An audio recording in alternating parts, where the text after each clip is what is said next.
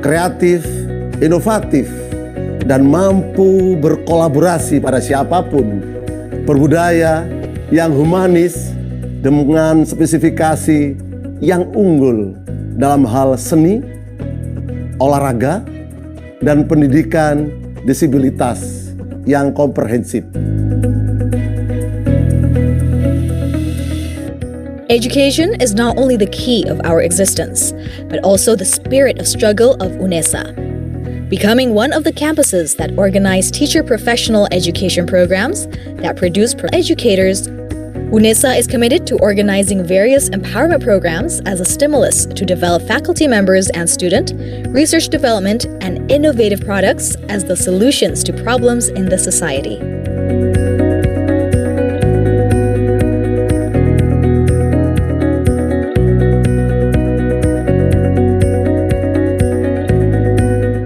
UNESA, House of Champions, a supportive ecosystem in producing competitive and well-qualified human resources with global perspective to compete on both national and international levels.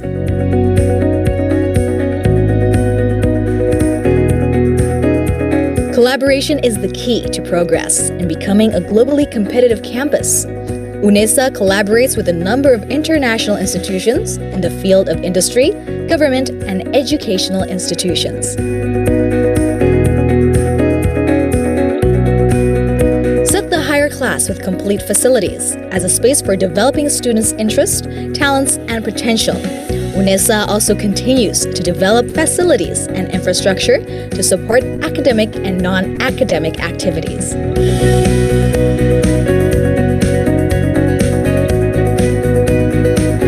Futsal International Sports Arena, Container Students Dormitory, Sports Center, Language Center, Graha UNESA, Student Activity Center, Jogging Track, Equestrian Field, International Basketball Arena, Student Activity Units,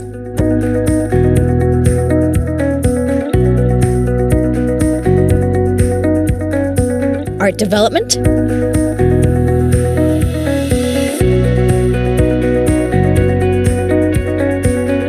Character and Personality Building,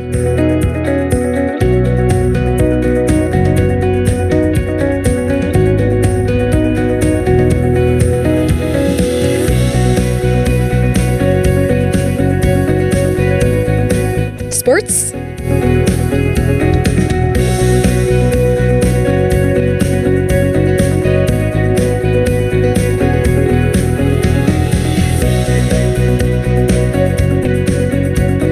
Outdoor activities.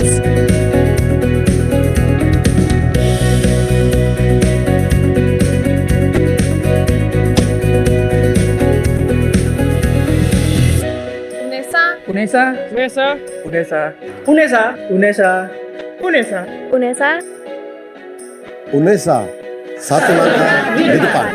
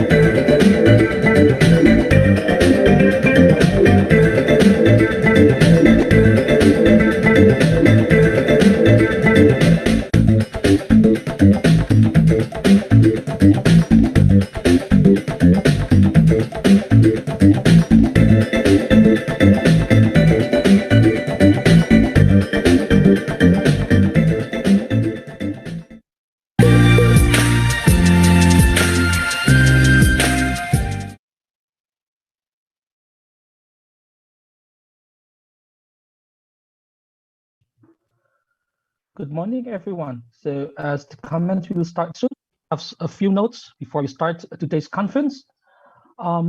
Please refer to general guidelines set by the committee. So switch your mobile phone and your device into mute mode during the sessions.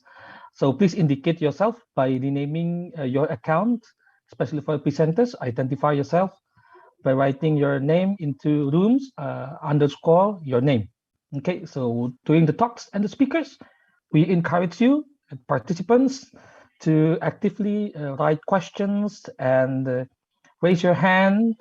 So we are going to allow you to state your questions directly, or you just simply write your questions in the chat box.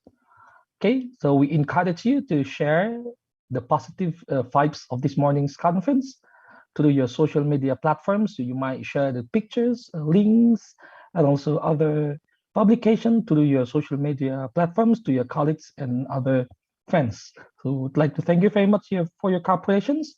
So we're going to start the conference as soon as possible as the committee is ready. Thank you very much.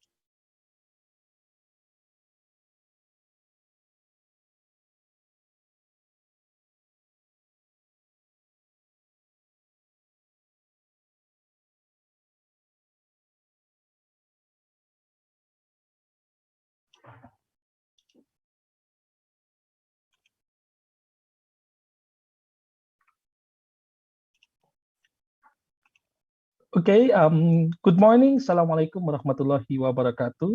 UNESA, satu langkah di depan. Om Swastiastu, Namo Buddhaya. Good morning, distinguished ladies and gentlemen, professors. Selamat pagi, Bapak Ibu sekalian, para guru besar dan para hadirin yang berbahagia. Thank you very much and welcome to the first joint conference of Southeast Asia Design Research International Conference and the second International Education Conference on Science, Technology, Education, Arts, Culture, and Humanity, with the theme of empowering creative education design for freedom of teaching and learning, hosted by Postgraduate School, State University of Surabaya. So Surabaya, today, the conference will be hosted for 2 days, today, 20 and 21st of October, 2021.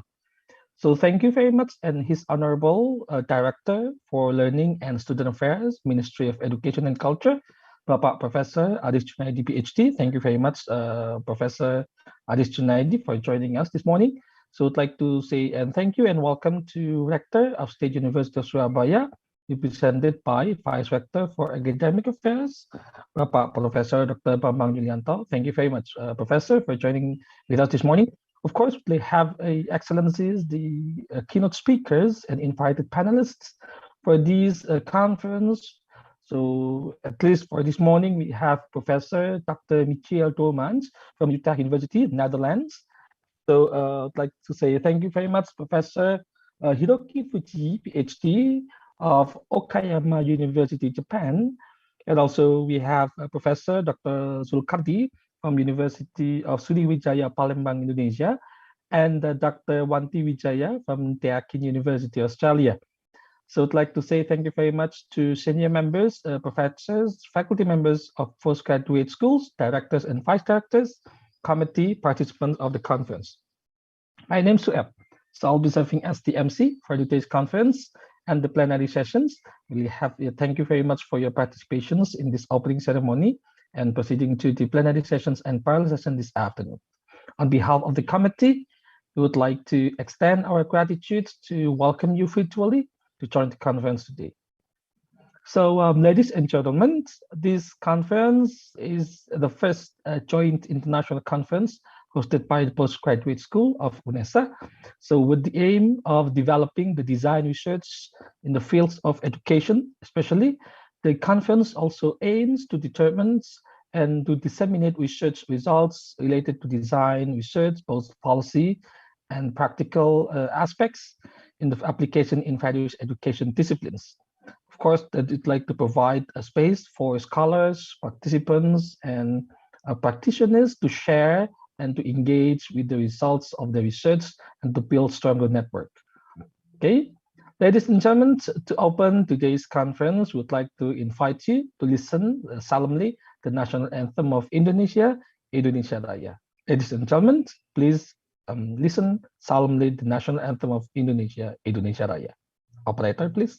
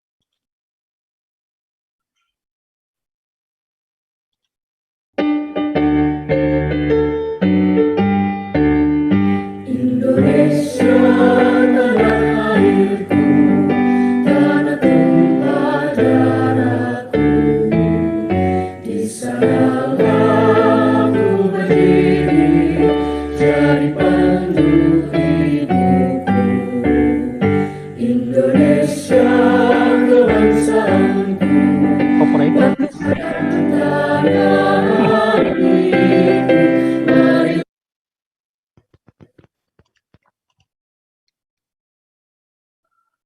Thank you very much for your cooperations.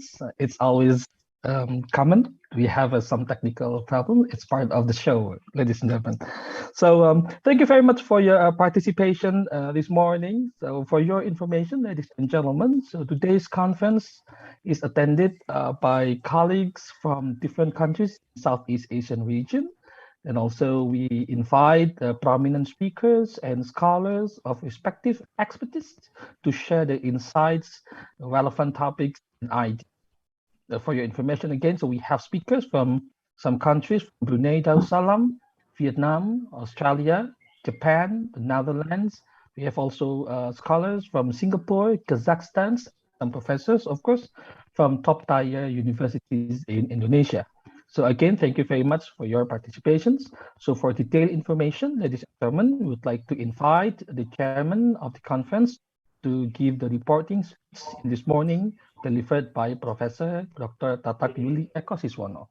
Ladies and gentlemen, please join me to welcome the chairman, Professor Dr. Tatak Yuli Ekosiswono. Professor Tatak, please. Okay, thank you very much. Assalamualaikum warahmatullahi wabarakatuh. Salam sejahtera, salam kebajikan. Good morning from Surabaya. The honorable speaker, faculty members, and participant, and Director General of Higher Education Research and Technology, Ministry of Education and Culture, Research and Technology.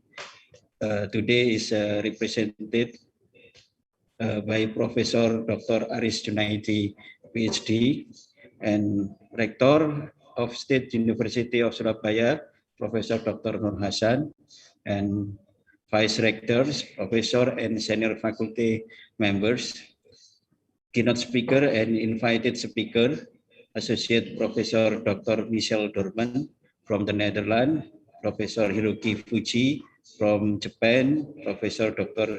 Zulkardi from Universitas Sriwijaya, Associate Professor Dr. Wanti Wijaya from Australia, and Associate Professor Dr. Toh Tilam from Singapore, and Professor Dr. Sutarto Hadi from Universitas Lambung Mangkurat, Professor Susan Ledger from Australia, Newcastle, and Dr. Masitah Sahril from Brunei Darussalam, Dr. Paryono from Brunei, and Dr. Ruli Karitas Indra Brahmana from Universitas Ahmad Dahlan, and 10 invited speakers, especially Professor Dr. Rahma Johar from Universitas Syah Kuala, Professor Dr.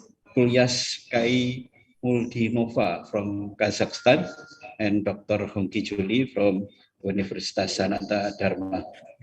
The honorable speakers, faculty member, and participants, first of all, I would like to express my gratitude and thanks to Allah Subhanahu wa Ta'ala for His mercy and guidance. We are now in good health and we are able to attend virtual international conference, the 8th International Conference of Southeast Asia Design Research, CDR 2020, and the 2nd International Education Conference on Science, Technology, Education, Art, Culture, and Humanity, STEACH 2020. These two conferences are annual international conference managed by Postgraduate School of UNESA. This year, due to the pandemic of COVID-19, we decided to host the conference virtually.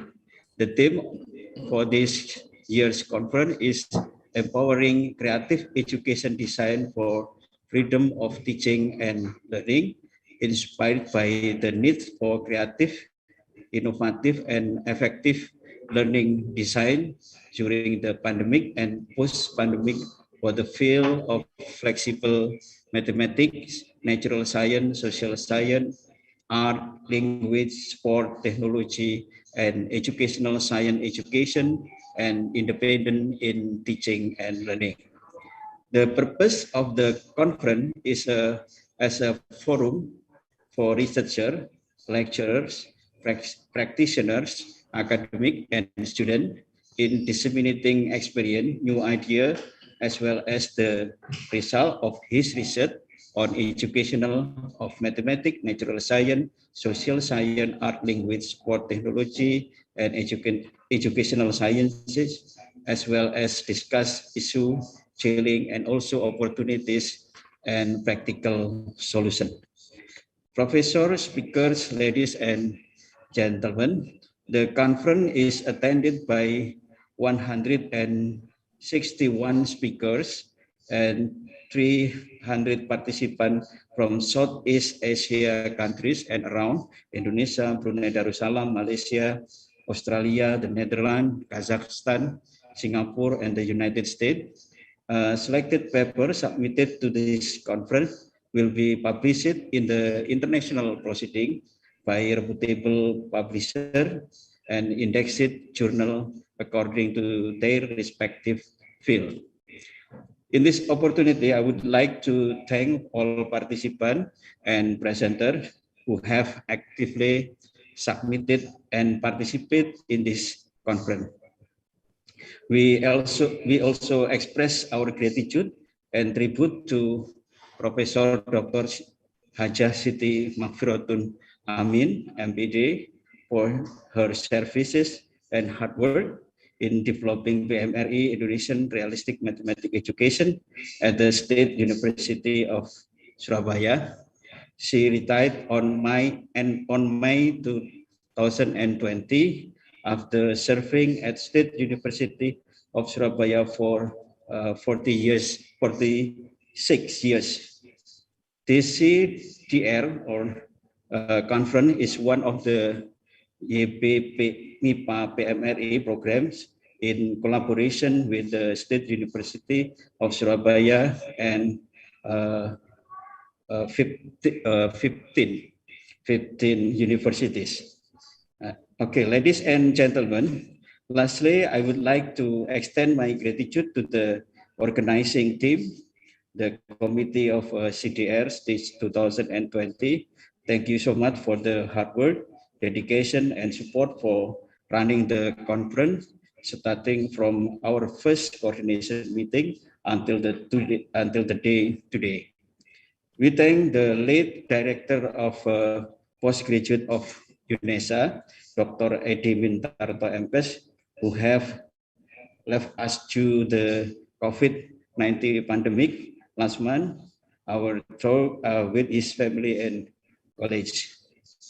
We thank Vice Rector for Academic Affairs, current Acting Director of Postgraduate Professor Dr. Bambang Yulianto MPD, and Vice Director and their support. Hopefully this conference brings fruitful discussion for all and of us and the joy of meeting each other through the online platform. Happy conference and stay healthy. Thank you very much. Wassalamualaikum warahmatullahi wabarakatuh. Waalaikumsalam warahmatullahi wabarakatuh. Thank you very much, Professor Dr. Tatak Yuli Eko Siswono, the chairman of today's conference. Ladies and gentlemen, first, at the end of the conference, the selected papers will be published through appointed journals, international conference series, proceedings by reputable publishers, index journal, and other publication channels. So thank you very much. Excellency, professors, ladies and gentlemen, we proceed to the remarks by Director of State University of Surabaya. So for this opportunity, we presented by Vice Rector for Academic Affairs and also the Acting Director for Postgraduate School of UNESA, Bapak Professor Dr. Bambang Yulianto. Ladies and gentlemen, please join me to welcome Professor Bambang Yulianto. Pak Bambang. Yeah, thank you very much, Mas Web. Ladies and gentlemen, my name is Bambang Yulianto, Vice Rector for Academic Affairs and Acting Director for Postgraduate Program, UNESA. Now, let me read Rector's remarks. Assalamualaikum warahmatullahi wabarakatuh. Semoga sejahtera untuk kita semua, Om Swastiastu, Namo Buddhaya, Salam Kebajikan. Good morning from Surabaya for all participants. The honorable speakers, faculty members, and participants, we would like to welcome you all to the first joint conference, CDR and STEACH 2021. The East Southeast Asia Design Research International Conference and the second International Education Conference on Science, technology, education, art, culture, and humanity. This is the first edition of the Joint International Conference hosted by postgraduate program, State University of Surabaya, with the aim of developing the design research fields in education. The conference also aims to disseminate research results related to design research, both for policy interest and for practical use and their application in various educational disciplines. In addition, this conference integrates the innovation and ideas of disciplinary fields of science, technology, education, culture, and humanities. In this occasion, we invite prominent speakers and scholars of respective expertise to share their insight, relevant topics, and ideas. We have speakers from Brunei Darussalam, Vietnam, Australia, Japan, Netherlands, Singapore, Kazakhstan, and some professors from top-tier universities in Indonesia. We extend our gratitude to the speakers of the conference, both keynote speaker and invited speaker, for your contribution and discussion to the forum. In addition, we'd like to thank Director of Learning and Student Affairs, Professor Aris Juniati, PhD. Thank you for your coming. On behalf of the Director General of Higher Education, Research and Technology, for the support and remarks for the success of this conference. Ladies and gentlemen, the increasingly complex and pragmatic life requires practical and interdisciplinary skill to win the stage. Science becomes the source of inspiration and aspiration in carrying out the mission of civilization, saying it provides a concrete framework of action, a milestone of human history. Technology has been developed rather than science, aligning science and its application in life. Education becomes a key role to the successful integration of science and technology in shaping and developing how action in life is framed and discussed.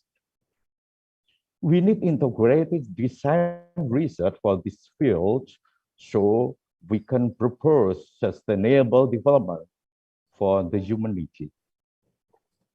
Distinguished guests, ladies and gentlemen, State University of Surabaya are aware of this emerging and disruptive trend. We open the door widely for the establishment of a more real international collaboration and interdisciplinary research design.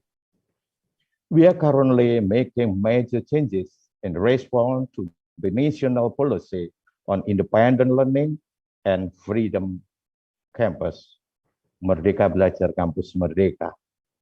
We are committed to enhancing our academic contribution.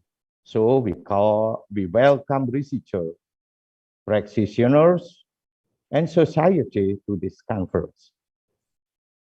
Speakers, delegates, and participants in this opportunity, I would like to extend my gratitude to all parties to host this conference today, organizing committee, postgraduate program of UNESA, Professor Dr. Tatak Juli Eko Siswono, and other professors, and senior faculty member at postgraduate program. Thank you very much. Thank you for the support, guidance, and commitment for the conference and other academic activities that contribute to the well-being of the community. Ladies and gentlemen, on behalf of the rector, I would like to officially open today's conference with Bismillahirrahmanirrahim. We do hope the conference give positive insight to build sustainable development for our community and humanity. For all participants, happy conferencing and good luck. Thank you. Wassalamualaikum warahmatullahi wabarakatuh. Rector, Professor Dr. Nur Hasan. Thank you very much, Professor Bambang Julianto, the Vice Rector for Academic Affairs and also Acting Director of Postgraduate School of State University of Surabaya for the opening remarks. So thank you very much for your supports and guidance for us to make this conference happen.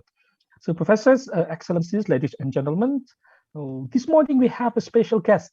So we have Professor Aris Junaidi, Director for Learning and Student Affairs, Ministry of Education and Culture. Good morning, Professor Aris Junaidi. Good morning. Yeah. Okay, thank you very much, Professor, for joining us this morning. So, ladies and gentlemen, we are going to listen to the remarks by Director this morning for the conference. Ladies and gentlemen, please join me to welcome Professor Aris Junaidi, Director of Learning and Student Affairs, Ministry of Education and Culture. Professor, please. Thank you so much. The Honorable Rector of UNESA and the Honorable Vice Rector for Academic Affairs, as well as the Acting Founder Director of the Postgraduate UNESA, and Honorable all Committee of SIA, DIA 2021 and STEACH 2021, and all the Honorable Speaker and the Honorable Participant, ladies and gentlemen. Bismillahirrahmanirrahim.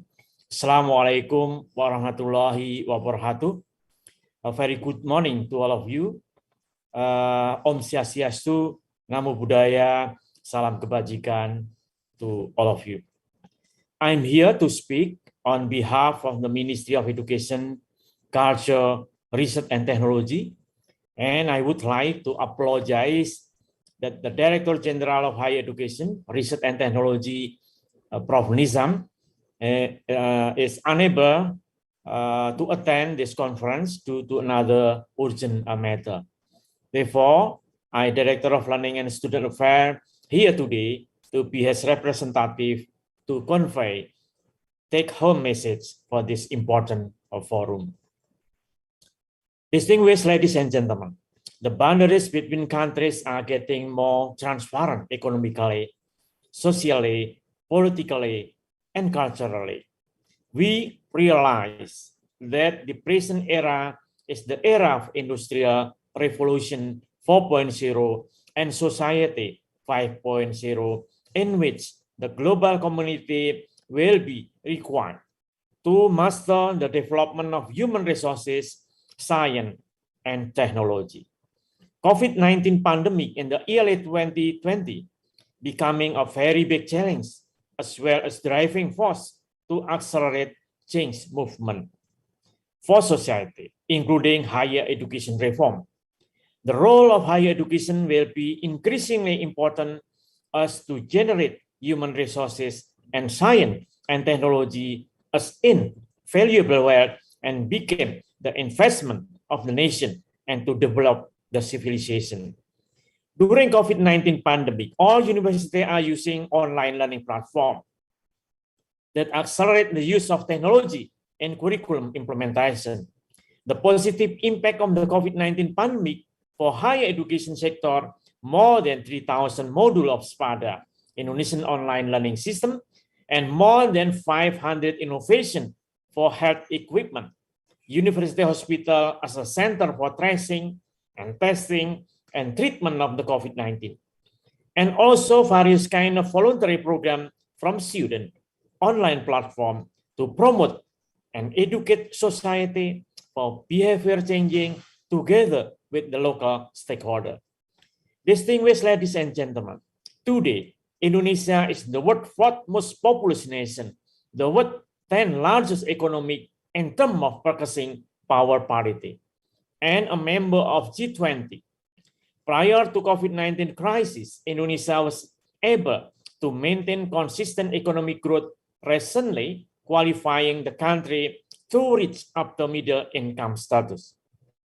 In the context of higher education and investment opportunity, Indonesia is now having more than 4,500 higher education institutions with more than 34,000 study programs and more than 8.7 million students and more than 280,000 lecturers.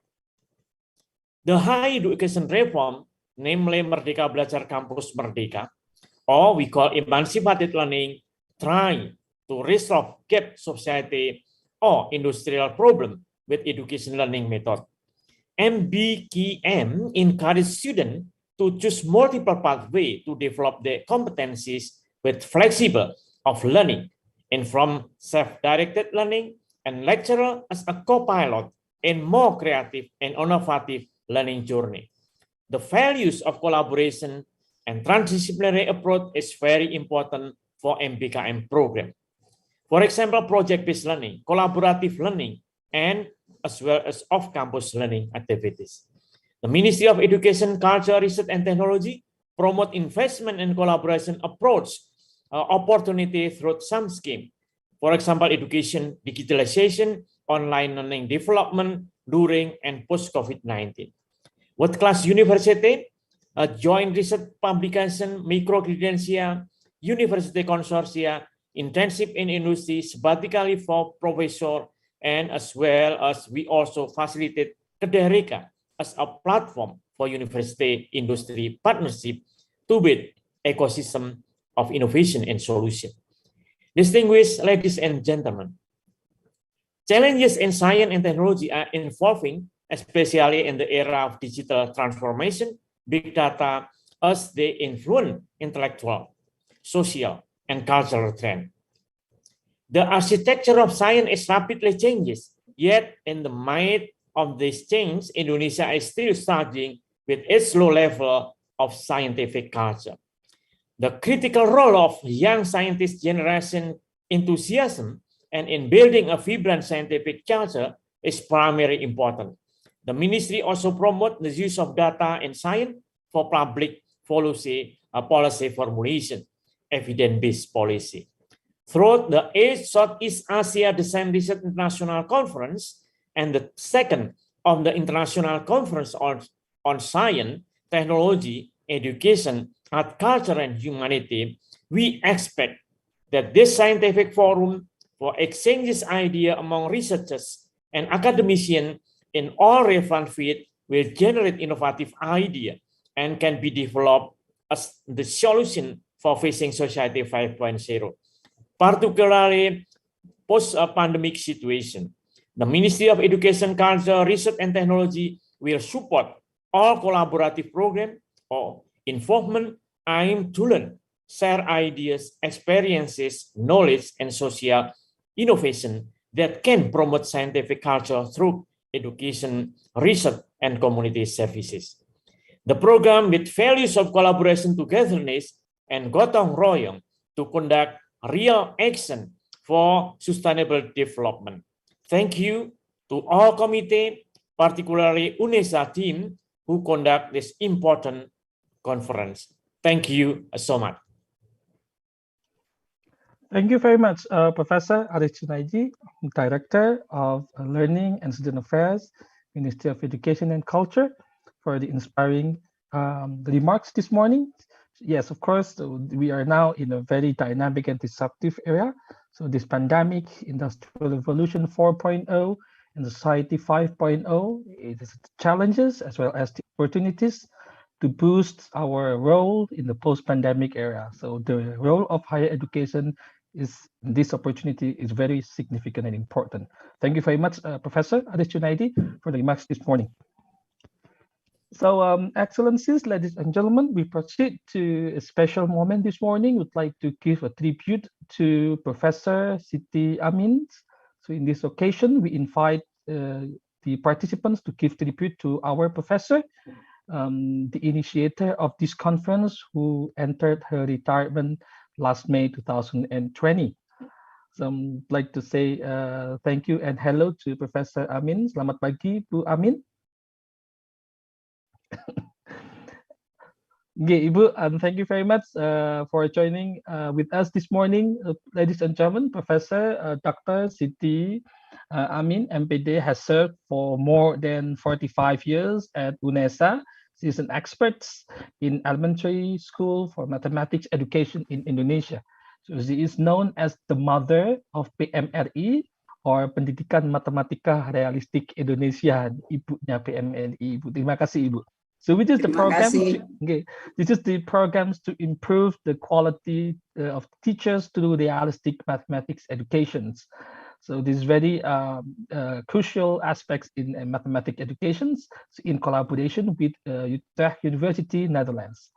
So the initiation of PMRI was started in 1994 by 6 founders of PMRI involving UNESA, so Universitas Pendidikan Indonesia or UPI, Universitas Negeri Yogyakarta, Universitas Sanata Dharma. So PMRI now have been developing and involving 15 universities under Yayasan Pendidikan MIPA and PMRI. It is a driving organizations in Indonesia. So Professor Amin, while at UNESA, has produced hundreds of mathematics teachers who have the same passions as Professor Amin, teaching mathematics, especially realistic mathematics. And also her works include elementary mathematics textbooks, articles published both nationally and internationally. So until now, as her retirement, Professor Amin is still active in educations, becoming the professor at other university for serving as passions as educator for lifelong learning. Ladies and gentlemen, I would like to invite you to watch the visual message from Professor Amin. Please, operator.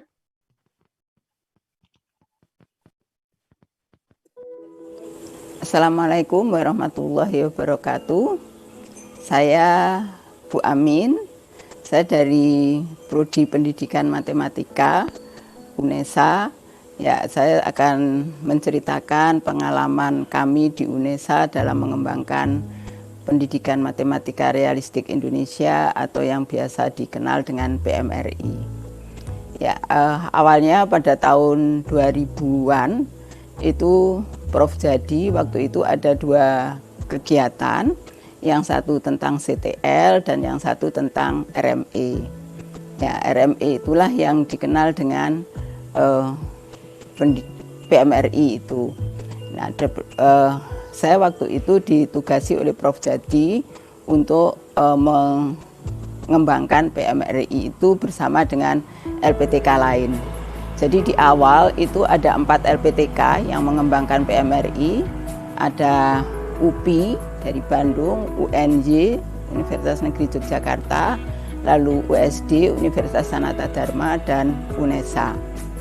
Kemudian kami dari 4 LPTK itu bekerja sama dengan Belanda, dengan konsultan Belanda melalui tim Basic Science waktu itu ya namanya, yaitu dengan tokoh-tokohnya Prof. Jadi, Prof. Sembiring, Prof. Suryanto, dan Prof. Rus Effendi. Jadi di setiap LPTK itu ada penanggung jawabnya masing-masing.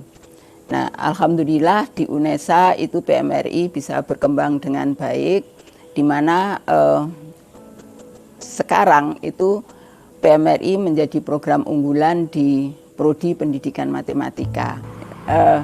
Dan sampai sekarang PMRI di UNESA itu masih terlibat aktif bersama dengan beberapa perguruan tinggi lain. Jadi sekarang ini ada 13 perguruan tinggi yang terlibat di organisasi penggerak di bawah YP-MIPA. Ya, dan kami dari tim PMRI sudah mengembangkan buku matematika untuk SD, kelas 1 sampai kelas 3 dan sekarang mengembangkan pembelajaran digital yang melalui organisasi penggerak itu.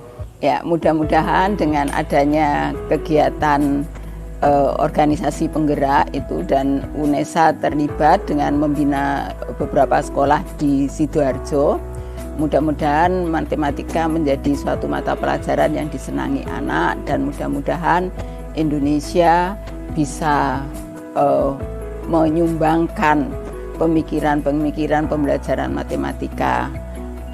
Mungkin itu saja yang bisa saya sampaikan. Terima kasih. Wassalamualaikum warahmatullahi wabarakatuh. Thank you very much for your participations. Again, I would like to extend our gratitude and thank you. Terima kasih kepada Ibu Profesor Amin. Mudah-mudahan Ibu selalu diberikan kesehatan dan kesuksesan selalu. Amin ya Rabbal Alamin. Terima kasih. Okay, thank you very much. And your legacy remains with us. Hopefully, your legacy will give contributions to all students across Indonesia and around the world, so especially to education. So this is an endless legacy. Thank you very much, Prof. Amin. Terima kasih Prof. Amin atas segala partisipasinya. Kami ikut berdoa semoga panjenengan sehat selalu dan diberi kekuatan untuk memberikan motivasi kepada pejuang-pejuang pendidikan matematika realistik Indonesia. Terima kasih. Amin, mudah-mudahan amin, sumbangan pikirannya masih berguna untuk anak bangsa ini, dan atas nama pimpinan Indonesia kami ucapkan terima kasih karena motornya, pionirnya ada di Indonesia ini untuk pendidikan matematika realistik. Terima kasih. Wassalamualaikum. Terima kasih Pak Babang. Waalaikumsalam warahmatullahi wabarakatuh. Thank you very much, Prof. Parman Yulianto and Prof. Amin, for this tribute sessions to the initiator of this conference, also PMNI in Indonesia. So, ladies and gentlemen, we proceed to the prayer sessions. We are expecting for the blessing and guidance from God for this conference. The prayer will be led by our colleagues, Dr. Ahmad Wahidul Kohar. Please. Bismillahirrahmanirrahim. Distinguished Director General for Higher Education, Research and Technology, UNESA Rector and Vice Rectors, Postgraduate Program Acting Director and Vice Directors, keynote and invited speakers, dear presenters and participants, ladies and gentlemen, Assalamualaikum warahmatullahi wabarakatuh. Waalaikumsalam warahmatullahi wabarakatuh. A very warm good morning. Kindly allow me to lead a moment of silence with a prayer, and I hope that the conference will run successfully and smoothly, and we get the best out of it. Allahumma salli ala Sayyidina Muhammad wa ala ali Sayyidina Muhammad. Dear Lord, I seek refuge in you from the knowledge that does not benefit, the deed that does not get accepted, a heart that does not fear you, and words that are not heard. Dear Allah, grant us an entrance of sincerity, an exit of sincerity, and bless us with your grace. Rabbana la tuzigh qulubana ba'da idh hadaytana wa hab lana min ladunka rahmah innaka antal wahhab. Rabbana zalamna anfusana wa illam taghfir lana wa tarhamna lanakunanna minal khasirin. Subhana rabbika rabbil izzati amma yasifun wa salamun alal mursalin walhamdulillahi rabbil alamin. Amin ya rabbal alamin.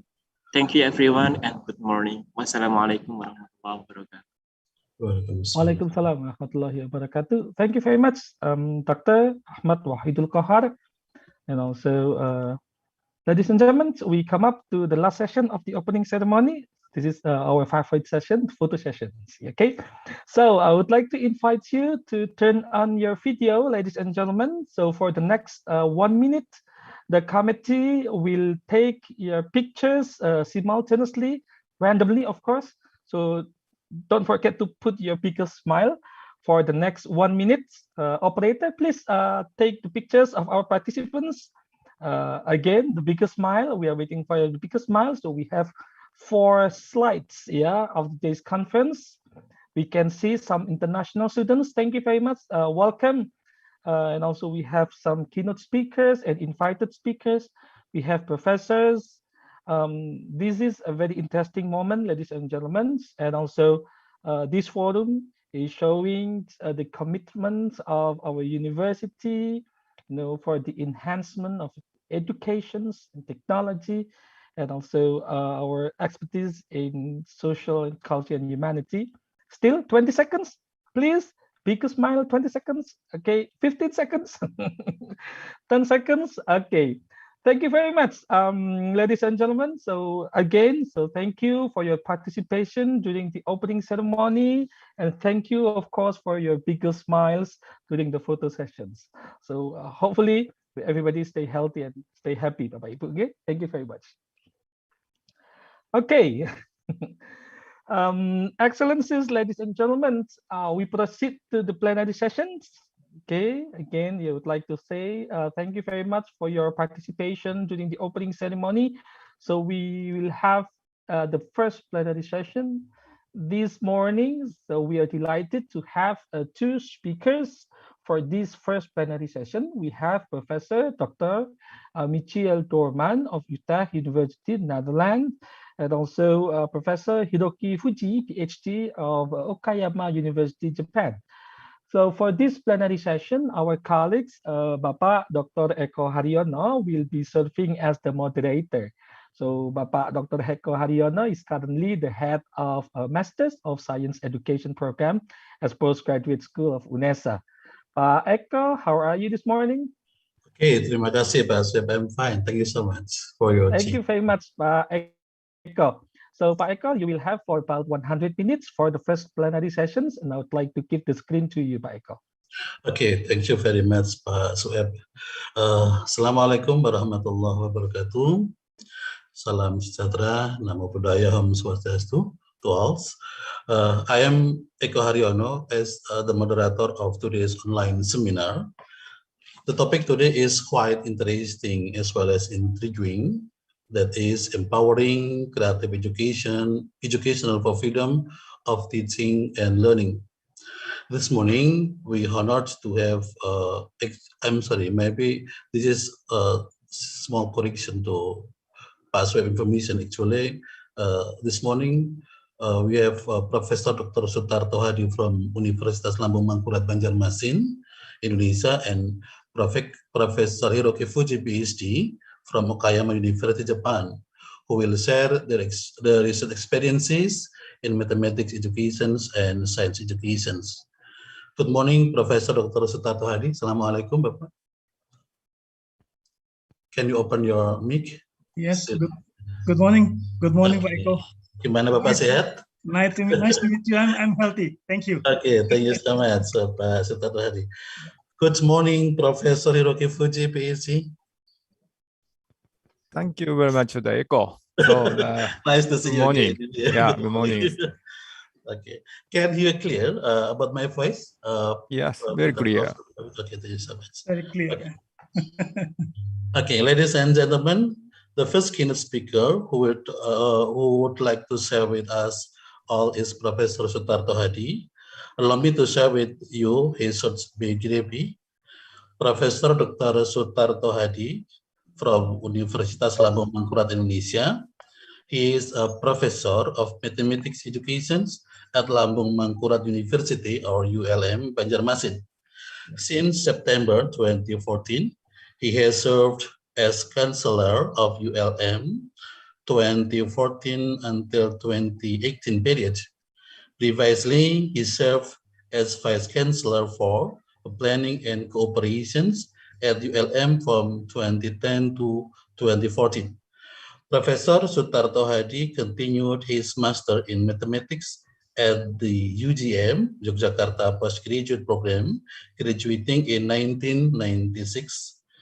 In 1999, he obtained his MSc in Educational and Training Systems Design from the University of Twente, the Netherlands.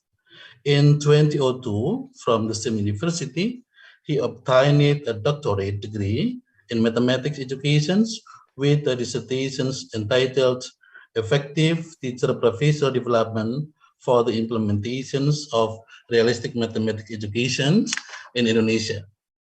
Today, he will share his work entitles Effective Teacher Professor Development for Innovations Implementations. Professor Sutarto Hadi, you have time for 2 minutes for presentations. The time is yours, please. Okay, thank you so much, Pak Eko, You're welcome. and also all the participants of this international conference.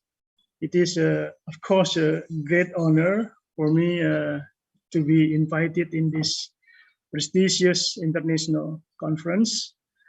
And as you mentioned that, I would like to talk about the effective professional development for teacher for innovation implementation. Actually, the topic that I'm going to talk this morning is actually about the research that I conducted several years ago. Yeah, so you might say that this a long time ago when I pursued my PhD at the University of Twente in the Netherlands.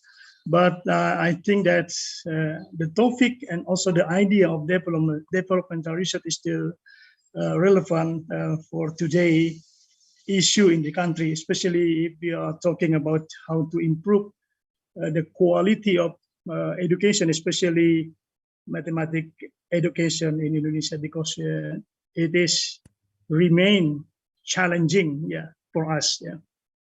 If we look at the result of PISA, for instance, program for international student assessment, where our student, junior high school student, 15 years old, were participating in this international cooperative study.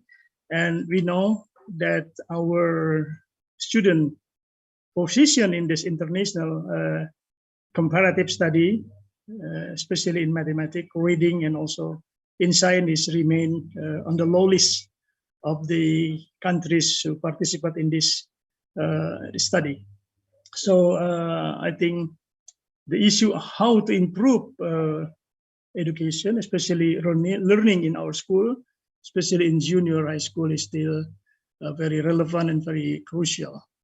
May I share my PPT, Pak Eko? Please, Professor.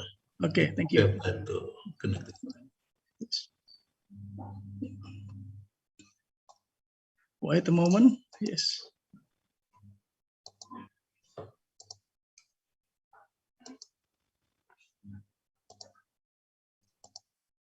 Okay, can you see the slide?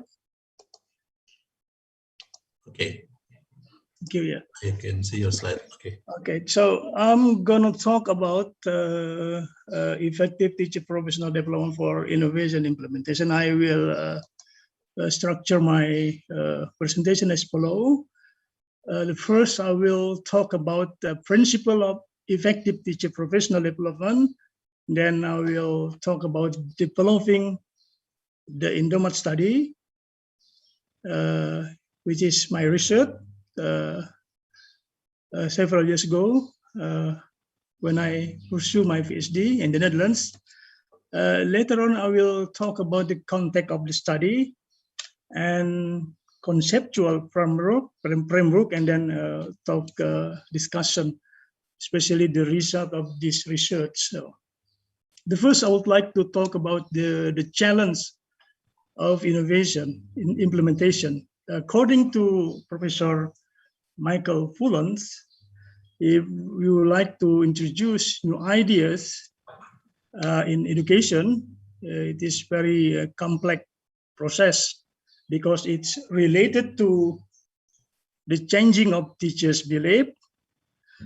And we are also dealing with the implementation of new methods, because mostly the teacher, if we are introducing innovation, then we are talking about implementation of new method, which is maybe different from the existing ideas, the existing method used by teacher in their lesson, and also the use of new material. So overall, we can say that the implementation of new thing to education, to teacher especially, is a complex process. And I'm coming to the idea to make teacher aware about this implementation of new innovation, new ideas, new method in teaching.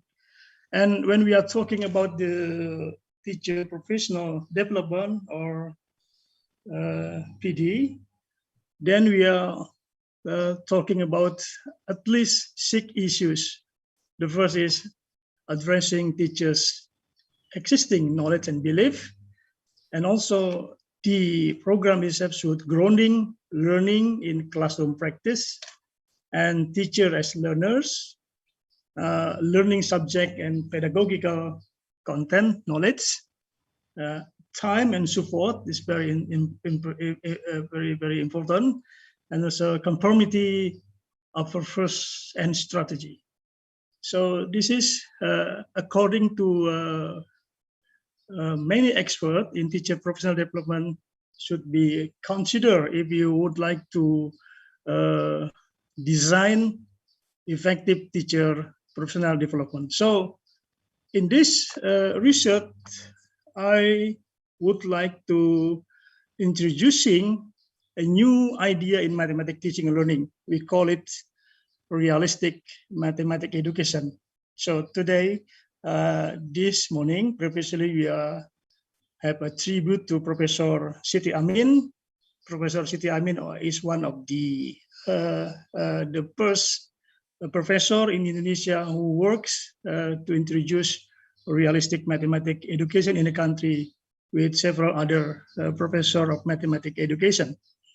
And of course, I'm very impressed with the work of Professor Siti Amin because he is one of the professor of mathematics education in Indonesia who are designing student book and also teachers book that is related to the idea of realistic mathematics education, which is at the time is very new idea. So only a few people, a few math educator and also students as well as teachers who know about the principle of realistic mathematics education. So thank you so much. My appreciation goes to Professor Siti Amin for your work on introducing realistic mathematics education in the country. So sama-sama Pak Tarto. Thank you so much, Professor. Yes, and then we are coming to the developing the Indomat study. Indomat study stands for the Indonesian in-service education for mathematics teachers in Indonesia. So the study aims to investigate the characteristic of effective teacher professional development, or we call it ETPD, to introduce realistic mathematics education or RME in Indonesian junior high school. So we are focusing on junior high school because, as I mentioned earlier on, that's our achievement in mathematics teaching and learning in school is remain low compared to other countries who are participate in PISA comparative study. So the central theme of the research is to develop and evaluate the in-service training program as an intervention to make mathematics teacher understand RMA and also prepare them for effective implementation of realistic mathematics education in their lesson. And then I come to the challenge of this study. So if we are talking about innovation, or would like to improve the quality of education, especially mathematics learning in our school, in the country, then the challenge is that Indonesia is a big country, a huge country in terms of the number of population, the number of school, also number of students and teachers. So there are at least 4,000 teachers in the country and 10,000 students, I think, because total number of Indonesian population currently is 275 million people. And Indonesia is a young country, mean that if we look at the proportion of the age of the population, most of them are on the school years. So maybe there are 50 million or maybe 60 million students in junior and also in primary and also junior high school. So that's. Prof. Tarto, can you slideshow your presentations? What? Can you slideshow? Oh, sorry. Yes, please. Okay, thank you, Prof. Yeah. Can you see it now? Yeah. Okay. It's bigger now. Yes. Yeah. And also, we are focused on the mathematics, the history of mathematics teaching and learning in our school, starting from the first year of independence, 1945, until 1975. We are still using the curriculum we are taken from the Netherlands, the colonial country. They called it at the time rekenen and wiskunde. Rekenen is Dutch language. Rekenen means counting, and wiskunde mean mathematics. So at the first time in our school, we were adopting the material, the curriculum from the colonial country, the Netherlands.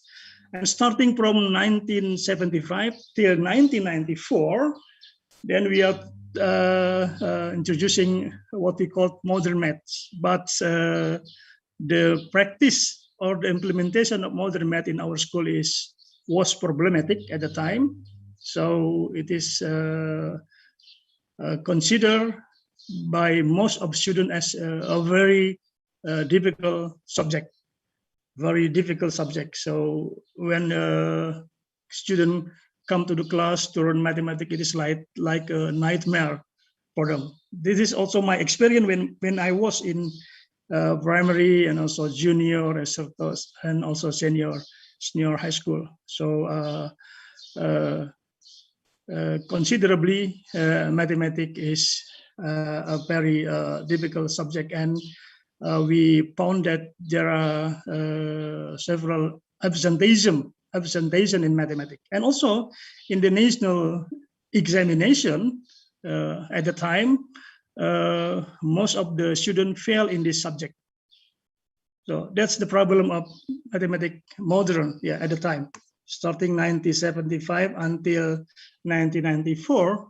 Although many effort has been doing by the government at the time, producing book, translating book for mathematics, especially from NTB, and also training for teachers. Even the government sent teacher to improve their professionalism to several countries, especially to UK and also to United States.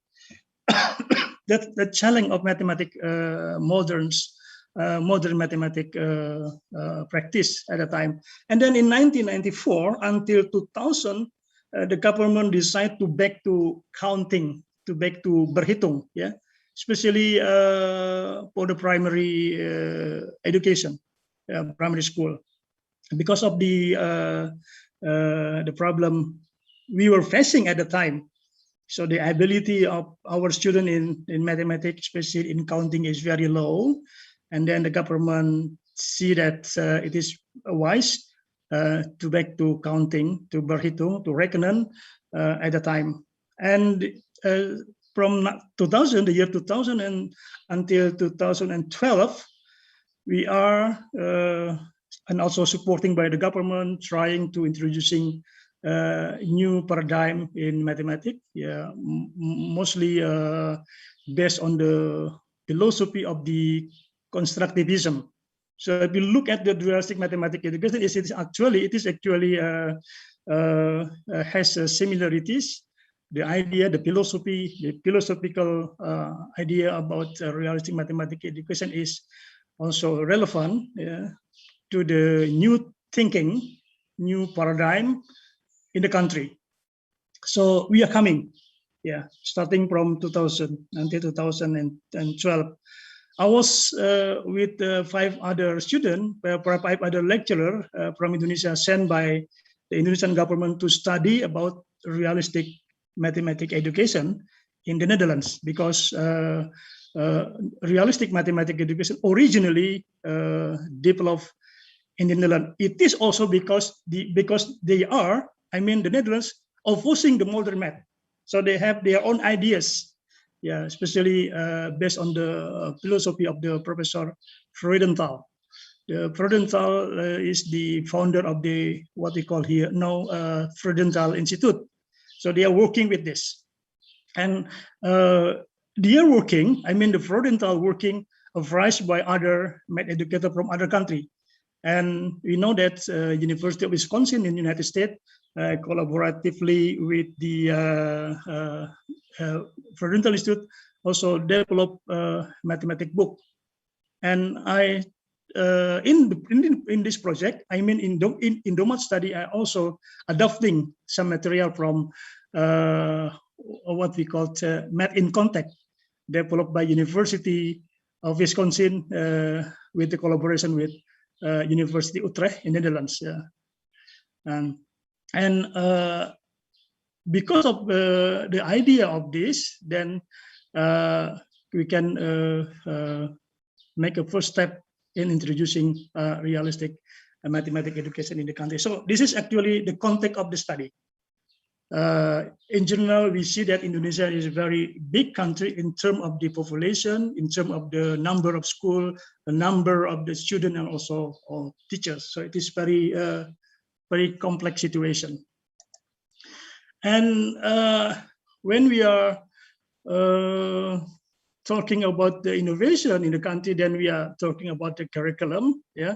And we know that there are various curriculum representation, and then we are trying to narrowing the gap between among various curriculum representation. So our concern is how teacher perceive curriculum similar to what is intended by developers. So if you look at the Goodlet curriculum representation, we know about the ideal curriculum, the formal curriculum, the operational curriculum, and also intended curriculum until the achieved curriculum, right?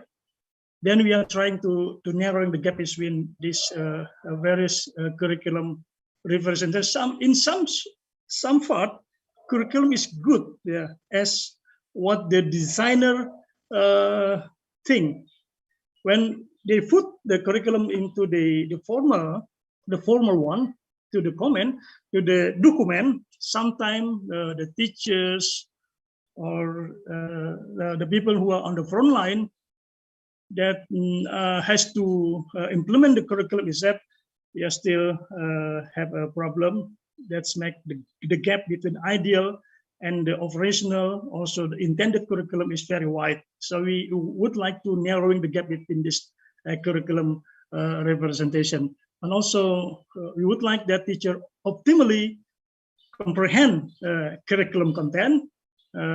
So teachers have competence to realize curriculum in their classes, and students find that the lesson interesting and challenging for their own benefit. So what is the possible measure that we have to do in order to narrowing the gap? So the curriculum material with the procedural specification, yeah, it is very important. It's because if we introduce something new to teacher in Indonesia, and they would like to have a kind of the example, a kind of the model that can they can how you call it untuk meniru, ya. Jadi kalau ada material yang tersedia, ada model yang tersedia, biasanya guru lebih mudah. So teacher easily to how you call it to use the idea in their classroom, because there are some example for that. And also involving teacher in developing and or revising curriculum material, encouraging teacher to look in the content and work to the problem in the material. Because especially the idea of RMA, the teaching and learning of mathematics should start at the giving student the problem, so they can immediately work to the problem. they can discuss, exploring the question, the possible problem, possible answer, and so on. And also teachers opportunity to practice the curriculum material in a real situation. And finally, teachers opportunity to reflect and to discuss with colleges and then get feedback from expert. That's the possible measure that we can do in narrowing these various curriculum representation. And then finally come to the first idea of in-demand study. So the component of the in-demand study should have workshop and also classroom practice and also reflection. This is based on the conceptual framework I developed before, that I mentioned in the previous slides. So in workshop, we have doing mathematics, giving experience for teachers to do mathematics, which is relevant in the idea of realistic mathematics education. And also, we are also talking about RMA theories to give them the idea, the general idea of this theory before they are working with this. And also a video presentation as example, as a model of RMA teaching, and also preparation for classroom practices. And then we go to the classroom practices. And in this classroom practice, there should be a collaboration among teachers, because one of the principle of the realistic mathematics education, also collaboration among students when they are dealing with the contextual problem, exploring the problem, try to find out the solution using their own notation and symbol. And also in the classroom practice, we are preparing RMA exemplary curriculum material. So in this classroom practice, teacher using RMA exemplary curriculum material, which I developed myself, and also adopting from what I mentioned earlier on, from the material developed by University of Wisconsin in US, collaboration with the University of Utrecht in Utrecht and Prudential Institute. And then after that, we have reflection, structure sharing, and also feedback and discussion. So this is actually the idea when I would like to design in-service program for teachers. So consisting of workshop, classroom practices, and also reflection. So the key element of workshop, teachers are immersed in intensive experience in which they focus on learning mathematics and are able to pursue content in depth. And also the goal of these experiences is to engage the teachers in first-hand learning of what they are expected to practice in their classroom. For instance, guiding students through exposure of contextual problem in order to be able to reconstruct mathematical ideas and concept by themselves. And also one of the outcomes of the in-depth immersion in the exposure of contextual problem process in a change in the teacher conception and the nature of mathematics teaching and learning. So we would like to change their ideas, their perception, their belief about their existing practice to the new ideas. So as mentioned in the first slide of this presentation, that introducing new idea is a very complex process, according to Professor Michael Fullen. So if we are able to change their perception, their belief about the good teaching, then it is a first step to the successful implementation of the new ideas. And classroom practices is very important in the in-service training program. So according to Locke Hosley, the classroom practice is another component for improving teachers' knowledge and skill on the subject matter. The strength of this component is that it is supported by curriculum material that enable teachers to focus on the pedagogical aspect of the new curriculum. So teachers' time is devoted to learning the content necessary to teach the new curriculum, learning how to conduct the activities, learning how students can best learn new material, and incorporating the new curriculum into their short-term instruction. So this is the foundation. So the theoretical foundation in my research. I mean, in developing the interspace program to teacher to introduce realistic mathematics education in junior high school in the country at the time. So then we go to the research design. So we are talking about at the time developmental research, but currently people talking about the new term for this, which is called instructional design research, educational design research, because if you use developmental research, there are some confusion with the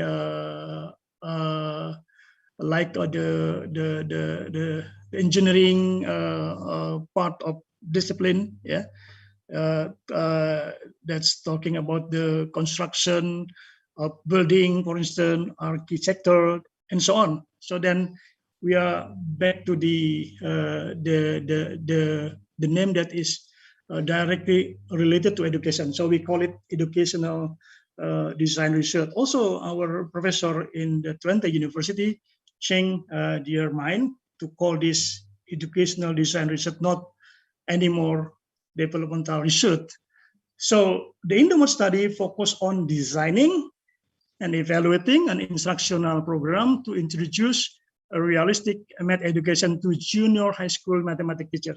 The aims of study are twofold, namely to make teacher understand RMA and prepare them for effective implementation of realistic mathematics education in their classes. So the overall research question in the Indomat study was formulated as, what are the characteristics of the in-service education that make Indonesian teacher understand RMA and prepare them for effective implementation of RMA in their class. So I would like you know that at the time, RMA idea is new for many people in Indonesia. Even they never heard about the term realistic math education. So it is totally new ideas for math educator and also for most teachers. Yeah. So this is the challenge of this this research. Yeah, how to make this effective professional development. The study was conducted through the state of orientation, development, and evaluation. This is the natural state in developmental research or educational design research. So we're starting with orientation and also development and also the evaluation of the program we are creating. So the focus of the formative evaluation of the Indomat study was three. The first is validity, the second is practicality, and the third is effectiveness. So the validity, the Indomat study, the Indomat program should be developed based upon theories of RMA, as well as professional development in order to meet the state-of-the-art knowledge. And the practicality, the Indomat study program should meet the local Indonesian constraint, such as that it could be performed in the circumstances of high time schedule of mathematics teachers. So mathematics teacher in Indonesia is usually very busy developing the material, preparing for teaching, and also there are many administrative work they have to fulfill, yeah, as the teachers in Indonesia. Otherwise, they cannot get the how you call it, tunjangan sertifikasi, like that, yeah. So they are very busy actually, and then sometimes skip the main job as a teachers to preparing the well designed lesson planning, yeah. And also that RMA curriculum lesson material should be relevant to the current curriculum. Otherwise, they will skip it if our ideas or our curriculum material is not in line with the current practice. Most of the teacher will throw it away, yeah, to oppose the ideas because this is not supported their works. And that the target learner should pursue the program relevant and could meet their expectations. So the target learners means the teacher themselves, to the target of this inter-space education program, and also effectiveness. The Indomat program should impact the teacher into acquiring both its theoretical and innovation and practical implication. So that's the focus of this research. Of course, there are many things that I would like to share with you, but then I would like to come to the final stage of this. So the challenge that I have when I trying to designing the Indomat program, that we are not have the existing curriculum material in our country, in Indonesia, which is relevant to the RMA principle, RMA idea, RMA concept. So that I come to the Wisconsin University, from the work of Wisconsin University with Frodenthal Institute. They have the material, what they call math in context, and I'm trying to adopt the RMA material. So the first thing that I was doing at the time is adapting the RMA curriculum material from math in context, and also in parallel, I'll also make the general outline of the in-service program, which I mentioned earlier on, consisting of workshop and also classroom practice and reflection. And then we are developing this exemplary curriculum material, and also the design of the in-service training cyclic through the cyclic process. So not just one thing, then we are use it, because in the formative evaluation, it is very crucial that we gain feedback from especially the user of this program. So the teacher and also the student in this process, we are doing what we call expert appraisal, and also try out the course session. And also observation when we use this program, and also use curriculum material. So I did 3 phases.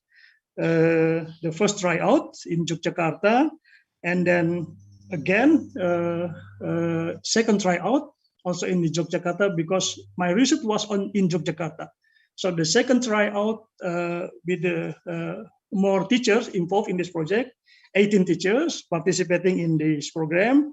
And then finally, what we call semi-summative evaluation, also conducted in Yogyakarta with the same teachers, participating in our program. And then finally, I'm happy to tell you that the program is quite good. And then after this project, after this research, and we are happy to tell you that the Netherlands government finally give funding for us to do the project. We call it PBSE, Program Bilaterale Samenwerking Indonesia. So we got around 300,000 euro at the time to try to introduce the idea of realistic mathematics education in the country, starting from primary or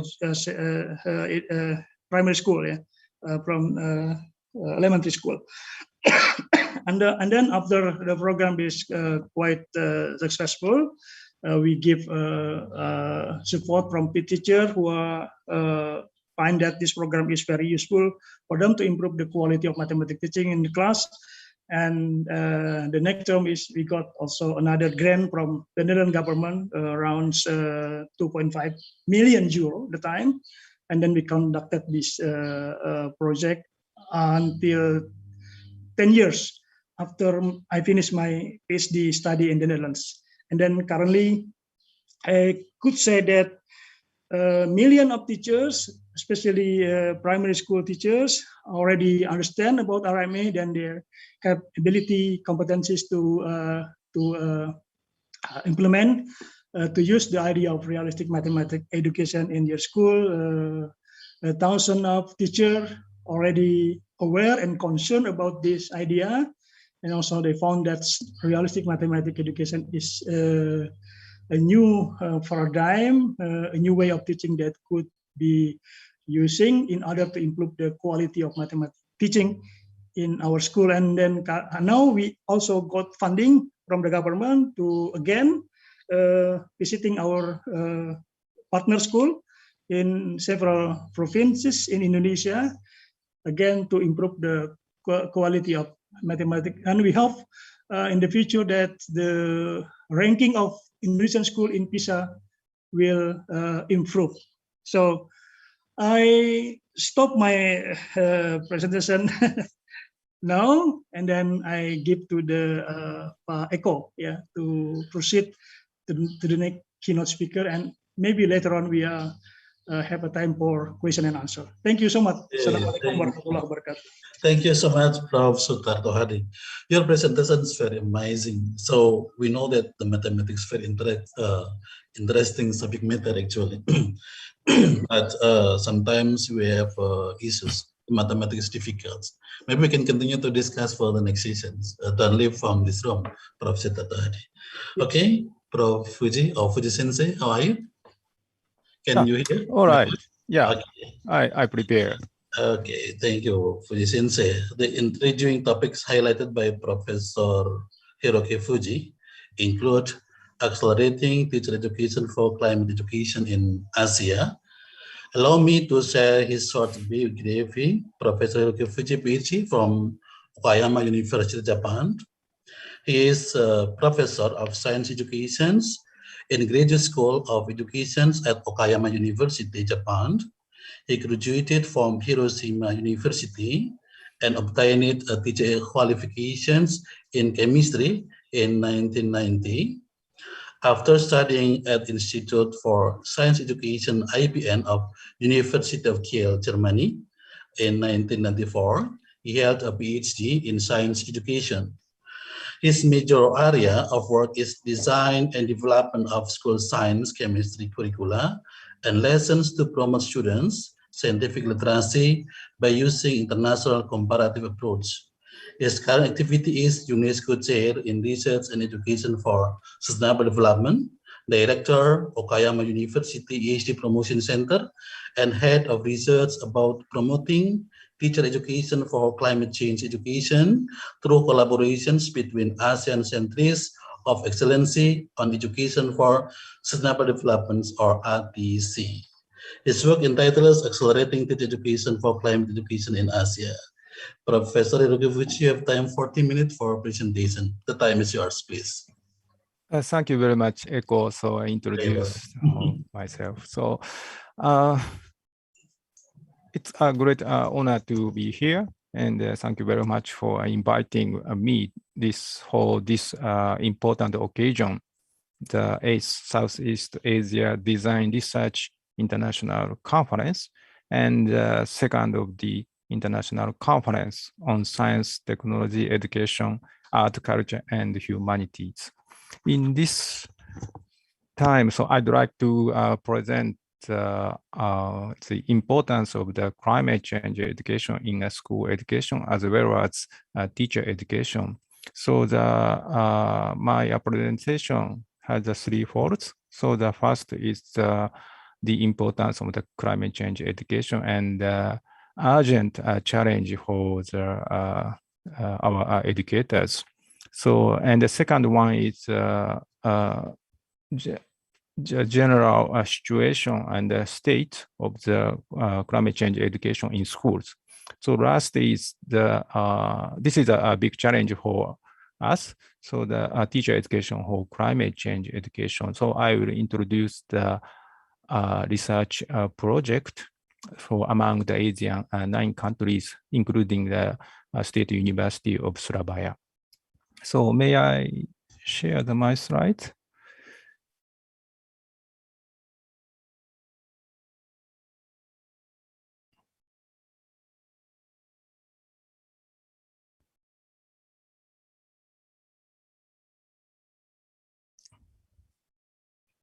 Okay, so now the air temperature is just coming down. It's the season is just changed to the summer to autumn drastically. So then this early morning is very cold. So then, okay, this is the color of the my university campus. So then the leaves just turn to green to yellow and red. So first of all, I'd like to introduce the sixth assessment report, Climate Change 2021, the physical science basis of the Intergovernmental Panel on Climate Change, IPCC, released in August this year.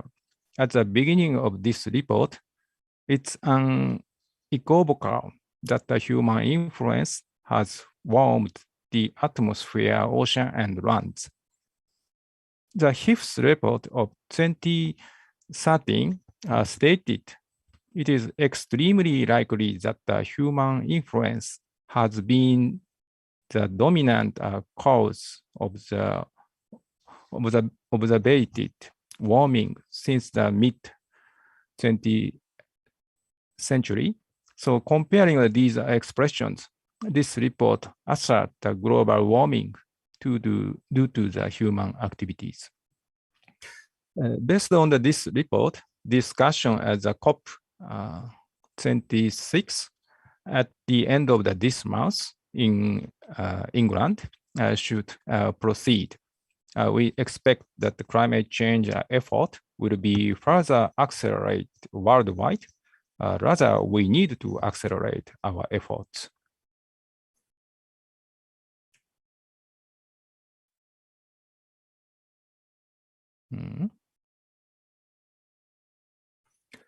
In fact, the influence of the climate change are evident around the world.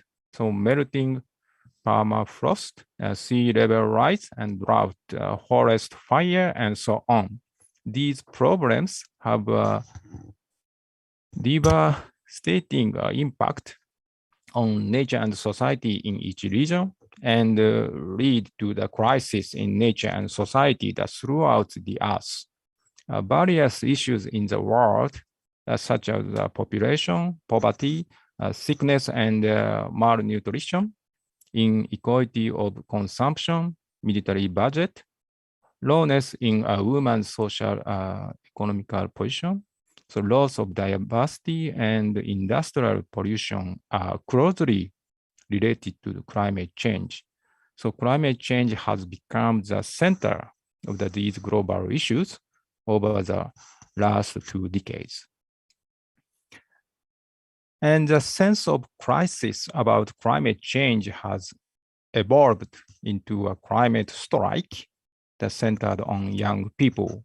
The photo below shows the strike Friday for Future that I encountered in Bremen, Germany on March 15th, 2019. So Bremerhaven, the outer port of Bremen, is home to a large science museum focused on climate change. After finished the visit to the museum, the clear sky turned into the storm suddenly, and I encountered the strike. As such, this strike left a strong impression on me. Just that day, more than 1 million people, especially the young people, participate in the climate strike for the first time in the world.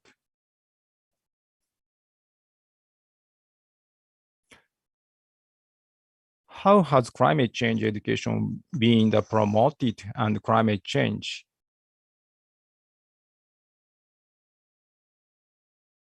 Yeah. So climate change has become the global issue. So this slide shows that some of the global expansion of climate change education undertaken by the United Nations Framework Convention on Climate Change, UNFCCC, and UNESCO. The beginning of the climate change education is chapter 6 of the UNFCCC in 1992.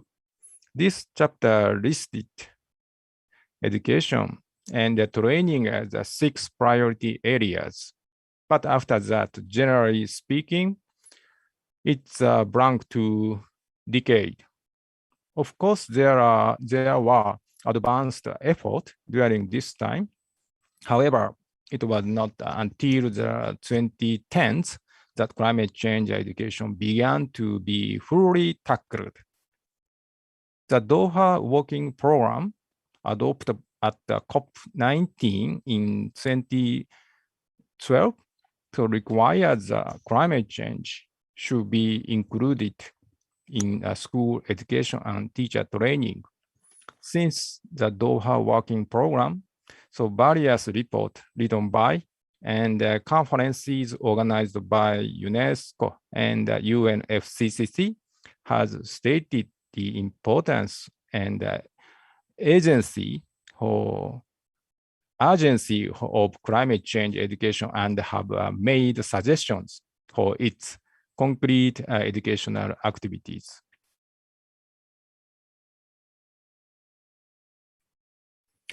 One of these reports is Education for Sustainable Development Goals, SDGs. Subtitle is Learning Objectives. So the last year, so my team translated this report into Japanese. So the idea, education for SDGs, is based on an understanding that SDGs are the big agenda and cannot be achieved without education.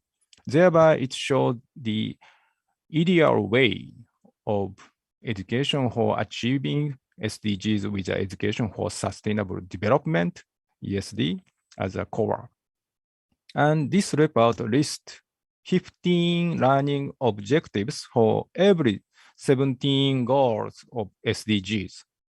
This slide shows the 5 objectives in the cognitive domain of SDGs 13, climate action, take urgent action to combat climate change and its impact.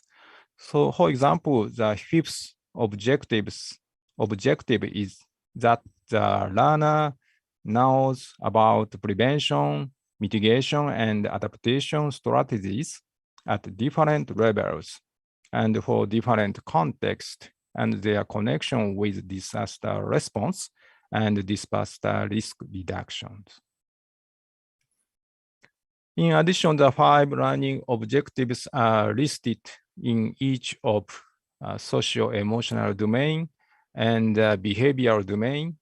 For example, the 3rd objective is that the learner is able to collaborate with others and to develop community agree-upon strategies to deal with climate change.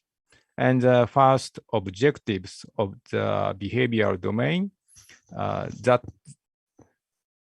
the learner is able to evaluate whether their private and job activities are climate friendly, and they are not, to revise them.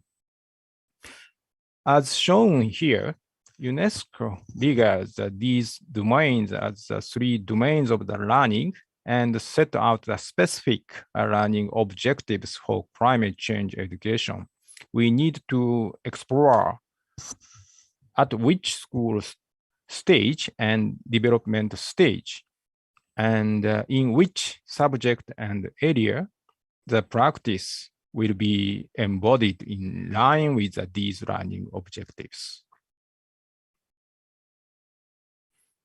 The learning objectives of the climate change education introduced so far are specific objectives. Next, we need to consider more overall and comprehensive learning objectives of the climate change education. The left of the slide shows the key competency for sustainability. This is taken from the report, Education for SDGs, which I showed earlier. So 8 competencies are listed here. such as system thinking, anticipatory, normative, strategic, collaboration, critical thinking, self-awareness, and integrated problem-solving competencies. The right is the competency that students should bring up in education for sustainable development, presented by the Japanese Ministry of Education, or based on these UNESCO's ideas. There are a lot of the overlap between the both competency. I think these competency can be organized into 3 competency groups. So first is the competency to image and create the future corresponding the behavioral domain. The second, competency to solve problem scientifically corresponding to cognitive domain. And last is collaboration competency corresponding to the socio-emotional domain. And I believe these competency groups can be applied as overall and comprehensive learning objectives for climate change education. Next, how much progress is being made in climate change education in schools? Internationally, there is a pioneering project of climate change education at UNESCO associate schools titled Getting Climate Ready. Approximately 10 schools in each of the 25 countries worldwide participate in this Getting Ready project, and it's improved identifying good practices and accumulating cases in each country.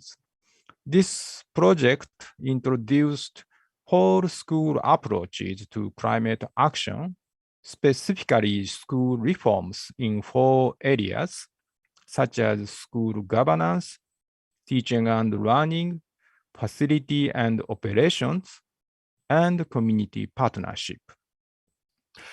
Another UNESCO project, Sandwatch, has provided a framework for children, youth, and adults with the help of the teachers and local communities to promote climate change education. The project is a science education shame through the sustainable coastal monitoring.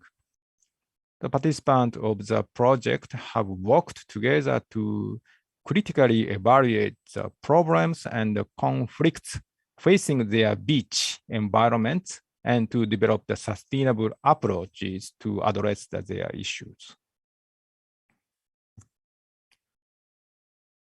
Looking at climate change education in Japanese school, the Ministry of Education announced in June of this year enhancement of education related to global environmental issues, including the climate change.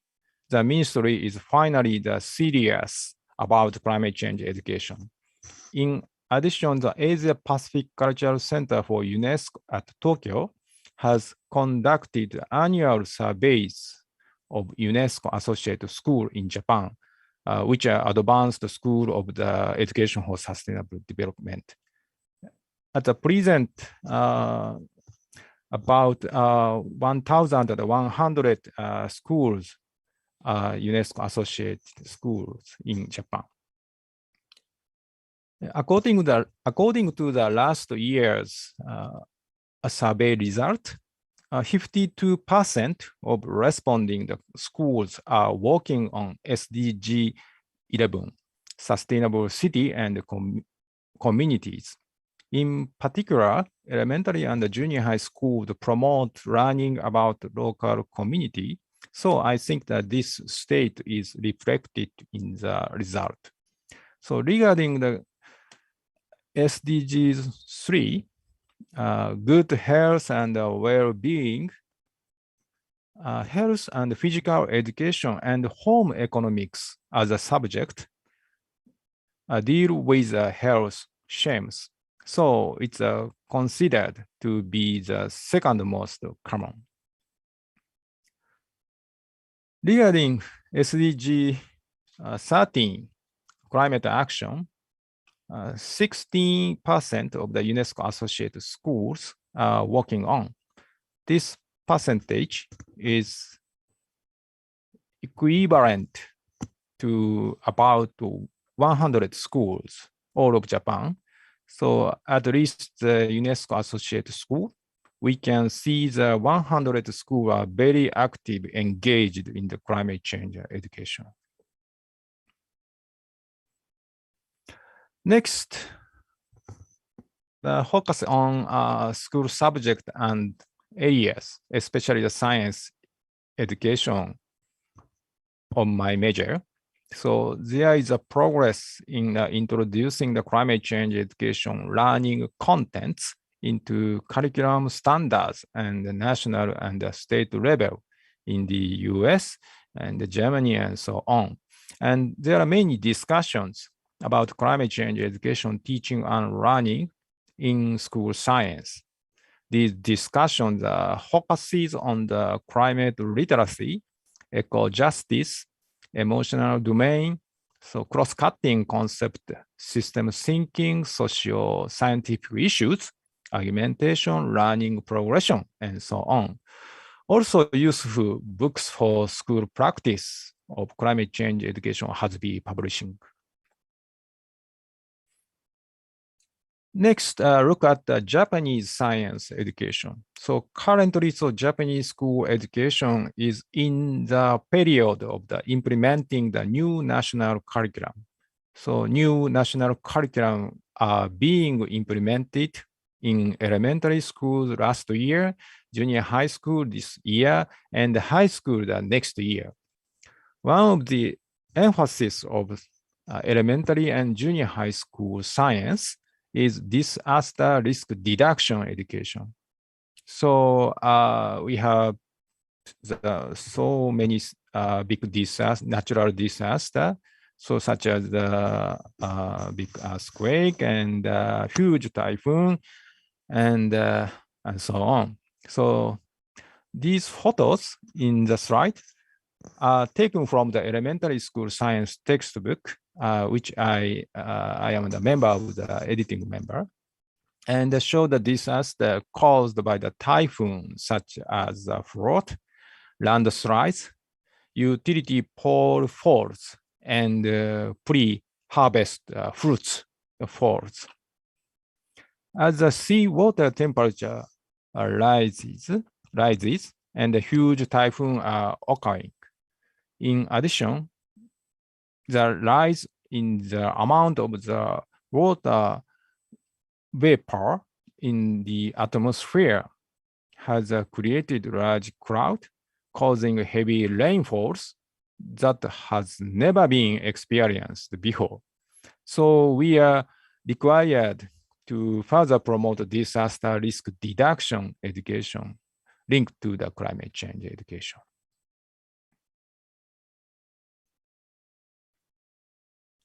These pictures are almost taken from the elementary school science textbooks. So there is a corner dealing with the relationship between the science learning and SDGs. For example, the grade 5th, so unit, learning unit, plant germination and growth. So introduced the solar panels installed in vegetable and rice fields. Under the topic, utilize the blessing of the sunlight. This is a new initiatives to produce the vegetables and the rice while sharing the sunlight using the limited space. This topic deals with the sunlight as renewable energy. So it is relevant to the SDG 11 and SDGs 13. In addition, grade 4 learning unit, seasons and creature deals with the arrival of swallows. Swallows are very popular birds among the Japanese people. I also like it very much. So very funny. So swallows come to Japan from the March to April.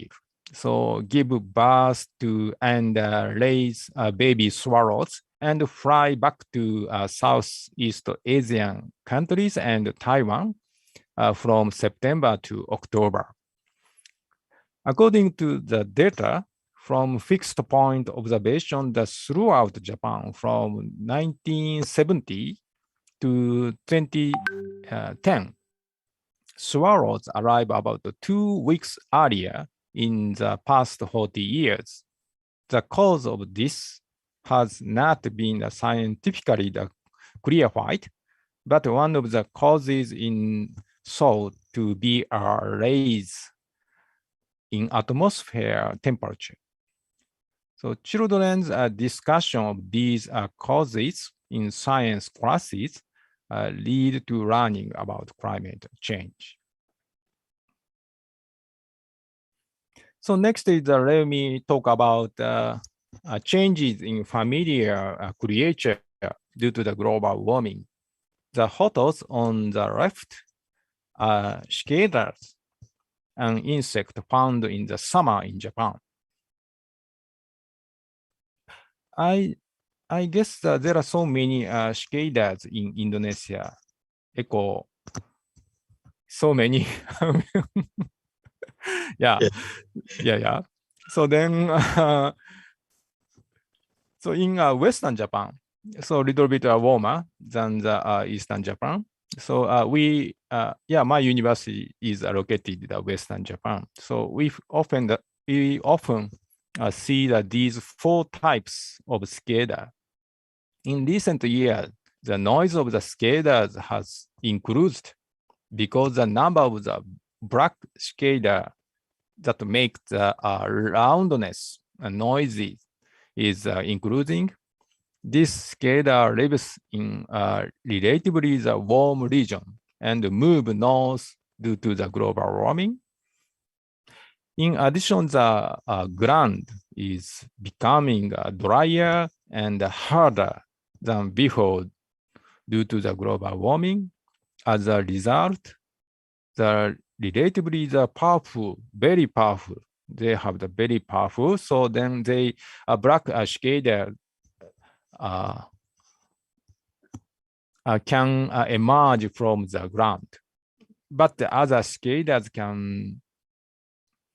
cannot emerge from the ground and disappear, unfortunately. So this is also the one of the reasons why black cicada stands out. In addition, the tiger mosquito, which is a vector of infection diseases, is moving northward in Japanese islands year by year. Until 1950, the tiger mosquito was not confirmed in the northeast region of Japan, shown in yellow this slide.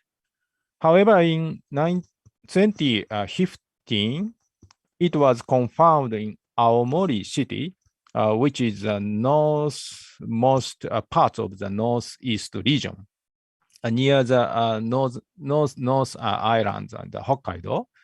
So this rise in winter temperature, the rise of the winter temperature has made it possible for the mosquito to overwinter, which is believed to be the cause of the northward movement. These are changes in familiar creatures. Of course, it is important to learn about the impact of the climate change in some distant countries and think about how to think about the issue from the global perspectives. But first, the important things is that we are sensitive to the changes in local communities. Also, we should understand that what happened in our local community is actually leads to the global problems. From these perspectives, it's necessary to select teaching materials for climate change education. Next, let's move to science classes on climate change education for education. So for example, the class on the topic of the biodiesel for grade 11 to 12 chemistry, the utilization of the bioenergy as a renewable energy is one of the recent social issues in Japan.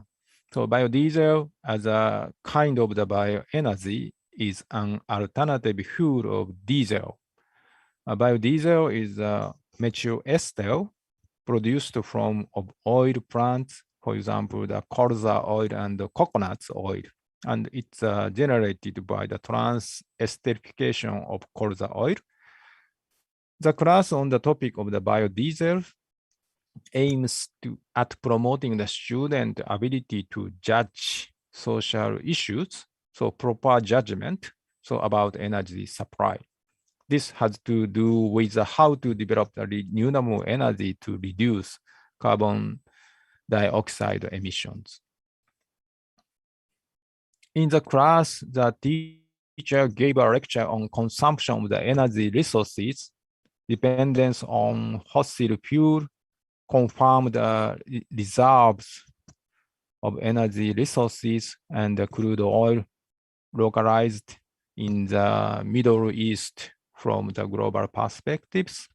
And the teacher gave a lecture on global warming caused by greenhouse gases, especially the carbon dioxide gas, and threat by global warming, such as rising of the sea level by melting of the glacier, desertification, flood, giant typhoon, drought, and infection diseases, development renewable energy such as wood pellet and biodiesel, and an issue of competition between the use of the biodiesel and food security.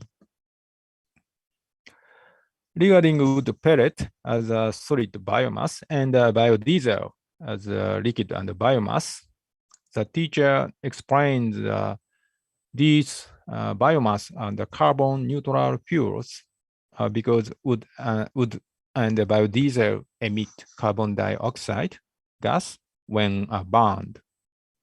But plant as a raw material for wood and biodiesel absorbed carbon dioxide gas during their growth process. So in theory, there are carbon neutral fuels. Next, the student conduct experiments on the generation of the biodiesel by trans-esterification of the colza oil with methanol and identification of the biodiesel by thin layer chromatography, and measurement of the caloric values, viscosities, and flash points among colza oil, biodiesel, and diesel. So finally, students are divided into groups and evaluate about biodiesel and diesel as a fuel from standpoint of energy. They made a plan for the utilization of the biodiesel in assumed town based on the various standpoint, like the environment, the economy, the technology, and the sustainable communities. These figures shows their output, how to utilize biodiesel in the town. So now I move to the last section on teacher education for climate change education. So generally speaking, teacher education for climate change education has not progressed much compared to school education for climate change education. The development of educational strategies, systematic programs, and courses has made little progress. When considering this situation, I think there are several difficulties in integrating the ESD in teacher education. It's a very similar challenge there are. So some points are noted in the teacher education for ESD, also applied to the teacher education for climate change education. So first, a standard set of the guidelines and recommendation on ESD does not exist because the university that operate autonomy. And second, teacher education that mainly the constitutes mandatory the attendance courses. The practical issue of calibrating courses from other degrees with the teacher education schedule is unresolved. Last, ESD often depends on teacher educators' interest among is frequently uneven. Looking back to myself and my institution, I think these points are quite true. Under these situation, we have achieved the result of the ESD teacher education over the past 4 years in collaboration with the 34 institutions in 16 countries in Asia Pacific, including the State University of Surabaya and UNESCO Bangkok, and supported by the Japan Society, financial supported by the Japanese Society for the Promotion of Science and the Japanese Official Development Assistant grant for UNESCO activities. We developed the Asia Pacific ESD Teacher Competency Framework and its Dissemination Guide. This was the world's first international framework for ESD teacher competency. There is a great significance for what has been achieved in the Asia-Pacific regions with a remarkable diversity of nature, society, and culture, and so on. The center of the framework is positioned with a competency for shape future. This is a competency for teachers to practice ESD here and now towards a shaping sustainable future. This is the core. And there are the 3 competency domains that support this competency. The domain of the facilitated learning and the domain and the continue to learn and create. And the last is the domain of the connect, collaborate, and engage.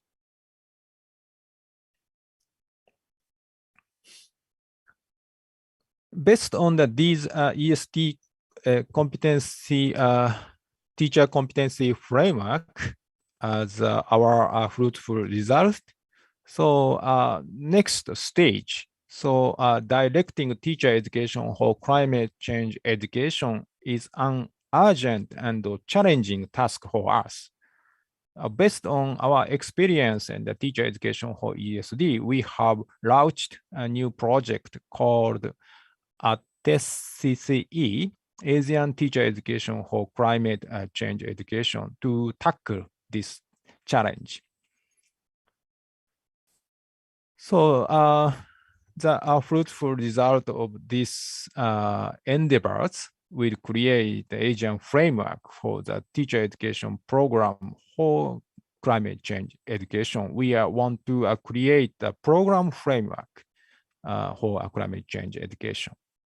So then we want to develop a dissemination guide of the program framework and promote mainstreaming climate change education in teacher education institutions as well as schools.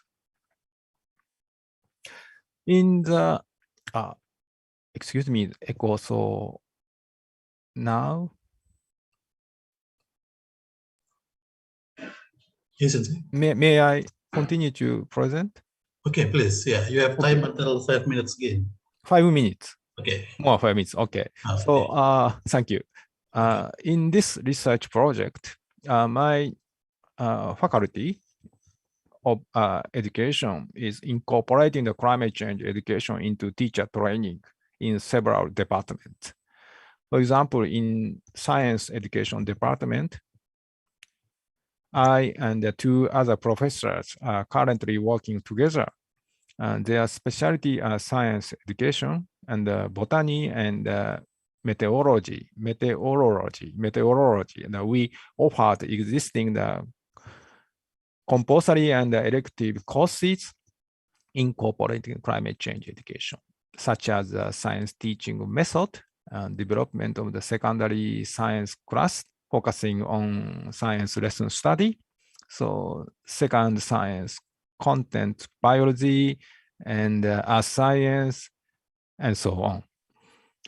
Then this slide shows the content of each week of the compulsory course, secondary science teaching method that I am in charge of.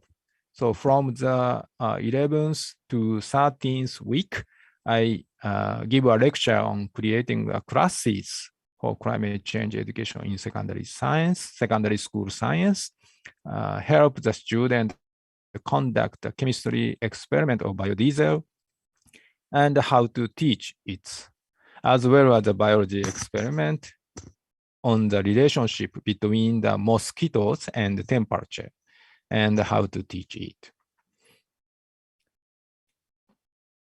In I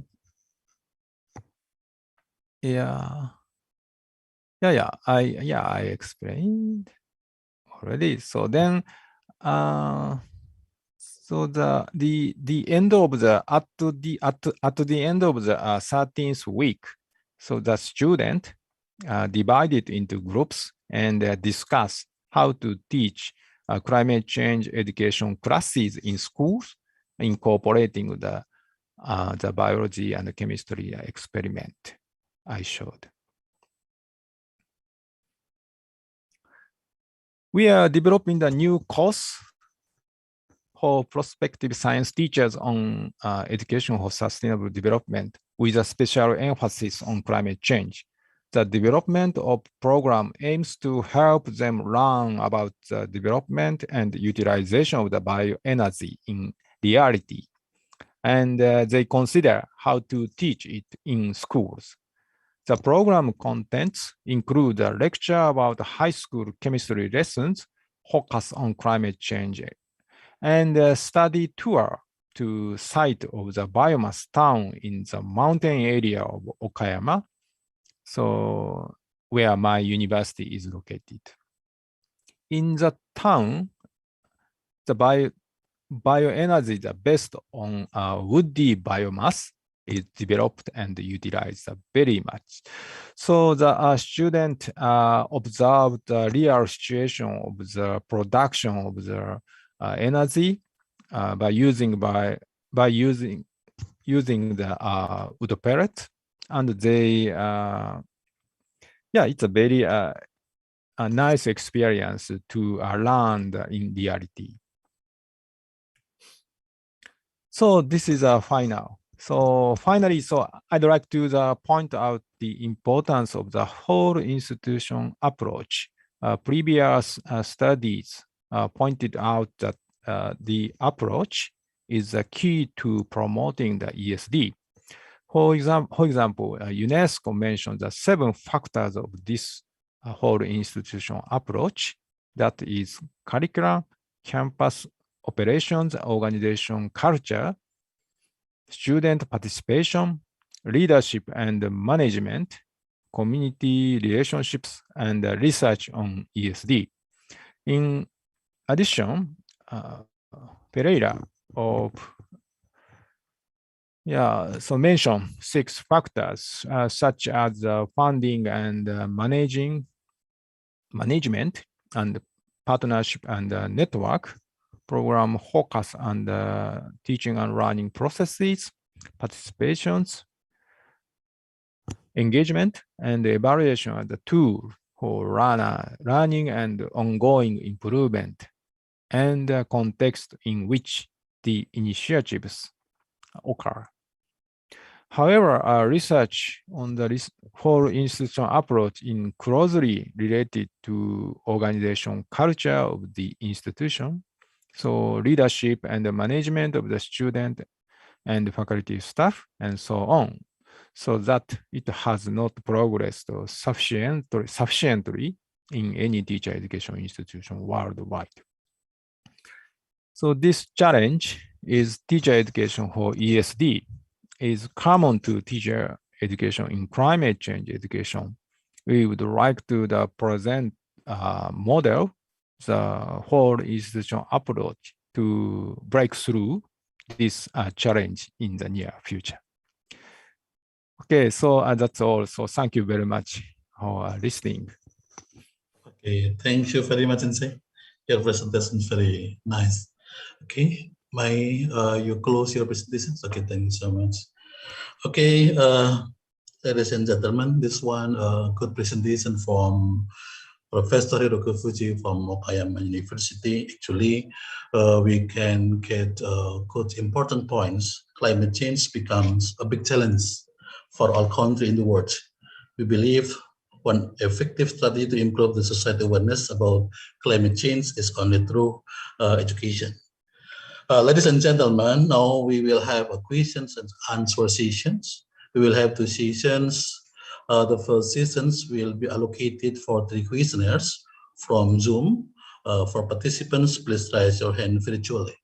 I hope all committee members can help to identify who has posed questions. Please, who will questions to Professor Sutarto Hadi or Prof. Fuji?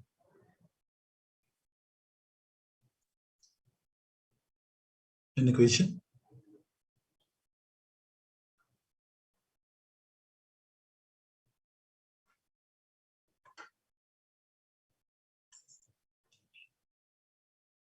Okay, once again, all audience can pose 1 or 2 questions to all speakers. I think the material is very important for us.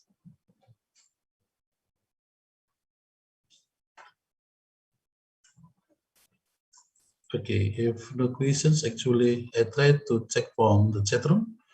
Maybe our committee members can show me according to questions from participants. Okay, from Abdul Aziz to Professor Hiroki Fuji. How do you encourage teachers to implement this program in their schools? Maybe Fuji can give explanations according to Prof. Aziz. Yeah. Please, the time is yours.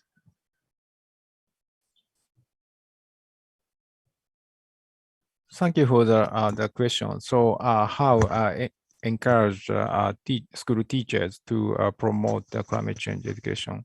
That it's so then yeah, I sometimes go to the school to support lesson study in science. So then in that time, so I explain the importance of the climate change. So how to incorporate the science in the climate change education into the science classes. So, but I think the teachers, almost all of the Japanese teachers think that climate change education is quite new. So then it's a little bit burden for them to incorporate the climate change education into the existing classes. However, so please stop. I talk to the teachers. Yeah, please stop and consider. So then you can utilize the existing content of the lessons. So then most important things is the standpoint of the teacher's standpoint, how to incorporate climate change education into the existing classes in schools. So then, for example, I showed the one learning unit for grade 4 in elementary school science, season and creature. So the existing content of the science lessons, so all of the teachers who are in charge of the grade 4 in elementary school, they teach the relationship between the season and creature. So they sometimes teach the when the swallows come to Japan, when the swallows go back to the Southeast Asian countries. So then due to the global warming and due to the rise of the air temperature, so swallows come to Japan. They come to Japan earlier than before. So then it's not so difficult content. So then based on these data, in the scientific data, so the teachers show these data to their pupils. So then, of course, the changes is a very difficult task to solve the reasons why the swallows come to Japan earlier. However, open-ended lesson is okay. So then pupils can discuss, so think about the reasons. So then this is one of the classes related to the climate change. So incorporating the climate change education into the existing classes is not so easy, but is not difficult. So teachers' perspective toward the existing classes. So it's most important. So then the teacher can discuss so with the colleagues.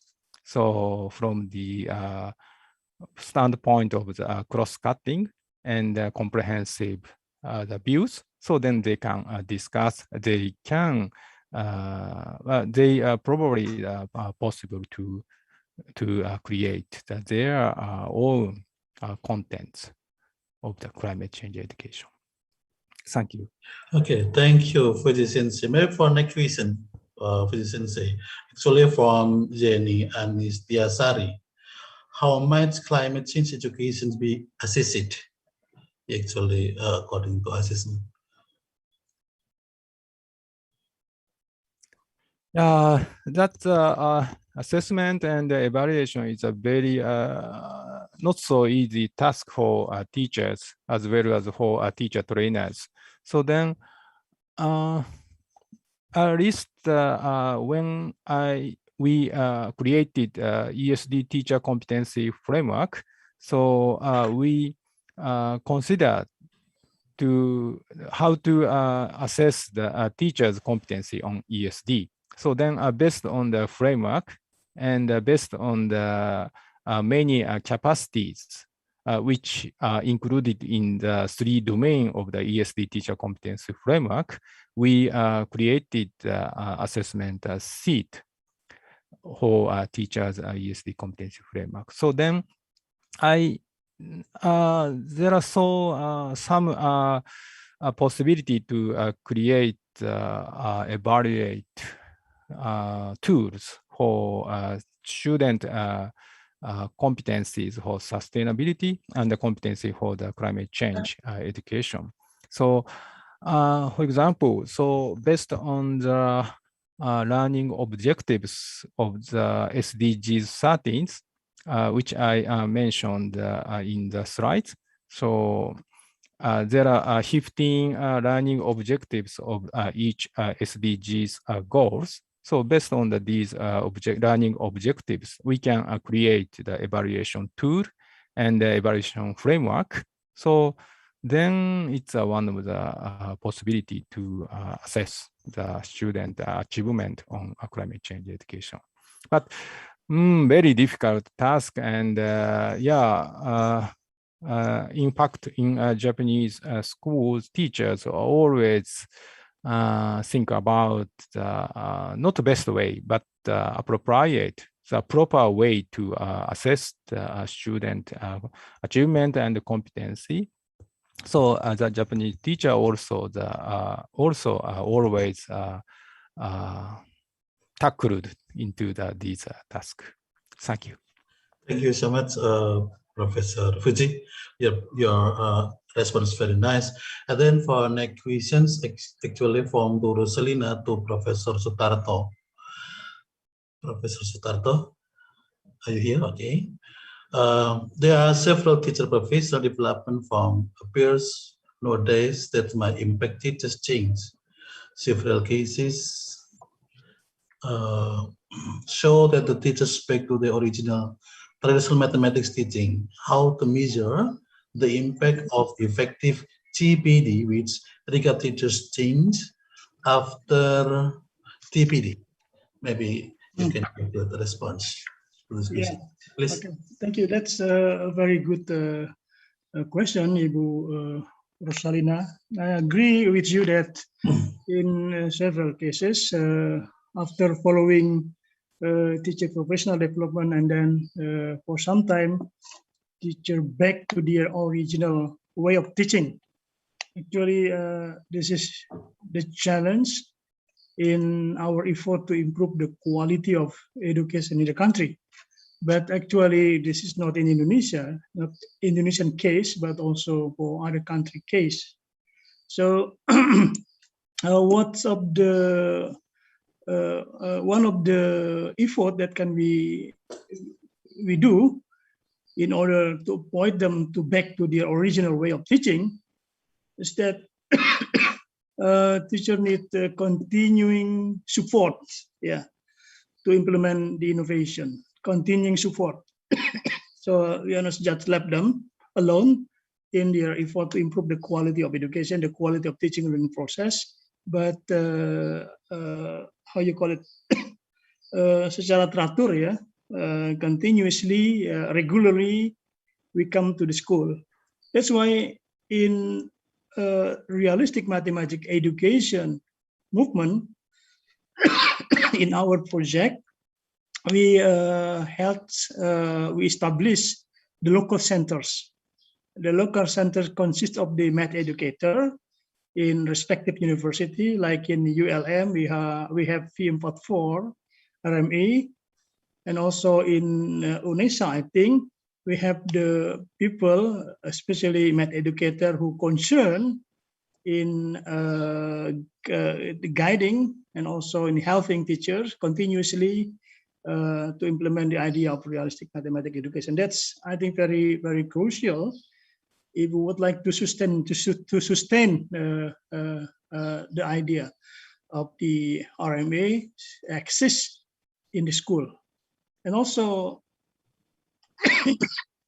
if we succeeded in changing their belief, I do also believe that they will change their existing way of teaching to the new ideas. That's very crucial. But again, in realistic mathematics education, I should say that the availability of the exemplary curriculum material is very, very important. Yeah, that's my answer, Ibu Rosalina. Thank you. Okay, thank you very much, Prof. Sutarto. I think Bu Rosalina can accept it, all your reason, all your information. And then for next question from Bu Indah to Prof. Sutarto. In this pandemic era, what is tips and trick for teaching mathematics in junior and senior high school using online platform? Okay. Effectively. Okay, please. Okay. I got many questions about this because in the pandemic era, we cannot come to the class, interact with our student. But I would like to say that one of the principles of the realistic mathematics education is that we are starting our lesson by giving student the contextual problem so the student can immediately involve in the learning process. So that's the idea that I would like to underline. So when we are giving student the contextual problem, especially when this problem is challenging, interesting for them, and they start their working with this problem. Yeah, try to find the answer. Sometimes they explore their own ideas and concept. Sometimes they use their own symbol annotation in solving this problem. So not immediately to the formal level, So the idea is like that. So when the student exploring the contextual problem, trying to find the answer using the informal way, this is a very important step in realistic mathematics education, because one of the principles of realistic mathematics education, we have the student to reinvent mathematics. So whether we are teach them in the classroom setting, offline or online, we can still using or promoting the idea of realistic mathematics. So the idea is, once again, starting your lesson, whether online or offline, by giving your student contextual problem. You can create the contextual problem, especially when the problem is relevant to their own context. I do believe that students will start to explore the problem. So this is very crucial part of the realistic mathematics education approach, in our mathematics class. And then how the other principle, because beside the contextual problem, another principle in realistic mathematics education is interactivity, interactivity. But I think with the new technology, the new platform of online learning, we can still orchestrating the interactivity among students in their exploring, in their effort to understand the idea and the concept of mathematics. So it is the role of the teacher as the guidance, the role of the teacher as facilitators in the learning process is very, very important. I think there are a lot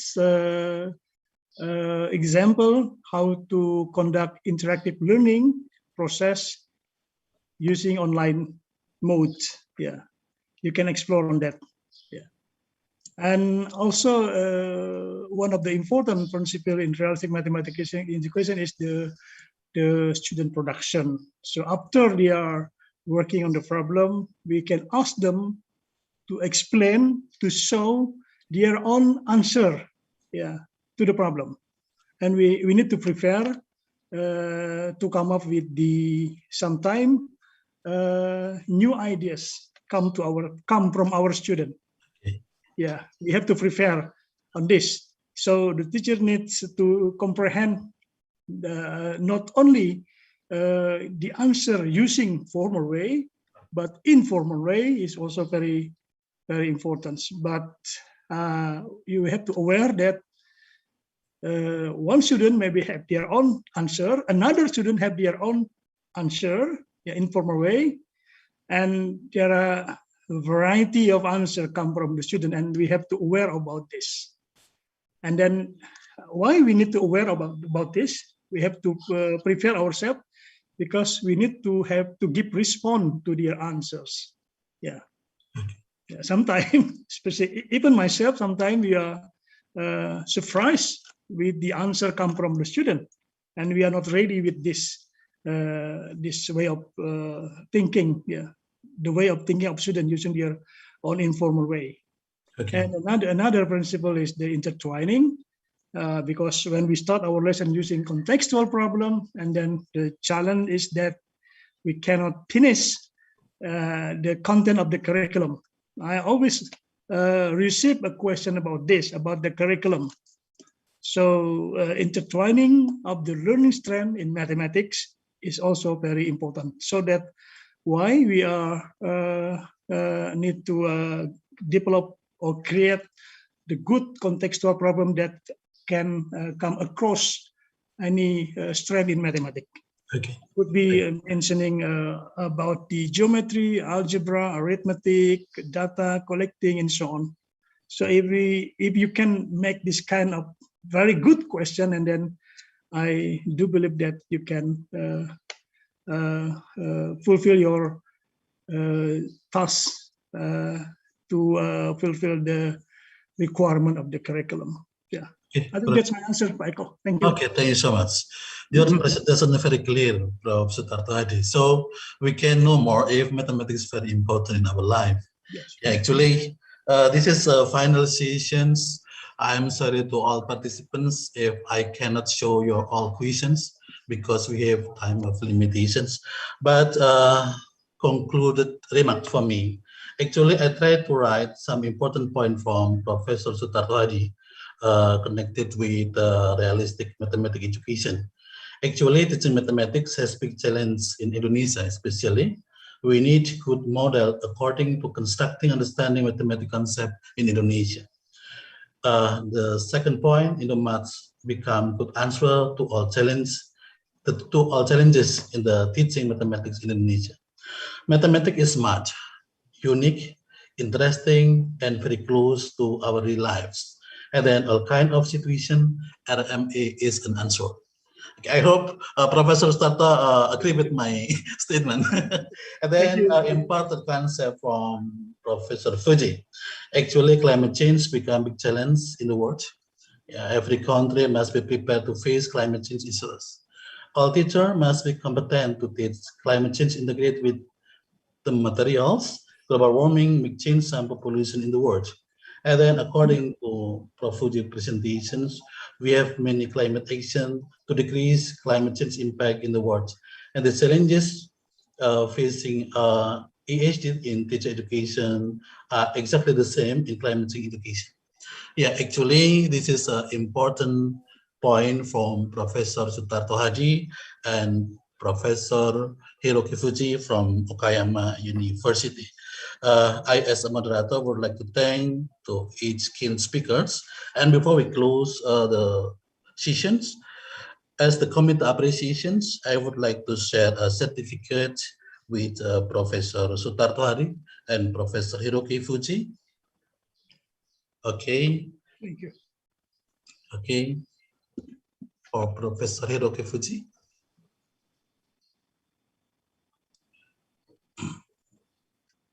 Okay. For Professor Hiroki Fuji, maybe can you show some certificates? Okay, this one.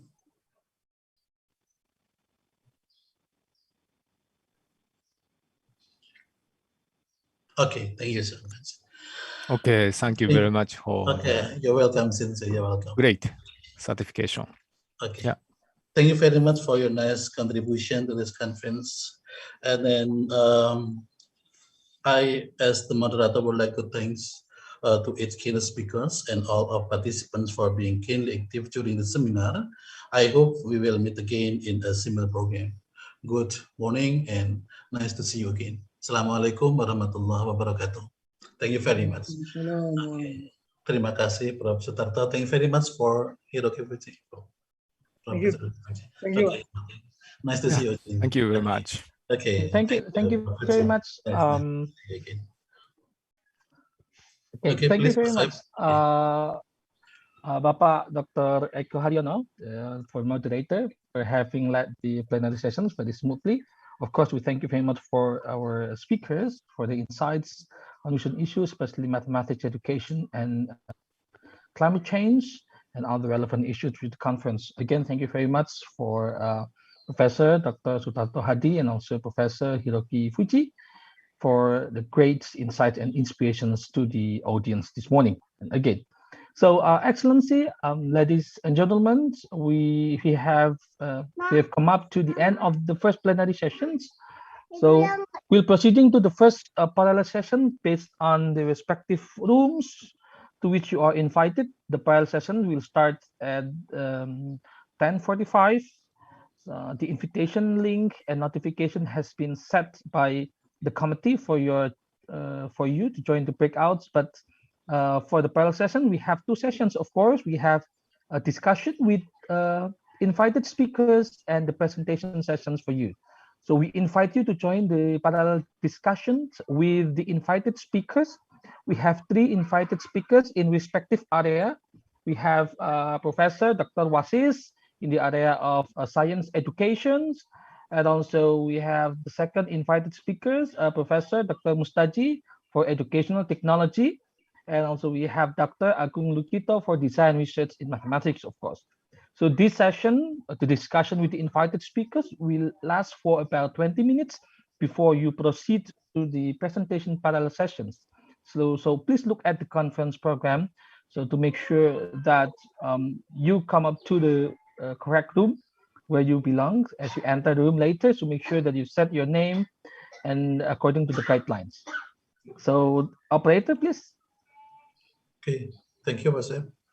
Okay, thank you very much, Pak Thank Eko. you, Professor Sutarto Hadi. Nice to see you again. Yeah. So, okay, ladies and gentlemen, the breakout rooms already set by the committee. Again, would like to invite you to join the parallel discussion with the invited speakers first before you proceed to the presentations in your respective room.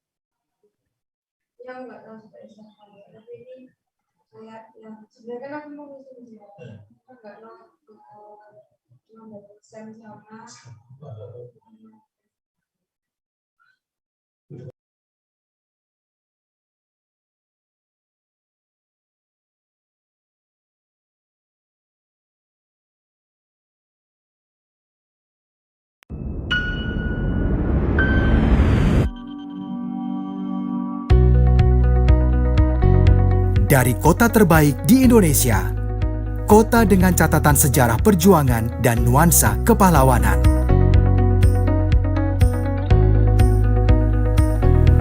Selamat datang di Universitas Negeri Surabaya. Lahir tahun 1964 sebagai Institut Keguruan Ilmu Pendidikan atau IKIP Surabaya, menjadi lembaga yang ditugaskan sebagai perguruan tinggi pencetak tenaga pendidik. Seiring dengan perkembangan kebutuhan pendidikan dan laju zaman yang kian melesat, UNESA menjaga marwah itu dengan meneguhkan diri sebagai pusat pengembangan pendidikan, pelestarian seni tradisional, ilmu keolahragaan, serta ramah disabilitas. Terus bertumbuh menjadi perguruan tinggi terkemuka, UNESA kini mengelola 7 fakultas yang terdiri dari 73 program studi S1 dan D4 serta 23 program studi pasca sarjana. Fakultas Ilmu Keolahragaan,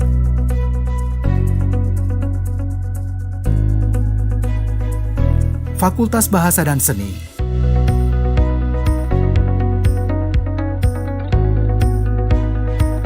Fakultas Ilmu Pendidikan,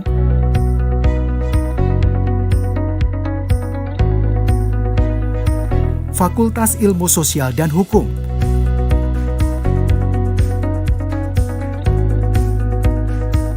Fakultas Ekonomi,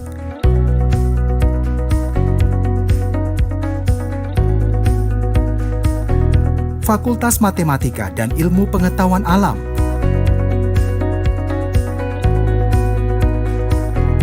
Fakultas Teknik,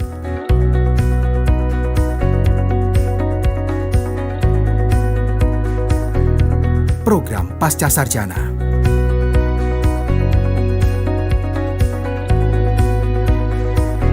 Memiliki 2 klaster keilmuan, program studi berbasis kependidikan dan non-kependidikan, UNESA senantiasa meningkatkan kualitas penyelenggaraan pendidikan, memupuk tradisi ilmiah dalam penelitian, menggelorakan semangat pengabdian pada masyarakat, berjejaring berkolaborasi dengan pemangku kepentingan, serta mewujudkan pelayanan yang prima, transparan, dan akuntabel.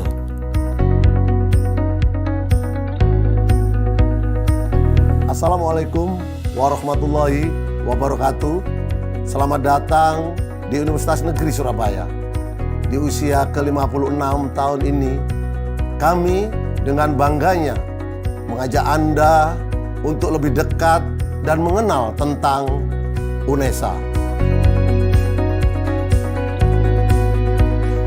Kami terus berkomitmen tidak hanya menyelenggarakan pendidikan terbaik bagi tenaga pendidik profesional masa depan, juga sangat berfokus untuk menciptakan lulusan yang berkarakter, tangguh, kreatif, inovatif, dan mampu berkolaborasi pada siapapun, berbudaya yang humanis dengan spesifikasi yang unggul dalam hal seni, olahraga, dan pendidikan disabilitas yang komprehensif.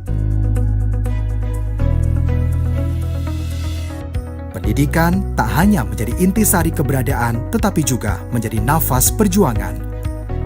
UNESA menjadi salah satu kampus penyelenggara program pendidikan profesi guru yang menghasilkan tenaga pendidik profesional.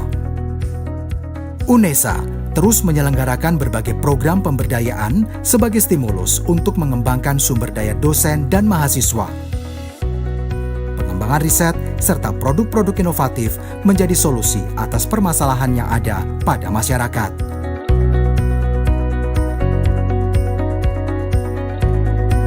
UNESA, rumah para juara. Ekosistem yang mendukung dalam mencetak sumber daya manusia berkualitas, kompetitif, dan berwawasan global sehingga mampu bersaing di tingkat nasional maupun internasional.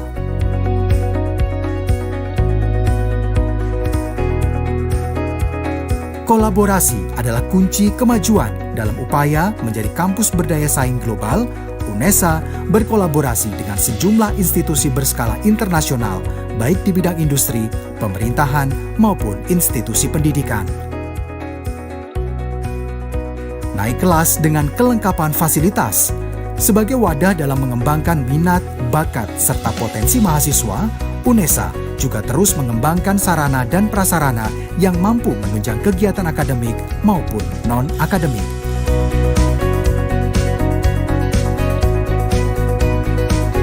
Gor Futsal Internasional, Asrama Kontainer, Sport Center, Pusat Bahasa, Geraha UNESA, Student Activity Center, Jogging Track, Lapangan Berkuda, Gor Basket Internasional, Unit Kegiatan Mahasiswa,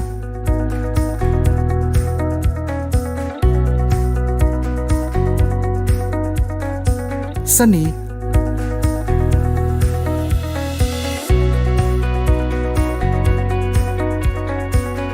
Pengembangan karakter dan kepribadian,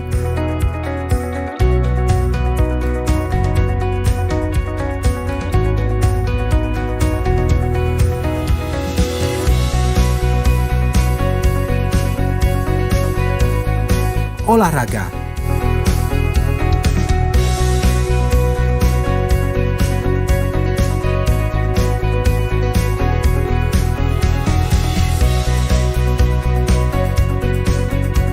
aktivitas outdoor,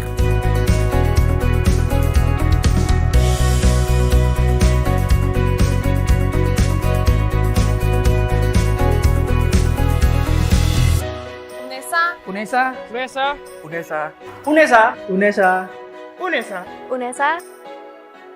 UNESA, satu langkah di depan.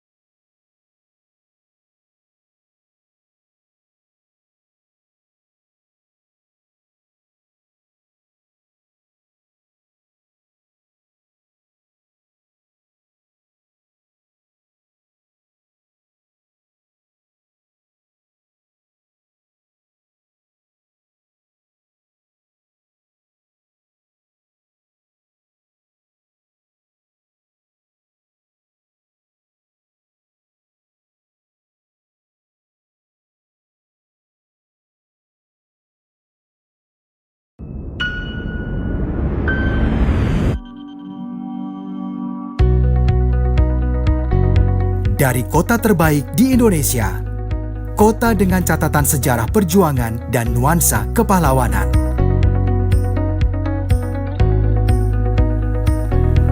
Selamat datang di Universitas Negeri Surabaya. Lahir tahun 1964 sebagai Institut Keguruan Ilmu Pendidikan atau IKIP Surabaya, menjadi lembaga yang ditugaskan sebagai perguruan tinggi pencetak tenaga pendidik. Seiring dengan perkembangan kebutuhan pendidikan dan laju zaman yang kian melesat, UNESA menjaga marwah itu dengan meneguhkan diri sebagai pusat pengembangan pendidikan, pelestarian seni tradisional, ilmu keolahragaan, serta ramah disabilitas. terus bertumbuh menjadi perguruan tinggi terkemuka, UNESA kini mengelola 7 fakultas yang terdiri dari 73 program studi S1 dan D4 serta 23 program studi pasca sarjana. Fakultas Ilmu Keolahragaan,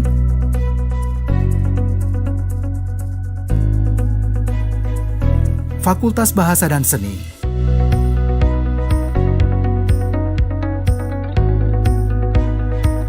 Fakultas Ilmu Pendidikan,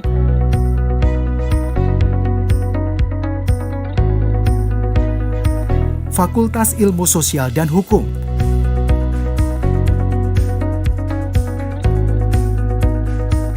Fakultas Ekonomi,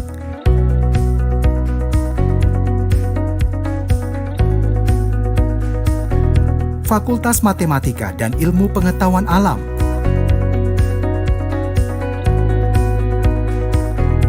Fakultas Teknik,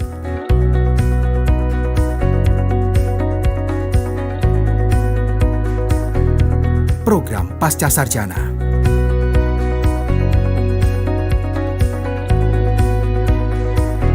Memiliki 2 klaster keilmuan, program studi berbasis kependidikan dan non-kependidikan, UNESA senantiasa meningkatkan kualitas penyelenggaraan pendidikan, memupuk tradisi ilmiah dalam penelitian, menggelorakan semangat pengabdian pada masyarakat, berjejaring berkolaborasi dengan pemangku kepentingan, serta mewujudkan pelayanan yang prima, transparan, dan akuntabel.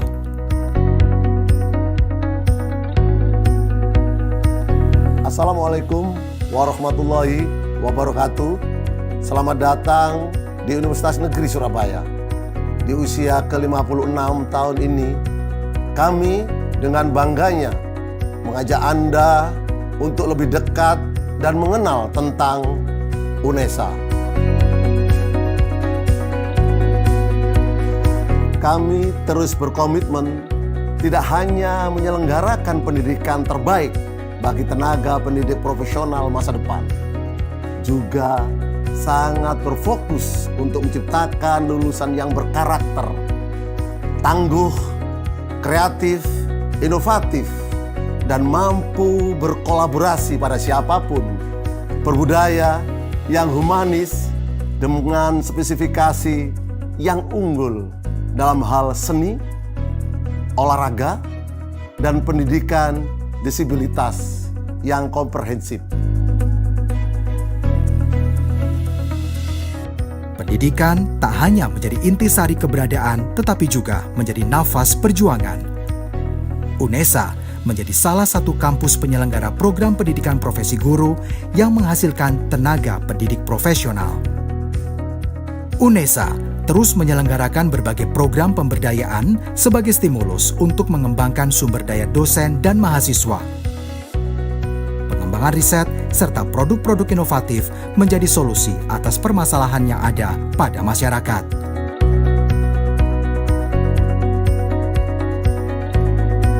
UNESA, rumah para juara. Ekosistem yang mendukung dalam mencetak sumber daya manusia berkualitas, kompetitif, dan berwawasan global sehingga mampu bersaing di tingkat nasional maupun internasional.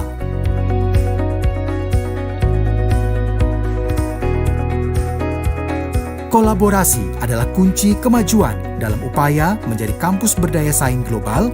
UNESA berkolaborasi dengan sejumlah institusi berskala internasional, baik di bidang industri, pemerintahan, maupun institusi pendidikan.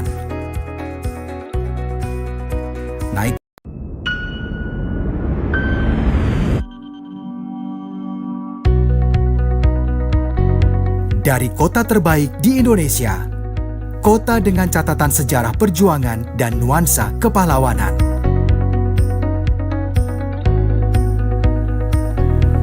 Selamat datang di Universitas Negeri Surabaya. Lahir tahun 1964 sebagai Institut Keguruan Ilmu Pendidikan atau IKIP Surabaya, menjadi lembaga yang ditugaskan sebagai perguruan tinggi pencetak tenaga pendidik. Seiring dengan perkembangan kebutuhan pendidikan dan laju zaman yang kian melesat, UNESA menjaga marwah itu dengan meneguhkan diri sebagai pusat pengembangan pendidikan, pelestarian seni tradisional, ilmu keolahragaan, serta ramah disabilitas. Terus bertumbuh menjadi perguruan tinggi terkemuka, UNESA kini mengelola 7 fakultas yang terdiri dari 73 program studi S1 dan D4 serta 20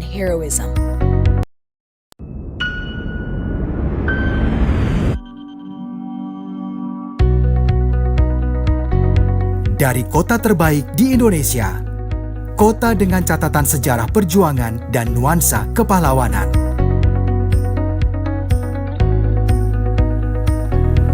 Selamat datang di Universitas Negeri Surabaya. Lahir tahun 1964 sebagai Institut Keguruan Ilmu Pendidikan atau IKIP Surabaya, menjadi lembaga yang ditugaskan sebagai perguruan tinggi pencetak tenaga pendidik. Seiring dengan perkembangan kebutuhan pendidikan dan laju zaman yang kian melesat, UNESA menjaga marwah itu dengan meneguhkan diri sebagai pusat pengembangan pendidikan, pelestarian seni tradisional, ilmu keolahragaan, serta ramah disabilitas. Terus bertumbuh menjadi perguruan tinggi terkemuka, UNESA kini mengelola 7 fakultas yang terdiri dari 73 program studi S1 dan D4 serta 23 program studi pasca sarjana. Fakultas Ilmu Keolahragaan. Welcome to Universitas Negeri Surabaya. Fakultas Bahasa dan Seni. Founded in 1964 as a teaching institute for education under the name Fakultas Ilmu IKIP Pendidikan. Surabaya to be an educational institution that Fakultas Ilmu Sosial dan Hukum.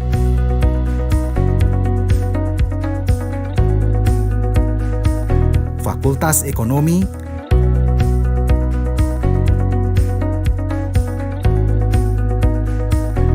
Fakultas Matematika dan Ilmu Pengetahuan Alam,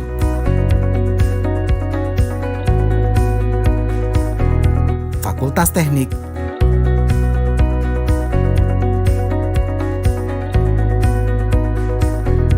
Program Pasca Sarjana.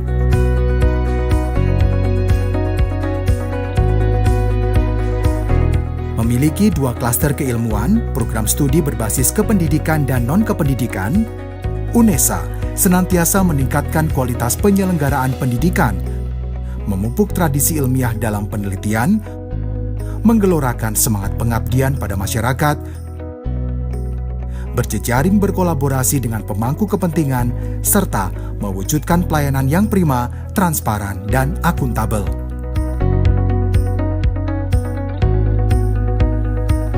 Assalamualaikum warahmatullahi wabarakatuh. Selamat datang di Universitas Negeri Surabaya. Di usia ke-56 tahun ini, kami dengan bangganya mengajak Anda untuk lebih dekat dan mengenal tentang UNESA. Kami terus berkomitmen tidak hanya menyelenggarakan pendidikan terbaik bagi tenaga pendidik profesional masa depan, juga sangat berfokus untuk menciptakan lulusan yang berkarakter, tangguh, kreatif, inovatif, dan mampu berkolaborasi pada siapapun, berbudaya yang humanis dengan spesifikasi yang unggul dalam hal seni, olahraga, dan pendidikan disabilitas yang komprehensif. Pendidikan tak hanya menjadi intisari keberadaan, tetapi juga menjadi nafas perjuangan. UNESA menjadi salah satu kampus penyelenggara program pendidikan profesi guru yang menghasilkan tenaga pendidik profesional. UNESA terus menyelenggarakan berbagai program pemberdayaan sebagai stimulus untuk mengembangkan sumber daya dosen dan mahasiswa. Pengembangan riset serta produk-produk inovatif menjadi solusi atas permasalahan yang ada pada masyarakat.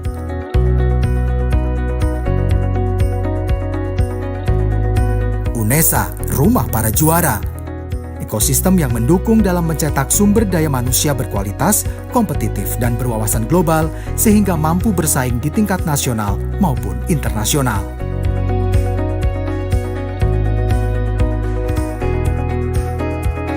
Kolaborasi adalah kunci kemajuan dalam upaya menjadi kampus berdaya saing global. UNESA berkolaborasi dengan sejumlah institusi berskala internasional, baik di bidang industri, pemerintahan, maupun institusi pendidikan. Naik kelas dengan kelengkapan fasilitas. Sebagai wadah dalam mengembangkan minat, bakat, serta potensi mahasiswa, UNESA juga terus mengembangkan sarana dan prasarana yang mampu menunjang kegiatan akademik maupun non-akademik.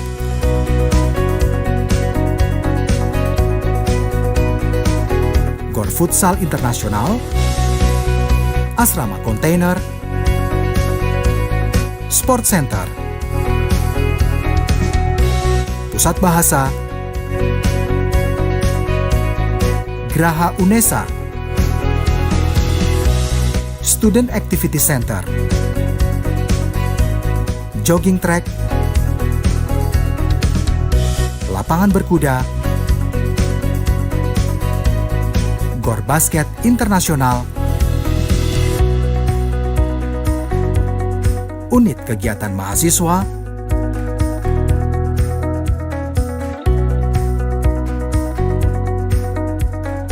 Seni,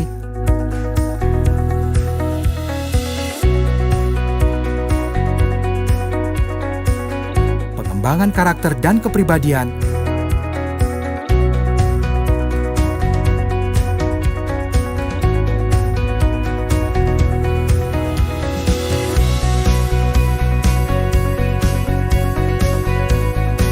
olahraga,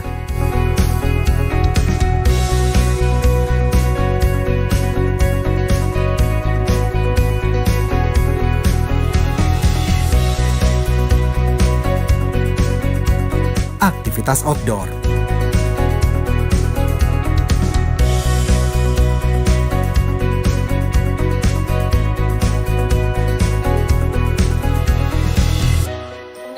UNESA, UNESA, UNESA, UNESA, UNESA, UNESA, UNESA. UNESA, satu langkah di depan.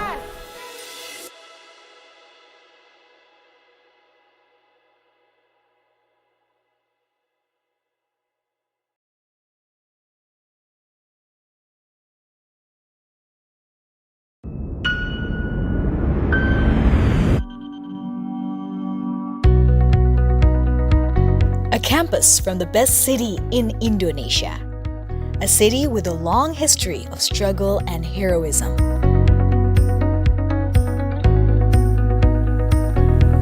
Welcome to Universitas Negeri Surabaya.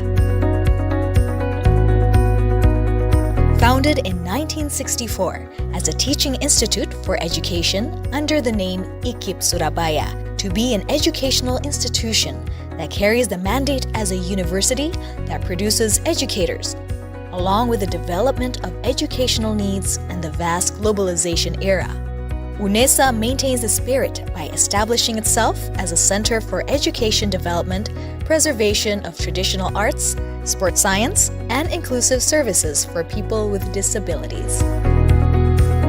Growing to be a leading university, UNESA now manages 7 faculties, consisting of 73 undergraduate study programs and 23 postgraduate study programs.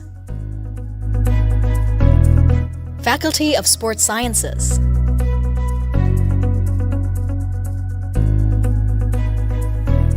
Faculty of Languages and Arts,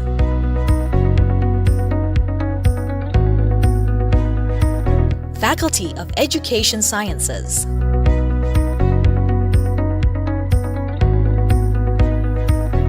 Faculty of Social Sciences and Law,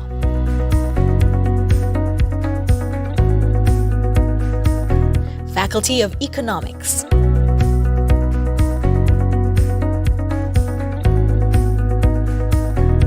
Faculty of Mathematics and Natural Sciences,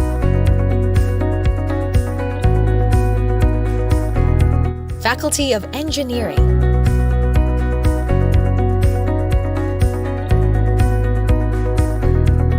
postgraduate programs.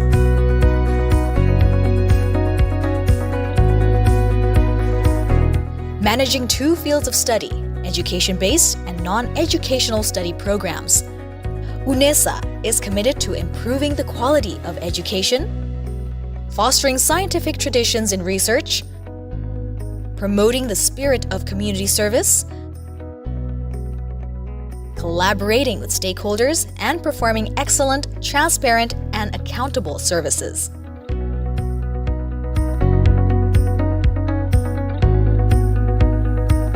Assalamualaikum warahmatullahi wabarakatuh.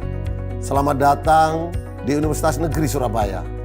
Di usia ke-56 tahun ini, kami dengan bangganya mengajak Anda untuk lebih dekat dan mengenal tentang UNESA.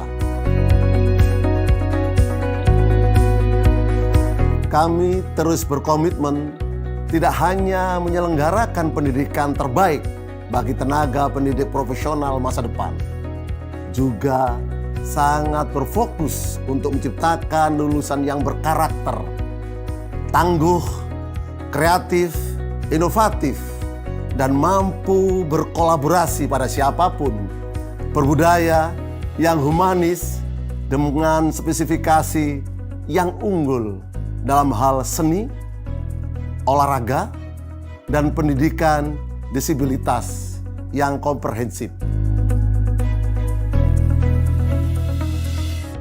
Education is not only the key of our existence, but also the spirit of struggle of UNESA. Becoming one of the campuses that organize teacher professional education programs that produce professional educators, UNESA is committed to organizing various empowerment programs as a stimulus to develop faculty members and student, research development, and innovative products as the solutions to problems in the society.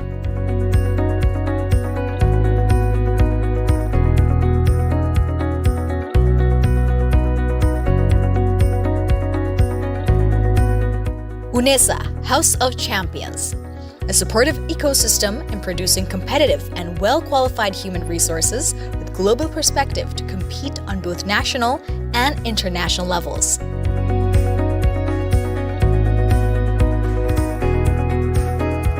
Collaboration is the key to progress in becoming a globally competitive campus. UNESA collaborates with a number of international institutions in the field of industry, government, and educational institutions. Set the higher class with complete facilities as a space for developing students' interests, talents, and potential. UNESA also continues to develop facilities and infrastructure to support academic and non-academic activities.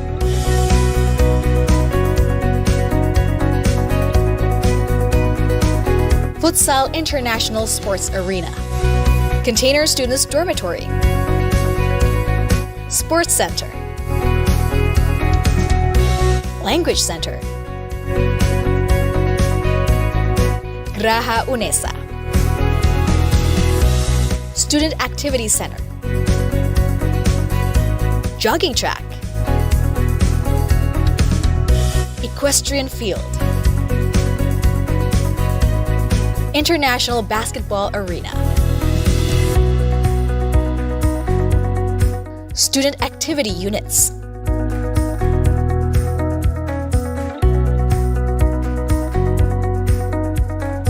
Art Development,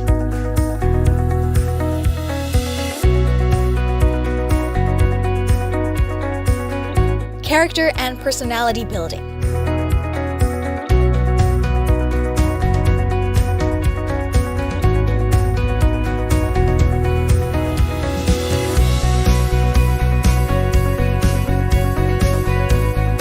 Sports,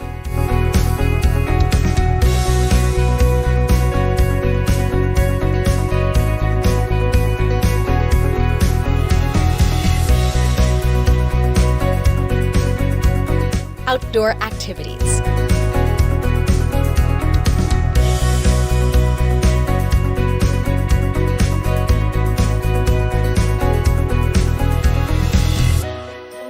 UNESA, UNESA, UNESA, UNESA, UNESA, UNESA, UNESA, UNESA, satu langkah di depan.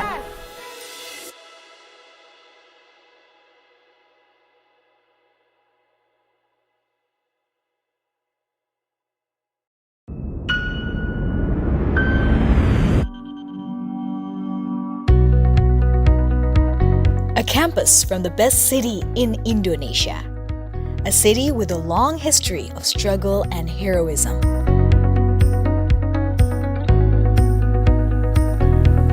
Welcome to Universitas Negeri Surabaya. Founded in 1964 as a teaching institute for education under the name IKIP Surabaya, to be an educational institution that carries the mandate as a university that produces educators, along with the development of educational needs and the vast globalization era. UNESA maintains the spirit by establishing itself as a center for education development, preservation of traditional arts, sports science, and inclusive services for people with disabilities. Growing to be a leading university, UNESA now manages 7 faculties, consisting of 73 undergraduate study programs and 23 postgraduate study programs. Faculty of Sports Sciences.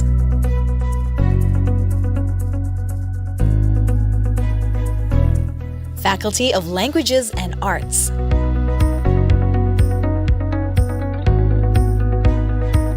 Faculty of Education Sciences.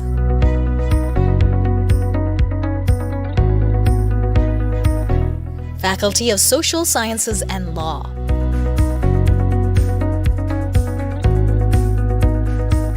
Faculty of Economics.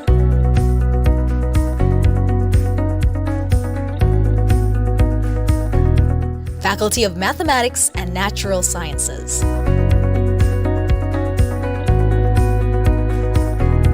Faculty of Engineering.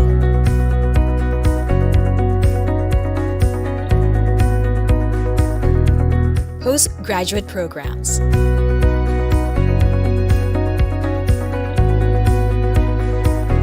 Managing 2 fields of study, education-based and non-educational study programs. UNESA is committed to improving the quality of education, fostering scientific traditions in research, promoting the spirit of community service, collaborating with stakeholders, and performing excellent, transparent, and accountable services.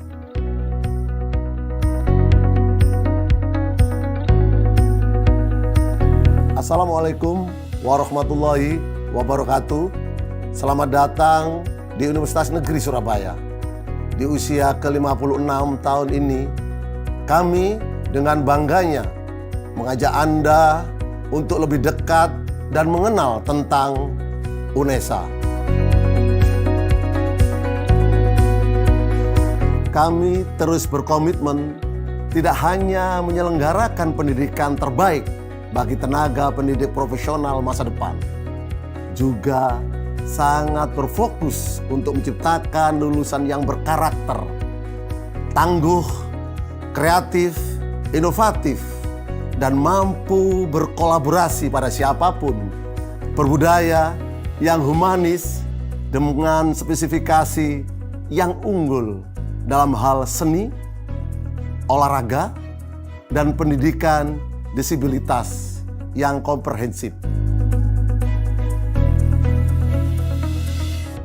Education is not only the key of our existence, but also the spirit of struggle of UNESA.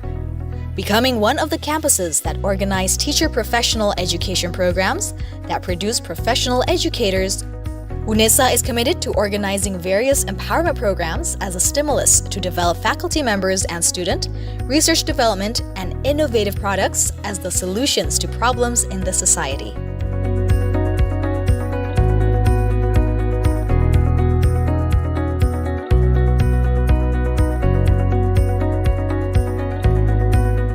UNESA, House of Champions, a supportive ecosystem in producing competitive and well-qualified human resources with global perspective to compete on both national and international levels.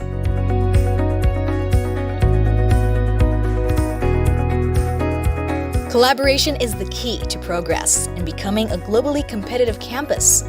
UNESA collaborates with a number of international institutions in the field of industry, government, and educational institutions. Set the higher class with complete facilities as a space for developing students' interests, talents, and potential. UNESA also continues to develop facilities and infrastructure to support academic and non-academic activities.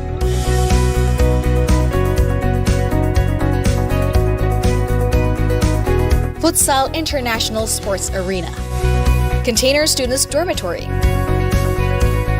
Sports Center, Language Center, Graha UNESA, Student Activity Center, Jogging Track, Equestrian Field, International Basketball Arena, Student Activity Units,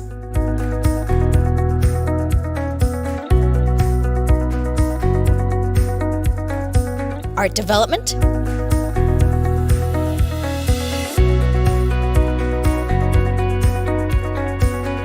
Character and Personality Building,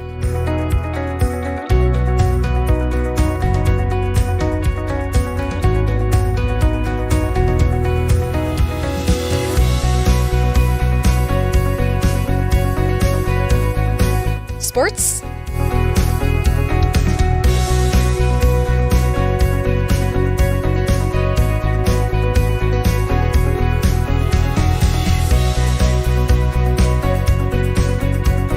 Outdoor activities.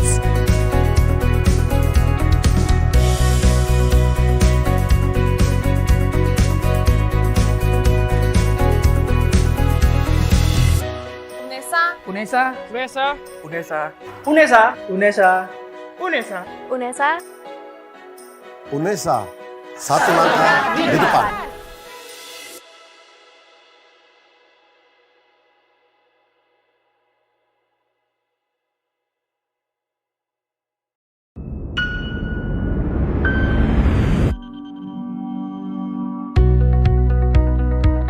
A campus from the best city in Indonesia. A city with a long history of struggle and heroism.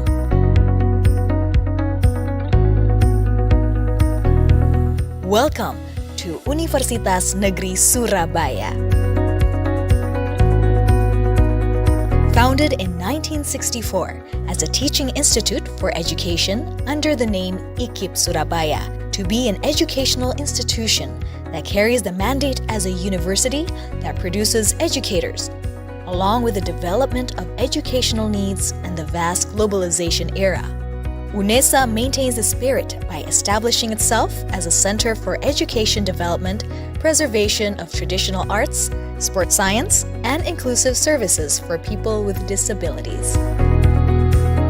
Growing to be a leading university, UNESA now manages 7 faculties, consisting of 73 undergraduate study programs and 23 postgraduate study programs.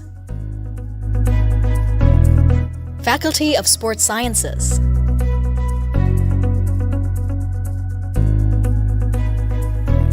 Faculty of Languages and Arts,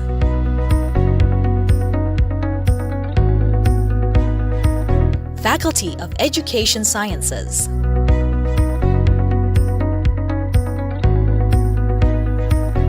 Faculty of Social Sciences and Law,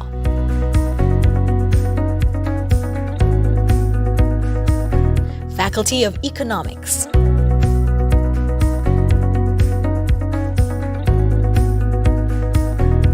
Faculty of Mathematics and Natural Sciences,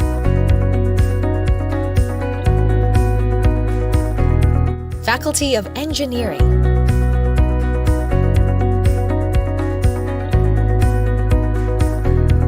Postgraduate Programs,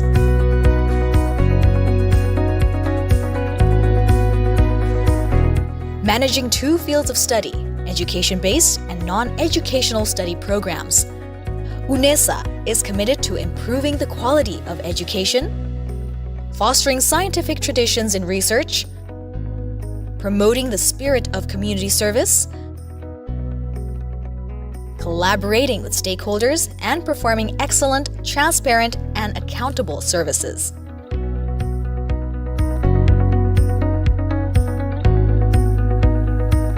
Assalamualaikum warahmatullahi wabarakatuh. Selamat datang di Universitas Negeri Surabaya. Di usia ke-56 tahun ini, kami dengan bangganya mengajak Anda untuk lebih dekat dan mengenal tentang UNESA. Kami terus berkomitmen tidak hanya menyelenggarakan pendidikan terbaik bagi tenaga pendidik profesional masa depan, juga sangat berfokus untuk menciptakan lulusan yang berkarakter, tangguh, kreatif, inovatif, dan mampu berkolaborasi pada siapapun, berbudaya yang humanis dengan spesifikasi yang unggul dalam hal seni, olahraga, dan pendidikan disabilitas yang komprehensif. Education is not only the key of our existence, but also the spirit of struggle of UNESA. Becoming one of the campuses that organize teacher professional education programs that produce professional educators, UNESA is committed to organizing various empowerment programs as a stimulus to develop faculty members and student, research development, and innovative products as the solutions to problems in the society.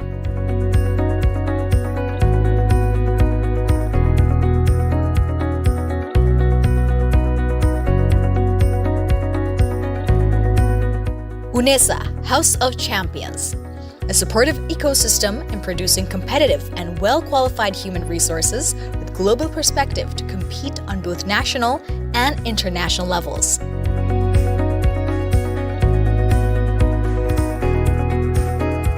Collaboration is the key to progress in becoming a globally competitive campus. UNESA collaborates with a number of international institutions in the field of industry, government, and educational institutions. Set the higher class with complete facilities as a space for developing students' interests, talents, and potential. UNESA also continues to develop facilities and infrastructure to support academic and non-academic activities.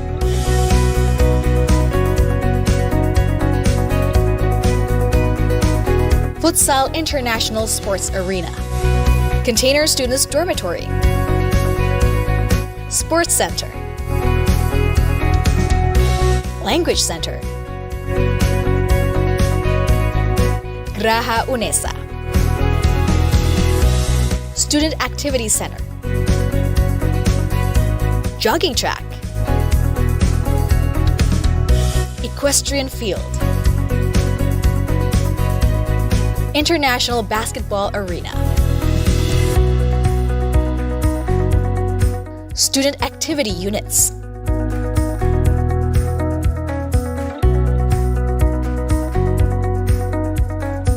Art Development,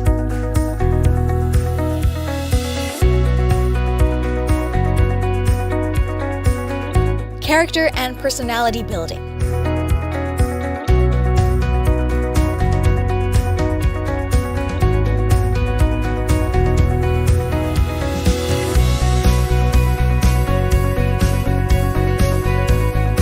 Sports,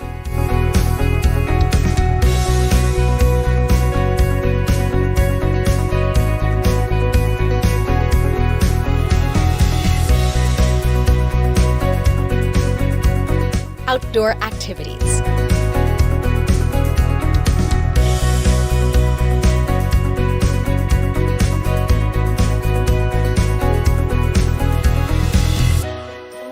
UNESA, UNESA, UNESA, UNESA, UNESA, UNESA, UNESA. UNESA, satu langkah di depan.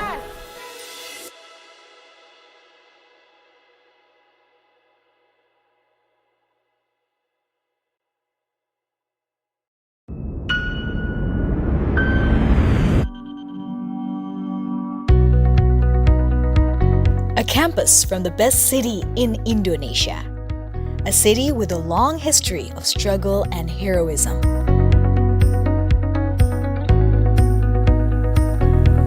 Welcome to Universitas Negeri Surabaya.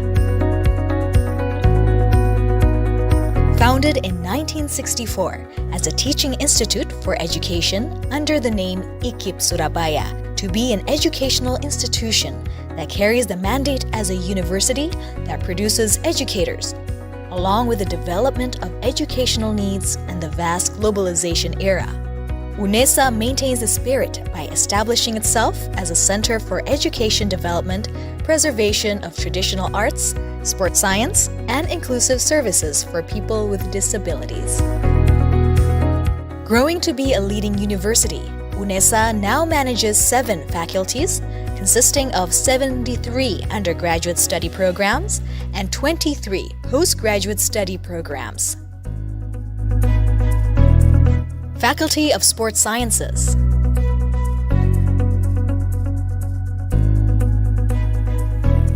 Faculty of Languages and Arts,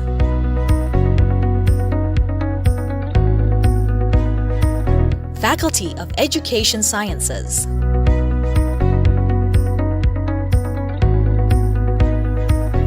Faculty of Social Sciences and Law,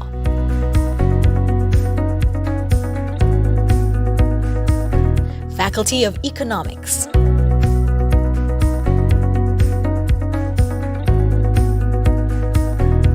Faculty of Mathematics and Natural Sciences,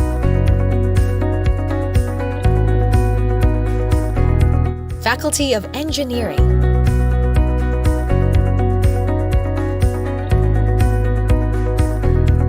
Postgraduate Programs,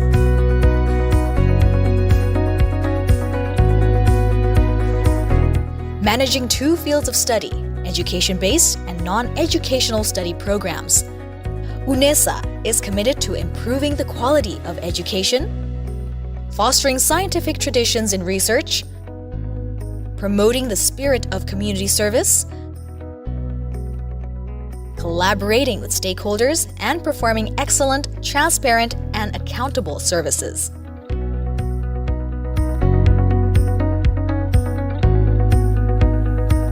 Assalamualaikum warahmatullahi wabarakatuh. Selamat datang di Universitas Negeri Surabaya. Di usia ke-56 tahun ini, kami dengan bangganya mengajak Anda untuk lebih dekat dan mengenal tentang UNESA. Kami terus berkomitmen tidak hanya menyelenggarakan pendidikan terbaik bagi tenaga pendidik profesional masa depan, juga sangat berfokus untuk menciptakan lulusan yang berkarakter, tangguh, kreatif, inovatif, dan mampu berkolaborasi pada siapapun, berbudaya yang humanis dengan spesifikasi yang unggul dalam hal seni, olahraga, dan pendidikan disabilitas yang komprehensif. Education is not only the key of our existence, but also the spirit of struggle of UNESA. Becoming one of the campuses that organize teacher professional education programs that produce professional educators, UNESA is committed to organizing various empowerment programs as a stimulus to develop faculty members and student, research development, and innovative products as the solutions to problems in the society.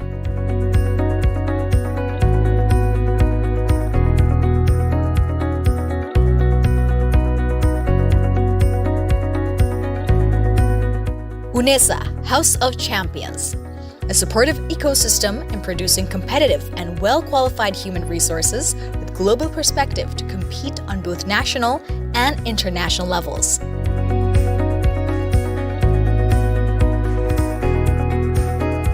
Collaboration is the key to progress in becoming a globally competitive campus.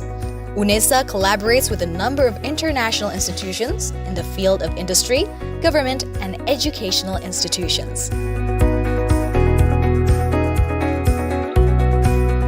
Set the hierarchy class with complete facilities as a space for developing students' interests, talents, and potential. UNESA also continues to develop facilities and infrastructure to support academic and non-academic activities.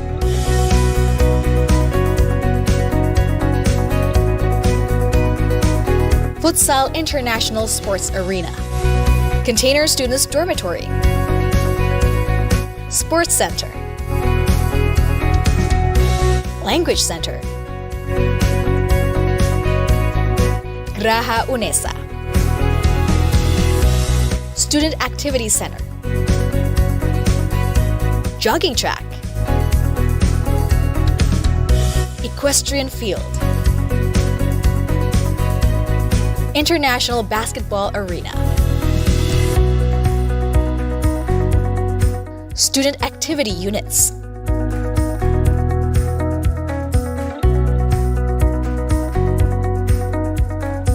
Art Development,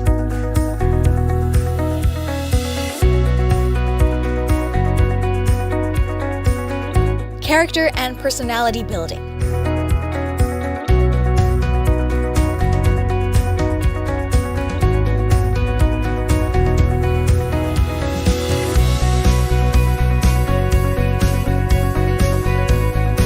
Sports,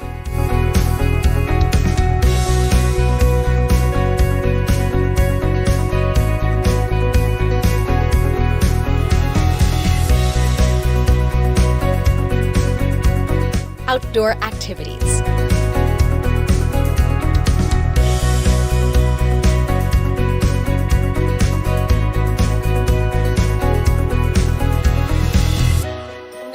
UNESA, UNESA, UNESA, UNESA, UNESA, UNESA, UNESA. UNESA, satu langkah di depan.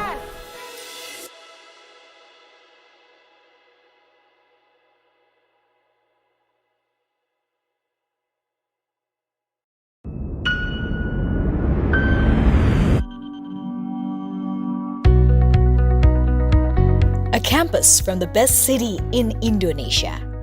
A city with a long history of struggle and heroism.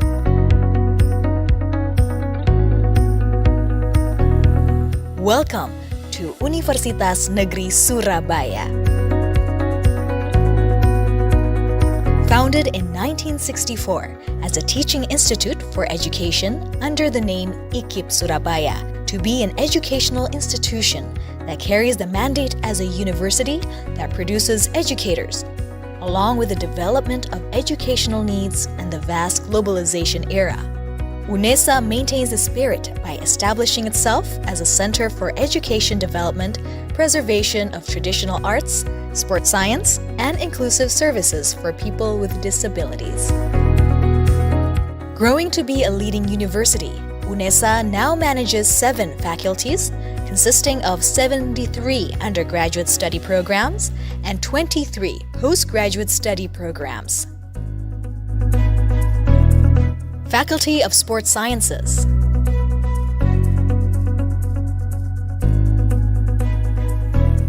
Faculty of Languages and Arts,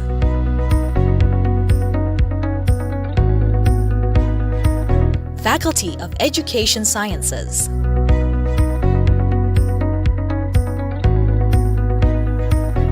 Faculty of Social Sciences and Law,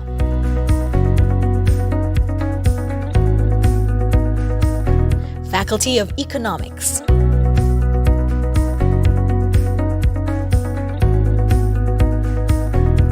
Faculty of Mathematics and Natural Sciences,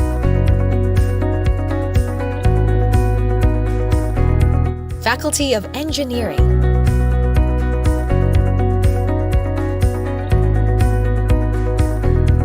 Postgraduate Programs,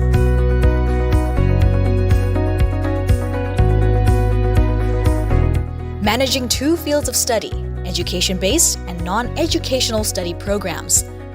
UNESA is committed to improving the quality of education, fostering scientific traditions in research, promoting the spirit of community service, collaborating with stakeholders, and performing excellent, transparent, and accountable services.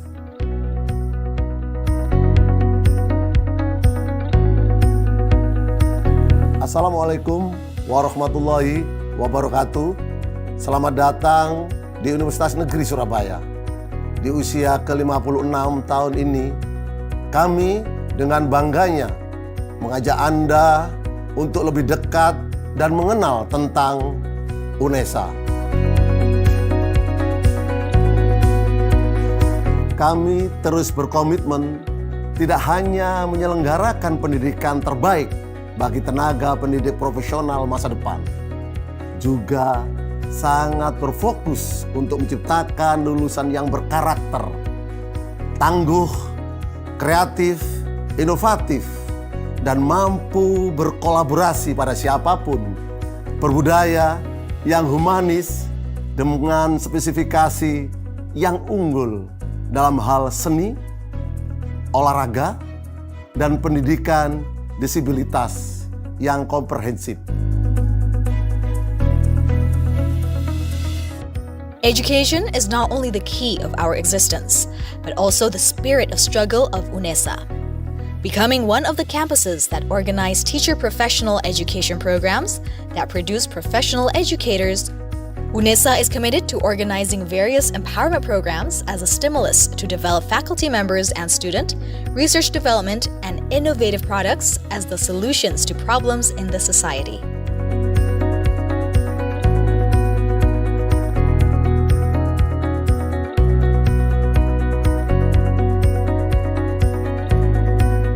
UNESA, House of Champions, a supportive ecosystem in producing competitive and well-qualified human resources with global perspective to compete on both national and international levels.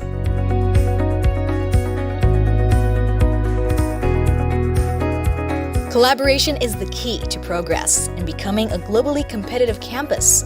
UNESA collaborates with a number of international institutions in the field of industry, government, and educational institutions.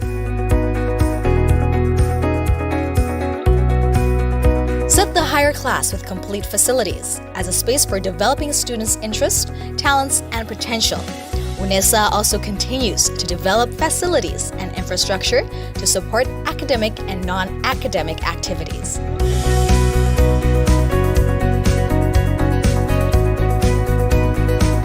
Futsal International Sports Arena, Container Students Dormitory, Sports Center, Language Center,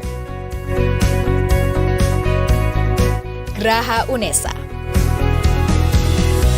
Student Activity Center, Jogging Track, Equestrian Field, International Basketball Arena,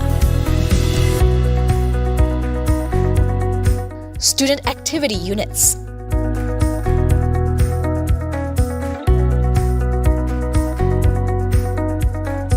Art Development,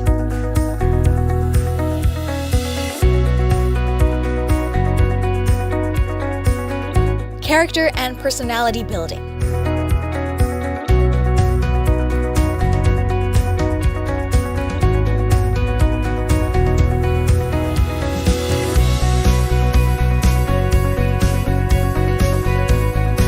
Sports,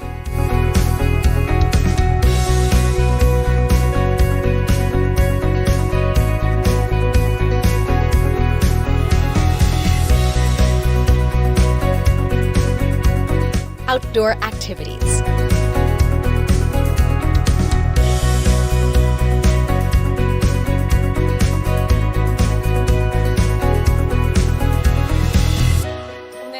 UNESA, UNESA, UNESA, UNESA, UNESA, UNESA, UNESA. UNESA, satu langkah di depan.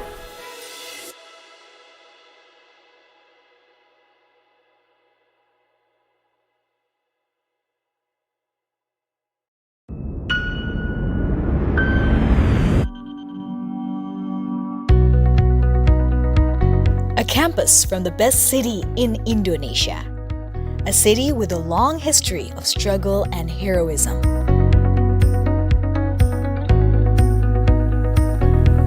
Welcome to Universitas Negeri Surabaya. Founded in 1964 as a teaching institute for education under the name IKIP Surabaya, to be an educational institution that carries the mandate as a university that produces educators, along with the development of educational needs in the vast globalization era. UNESA maintains the spirit by establishing itself as a center for education development, preservation of traditional arts, sports science, and inclusive services for people with disabilities. Growing to be a leading university, UNESA now manages 7 faculties, consisting of 73 undergraduate study programs and 23 postgraduate study programs.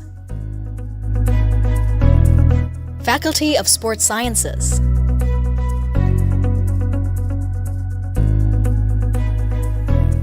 Faculty of Languages and Arts,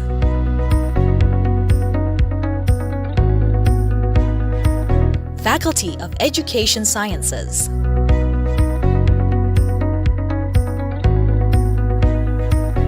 Faculty of Social Sciences and Law,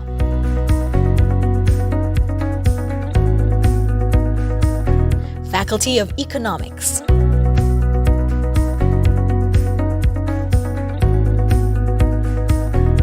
Faculty of Mathematics and Natural Sciences,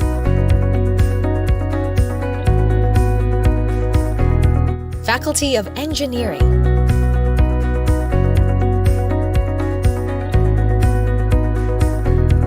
Postgraduate Programs,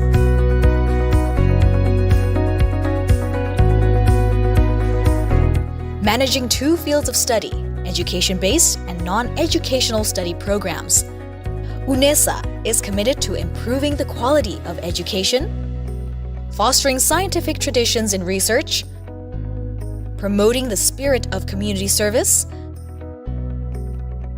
collaborating with stakeholders, and performing excellent, transparent, and accountable services.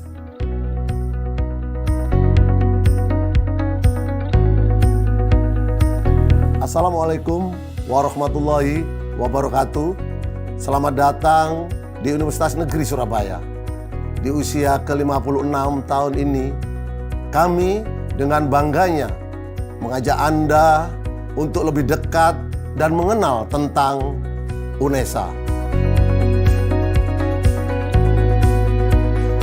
Kami terus berkomitmen tidak hanya menyelenggarakan pendidikan terbaik bagi tenaga pendidik profesional masa depan, juga sangat berfokus untuk menciptakan lulusan yang berkarakter, tangguh, kreatif, inovatif, dan mampu berkolaborasi pada siapapun, berbudaya yang humanis dengan spesifikasi yang unggul dalam hal seni, olahraga, dan pendidikan disabilitas yang komprehensif.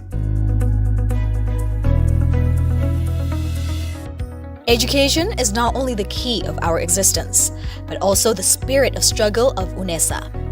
Becoming one of the campuses that organize teacher professional education programs that produce professional educators, UNESA is committed to organizing various empowerment programs as a stimulus to develop faculty members and student, research development, and innovative products as the solutions to problems in the society.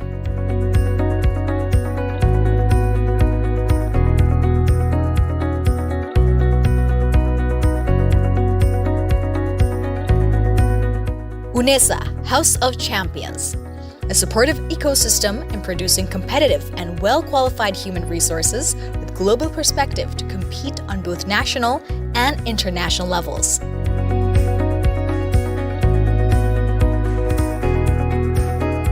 Collaboration is the key to progress in becoming a globally competitive campus.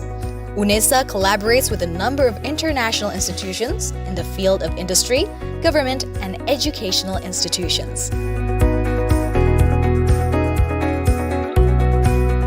Set the higher class with complete facilities as a space for developing students' interests, talents, and potential. UNESA also continues to develop facilities and infrastructure to support academic and non-academic activities.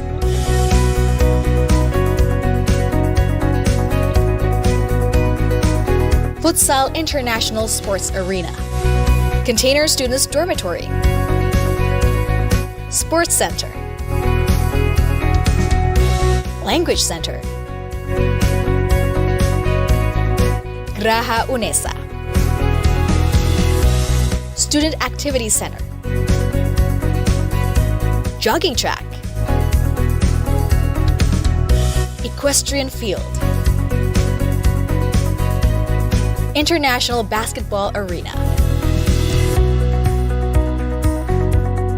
Student Activity Units,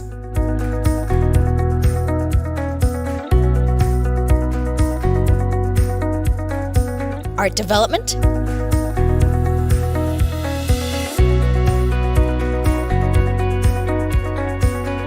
Character and Personality Building,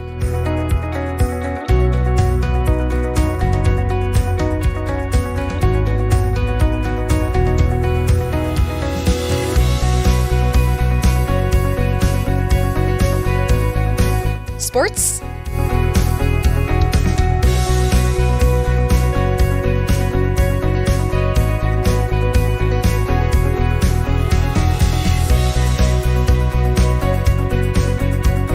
Outdoor Activities,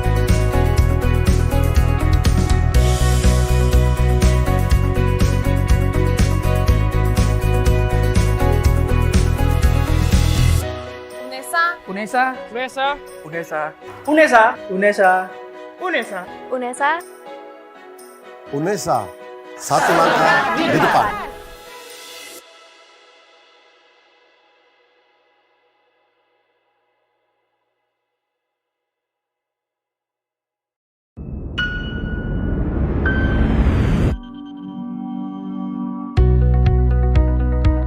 a campus from the best city in Indonesia, a city with a long history of struggle and heroism.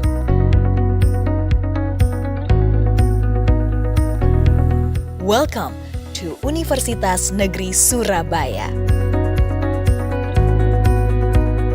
Founded in 1964 as a teaching institute for education under the name IKIP Surabaya, to be an educational institution that carries the mandate as a university that produces educators, along with the development of educational needs and the vast globalization era. UNESA maintains the spirit by establishing itself as a center for education development, preservation of traditional arts, sports science, and inclusive services for people with disabilities. Growing to be a leading university, UNESA now manages 7 faculties, consisting of 73 undergraduate study programs and 23 postgraduate study programs. Faculty of Sports Sciences,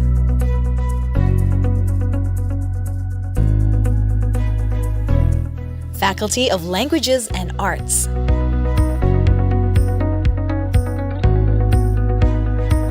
Faculty of Education Sciences,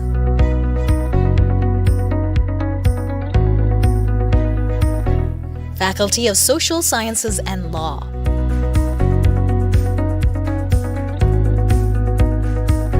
Faculty of Economics,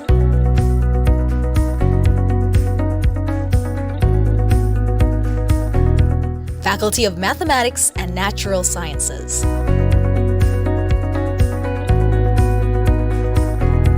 Faculty of Engineering,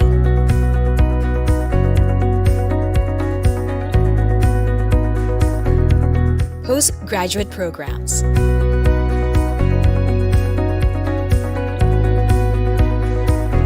managing 2 fields of study, education-based and non-educational study programs.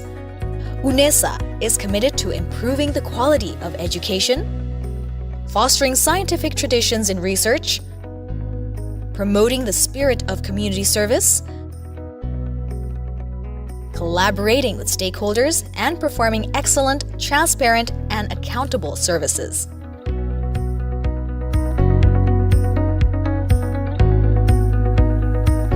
Assalamualaikum warahmatullahi wabarakatuh. Selamat datang di Universitas Negeri Surabaya. Di usia ke-56 tahun ini, kami dengan bangganya mengajak Anda untuk lebih dekat dan mengenal tentang UNESA.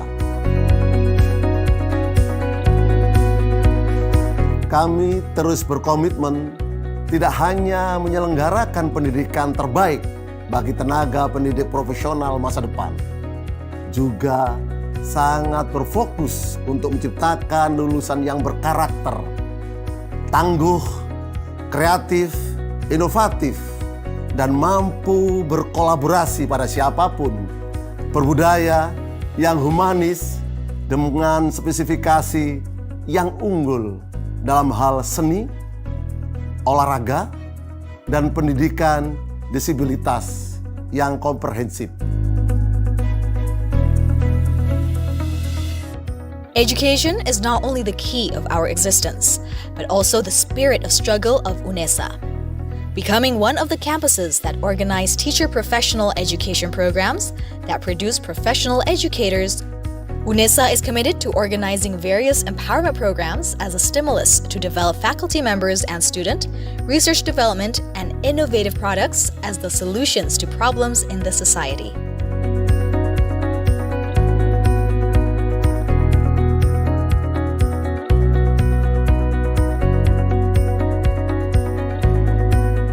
UNESA, House of Champions, a supportive ecosystem in producing competitive and well-qualified human resources with global perspective to compete on both national and international levels.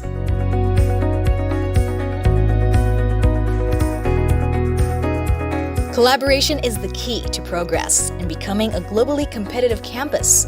UNESA collaborates with a number of international institutions in the field of industry, government, and educational institutions. Set the higher class with complete facilities as a space for developing students' interests, talents, and potential.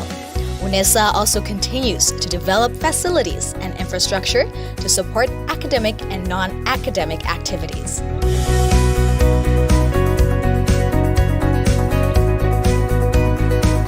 Futsal International Sports Arena, Container Students Dormitory,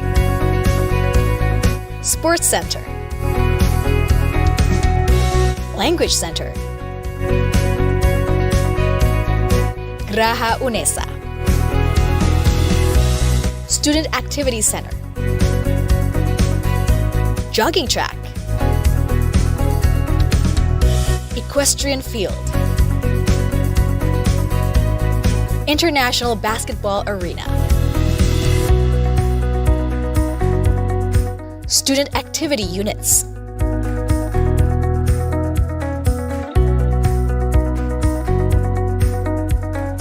Art Development,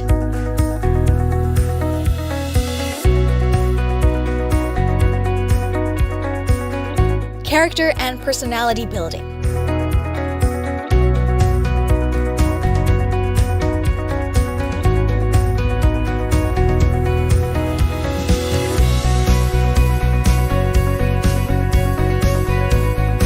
Sports,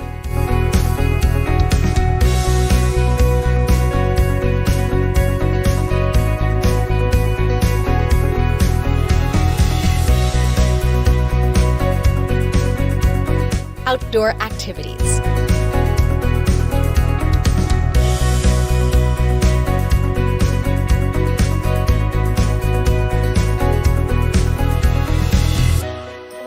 UNESA, UNESA, UNESA, UNESA, UNESA, UNESA, UNESA. UNESA, satu langkah di depan.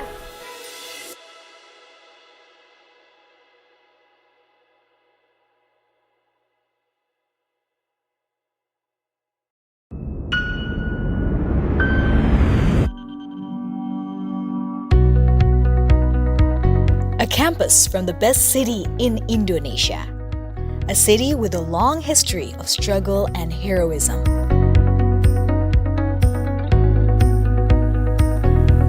Welcome to Universitas Negeri Surabaya.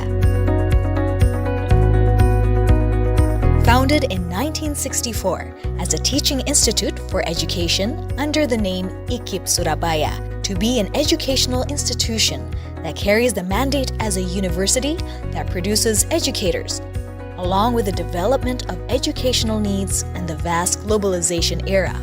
UNESA maintains the spirit by establishing itself as a center for education development, preservation of traditional arts, sports science, and inclusive services for people with disabilities. Growing to be a leading university, UNESA now manages 7 faculties, consisting of 73 undergraduate study programs and 23 postgraduate study programs. Faculty of Sports Sciences.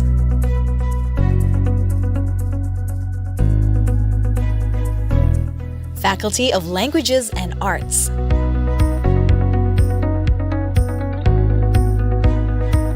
Faculty of Education Sciences.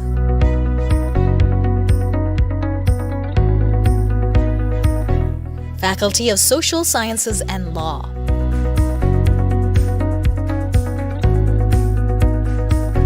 Faculty of Economics.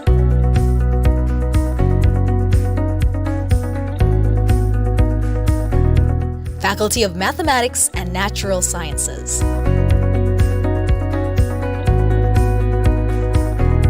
Faculty of Engineering.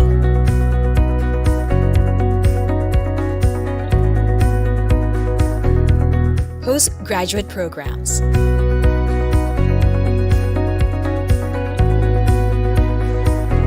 Managing 2 fields of study, education-based and non-educational study programs. UNESA is committed to improving the quality of education, fostering scientific traditions in research, promoting the spirit of community service, collaborating with stakeholders, and performing excellent, transparent, and accountable services.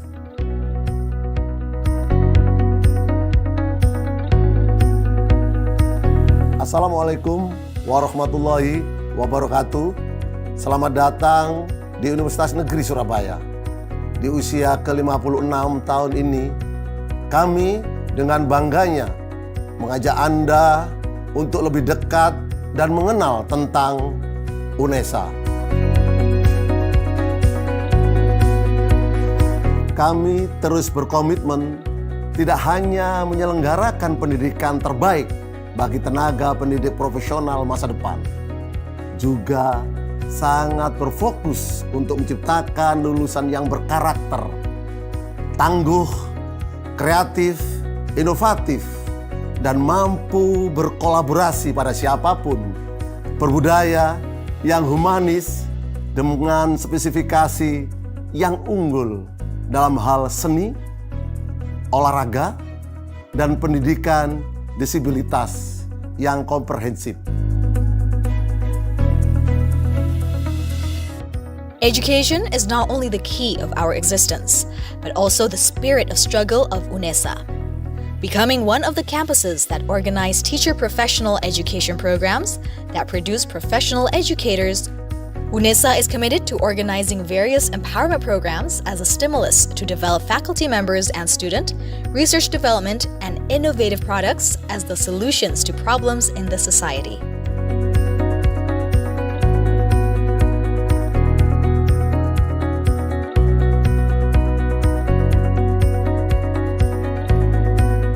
UNESA, House of Champions, a supportive ecosystem in producing competitive and well-qualified human resources with global perspective to compete on both national and international levels.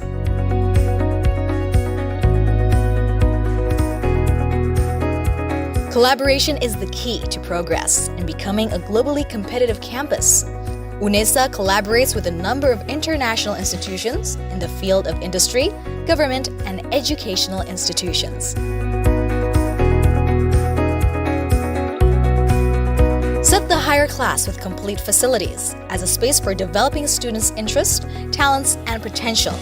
UNESA also continues to develop facilities and infrastructure to support academic and non-academic activities.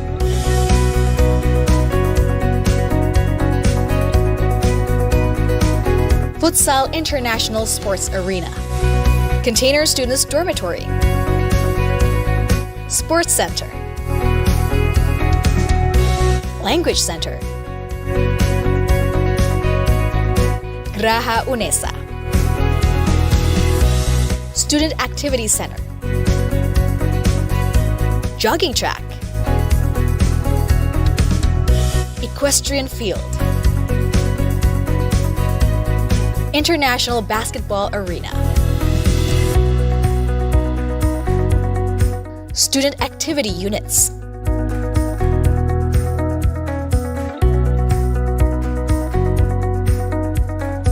Art Development,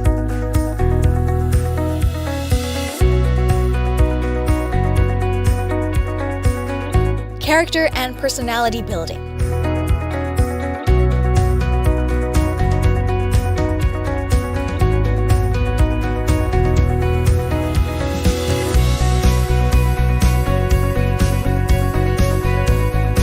Sports,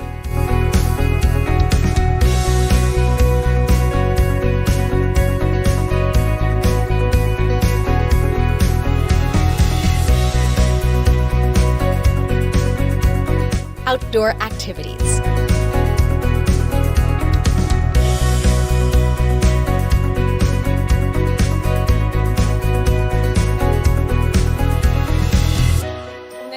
UNESA, UNESA, UNESA, UNESA, UNESA, UNESA, UNESA. UNESA, satu langkah di depan.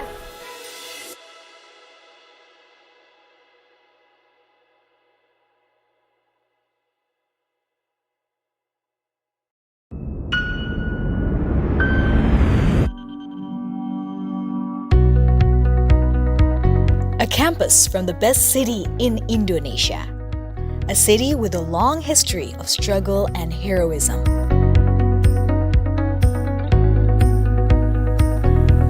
Welcome to Universitas Negeri Surabaya.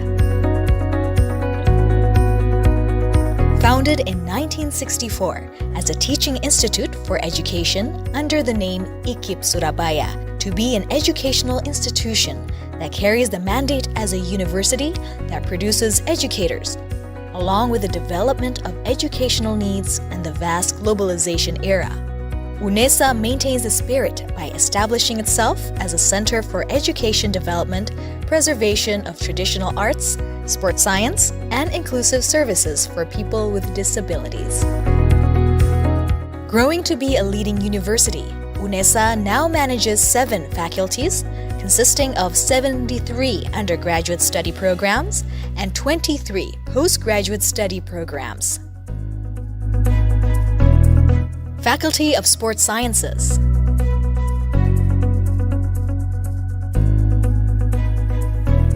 Faculty of Languages and Arts,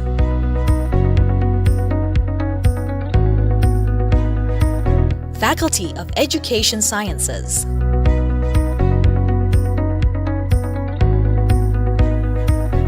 Faculty of Social Sciences and Law,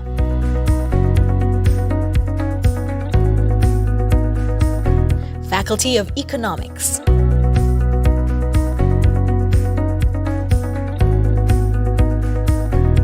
Faculty of Mathematics and Natural Sciences,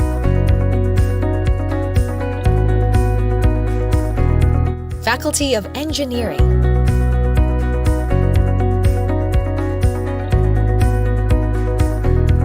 Postgraduate Programs,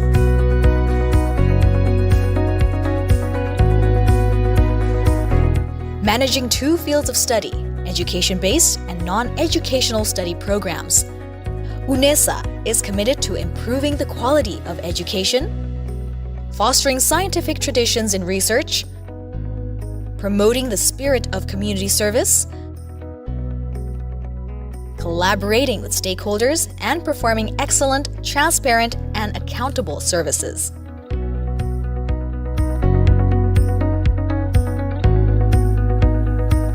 Assalamualaikum warahmatullahi wabarakatuh. Selamat datang di Universitas Negeri Surabaya. Di usia ke-56 tahun ini, kami dengan bangganya mengajak Anda untuk lebih dekat dan mengenal tentang UNESA. kami terus berkomitmen tidak hanya menyelenggarakan pendidikan terbaik bagi tenaga pendidik profesional masa depan, juga sangat berfokus untuk menciptakan lulusan yang berkarakter, tangguh, kreatif, inovatif, dan mampu berkolaborasi pada siapapun, berbudaya yang humanis dengan spesifikasi yang unggul dalam hal seni, olahraga, dan pendidikan disabilitas yang komprehensif. Education is not only the key of our existence, but also the spirit of struggle of UNESA. Becoming one of the campuses that organize teacher professional education programs that produce professional educators, UNESA is committed to organizing various empowerment programs as a stimulus to develop faculty members and student, research development, and innovative products as the solutions to problems in the society.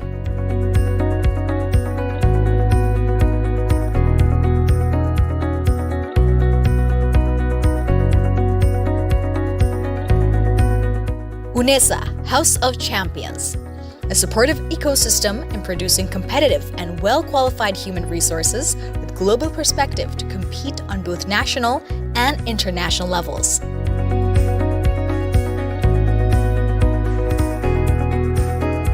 Collaboration is the key to progress in becoming a globally competitive campus. UNESA collaborates with a number of international institutions in the field of industry, government, and educational institutions. Set the higher class with complete facilities as a space for developing students' interests, talents, and potential.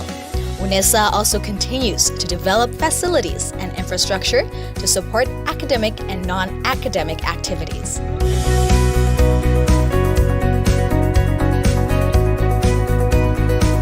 Futsal International Sports Arena, Container Students Dormitory, Sports Center, Language Center, Graha UNESA, Student Activity Center, Jogging Track, Equestrian Field, International Basketball Arena,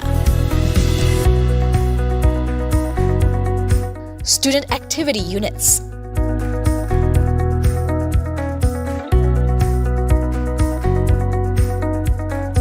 Art Development,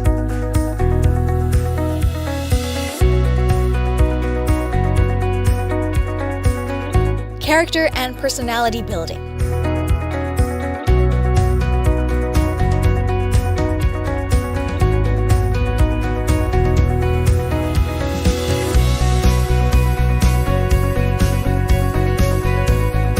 Sports,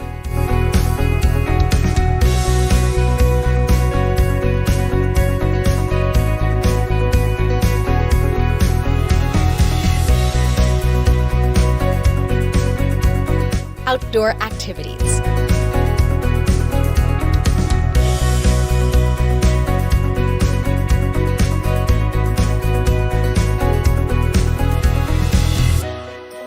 UNESA, UNESA, UNESA, UNESA, UNESA, UNESA, UNESA. UNESA, satu langkah di depan.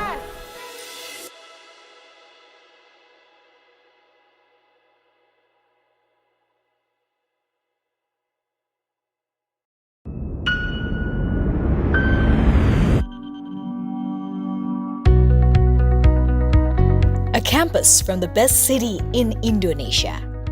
A city with a long history of struggle and heroism.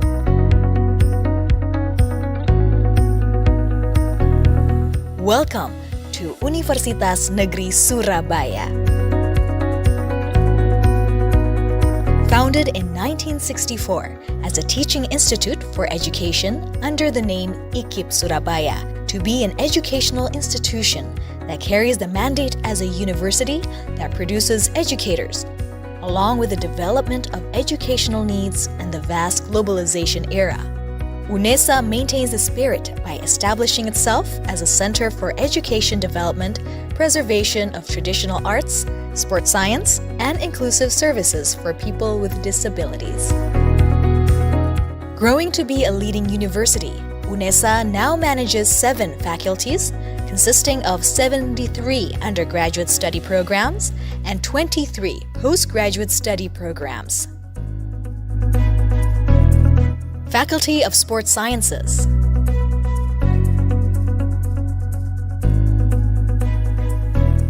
Faculty of Languages and Arts.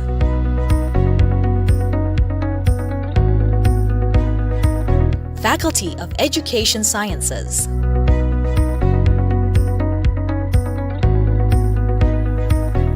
Faculty of Social Sciences and Law.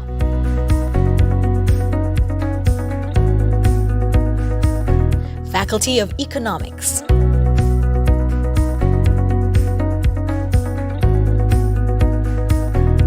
Faculty of Mathematics and Natural Sciences.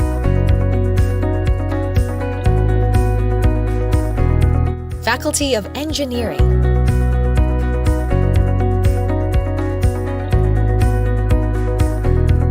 Postgraduate programs.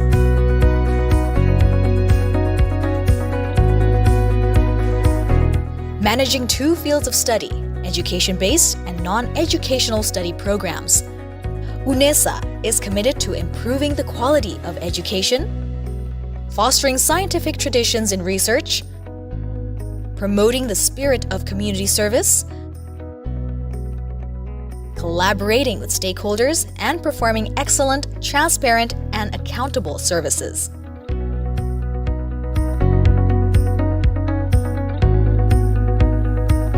Assalamualaikum warahmatullahi wabarakatuh. Selamat datang di Universitas Negeri Surabaya. Di usia ke-56 tahun ini, kami dengan bangganya mengajak Anda untuk lebih dekat dan mengenal tentang UNESA.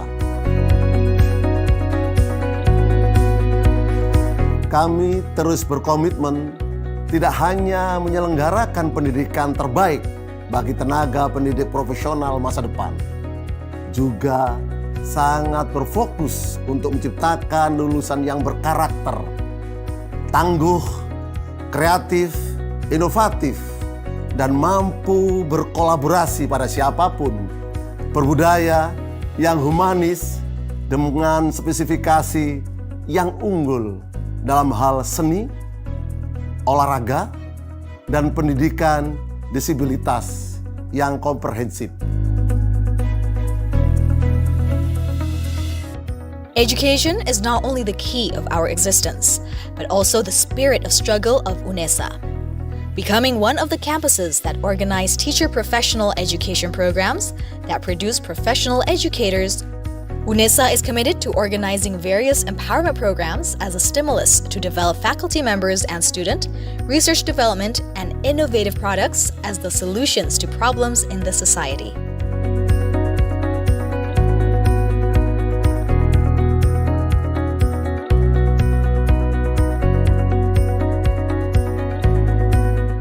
UNESA, House of Champions, a supportive ecosystem in producing competitive and well-qualified human resources with global perspective to compete on both national and international levels.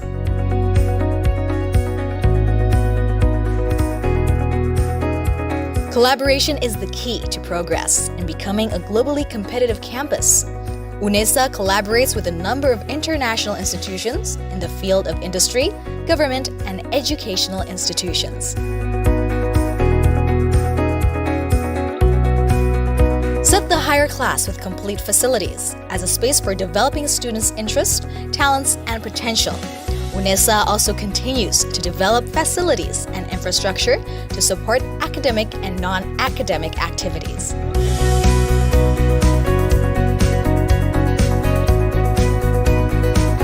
Futsal International Sports Arena, Container Students Dormitory,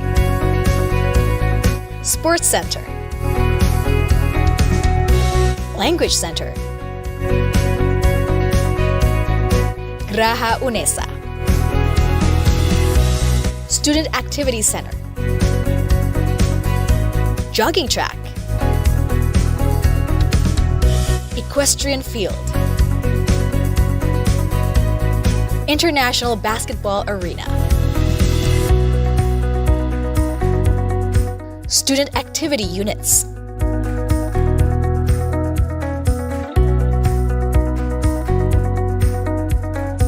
art development,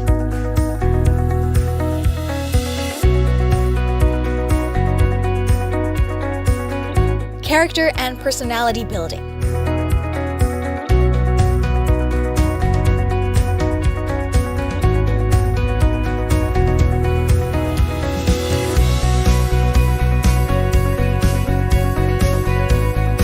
sports,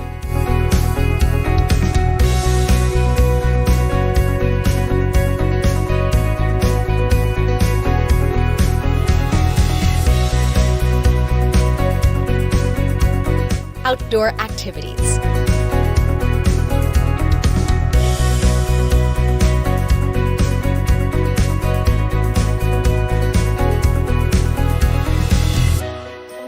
Unesa. Unesa. Unesa. Unesa. Unesa. Unesa. UNESA. UNESA, satu langkah di depan.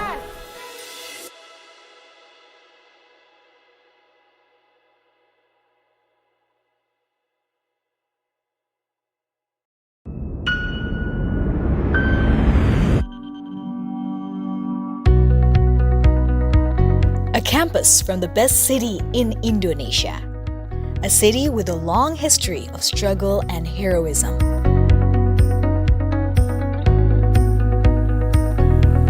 Welcome to Universitas Negeri Surabaya. Founded in 1964 as a teaching institute for education under the name IKIP Surabaya, to be an educational institution that carries the mandate as a university that produces educators, along with the development of educational needs and the vast globalization era. UNESA maintains the spirit by establishing itself as a center for education development, preservation of traditional arts, sports science, and inclusive services for people with disabilities.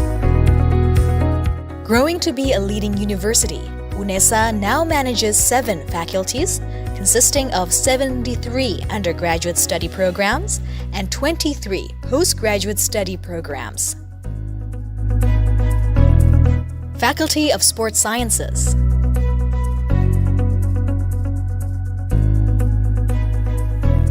Faculty of Languages and Arts,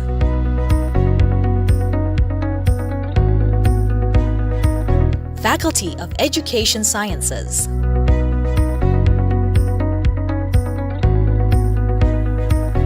Faculty of Social Sciences and Law,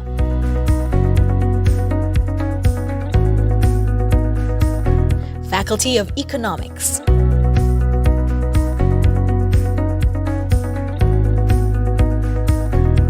Faculty of Mathematics and Natural Sciences,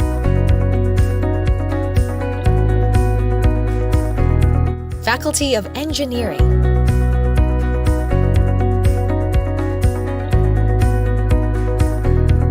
postgraduate programs.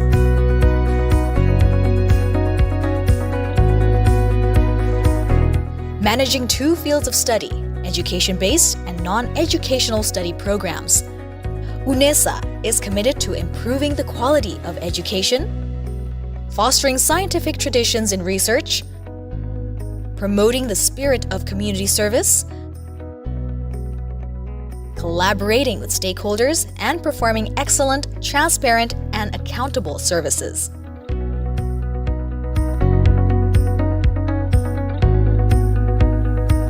Assalamualaikum warahmatullahi wabarakatuh. Selamat datang di Universitas Negeri Surabaya. Di usia ke-56 tahun ini, kami dengan bangganya mengajak Anda untuk lebih dekat dan mengenal tentang UNESA. Kami terus berkomitmen tidak hanya menyelenggarakan pendidikan terbaik bagi tenaga pendidik profesional masa depan, juga sangat berfokus untuk menciptakan lulusan yang berkarakter, tangguh, kreatif, inovatif, dan mampu berkolaborasi pada siapapun, berbudaya yang humanis dengan spesifikasi yang unggul dalam hal seni, olahraga, dan pendidikan disabilitas yang komprehensif. Education is not only the key of our existence, but also the spirit of struggle of UNESA. Becoming one of the campuses that organize teacher professional education programs that produce professional educators, UNESA is committed to organizing various empowerment programs as a stimulus to develop faculty members and student, research development, and innovative products as the solutions to problems in the society.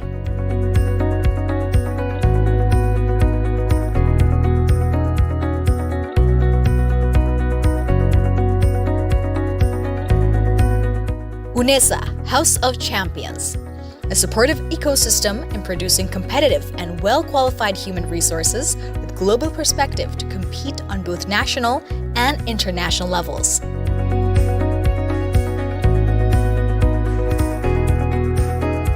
Collaboration is the key to progress in becoming a globally competitive campus.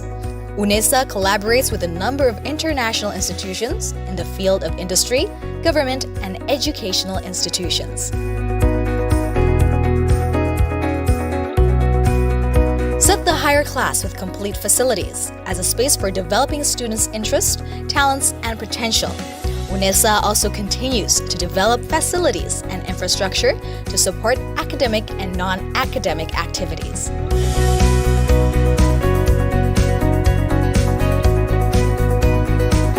Futsal International Sports Arena, Container Students Dormitory, Sports Center, Language Center, Graha UNESA, Student Activity Center, Jogging Track, Equestrian Field,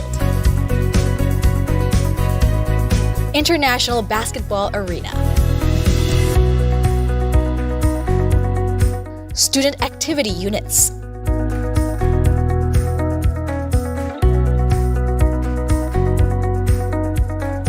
Art Development,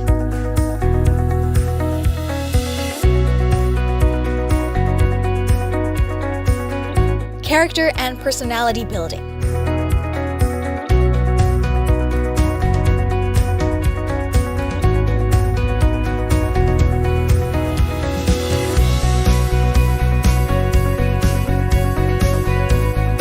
Sports,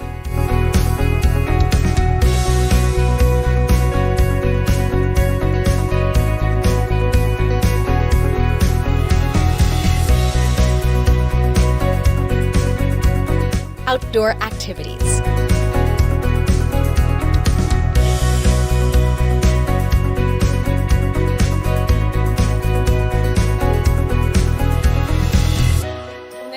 UNESA, UNESA, UNESA, UNESA, UNESA, UNESA, UNESA. UNESA, satu langkah di depan.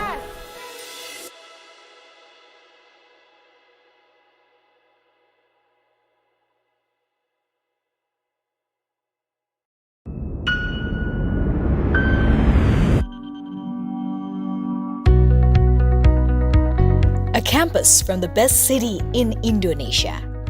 A city with a long history of struggle and heroism.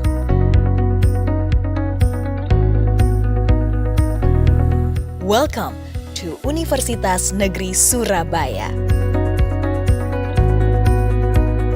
Founded in 1964 as a teaching institute for education under the name IKIP Surabaya, to be an educational institution that carries the mandate as a university that produces educators, along with the development of educational needs and the vast globalization era. UNESA maintains the spirit by establishing itself as a center for education development, preservation of traditional arts, sports science, and inclusive services for people with disabilities. Growing to be a leading university, UNESA now manages 7 faculties, consisting of 73 undergraduate study programs and 23 postgraduate study programs. Faculty of Sports Sciences,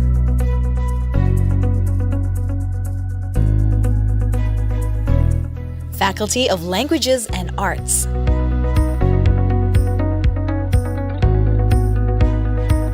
Faculty of Education Sciences,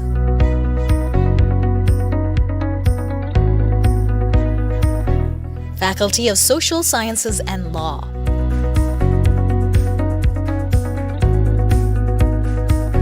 Faculty of Economics,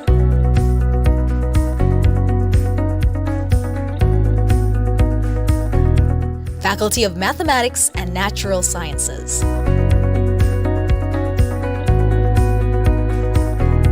Faculty of Engineering,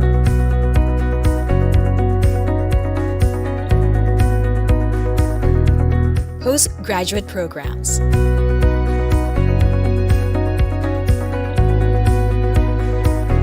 managing 2 fields of study, education-based and non-educational study programs. UNESA is committed to improving the quality of education, fostering scientific traditions in research, promoting the spirit of community service, collaborating with stakeholders, and performing excellent, transparent, and accountable services.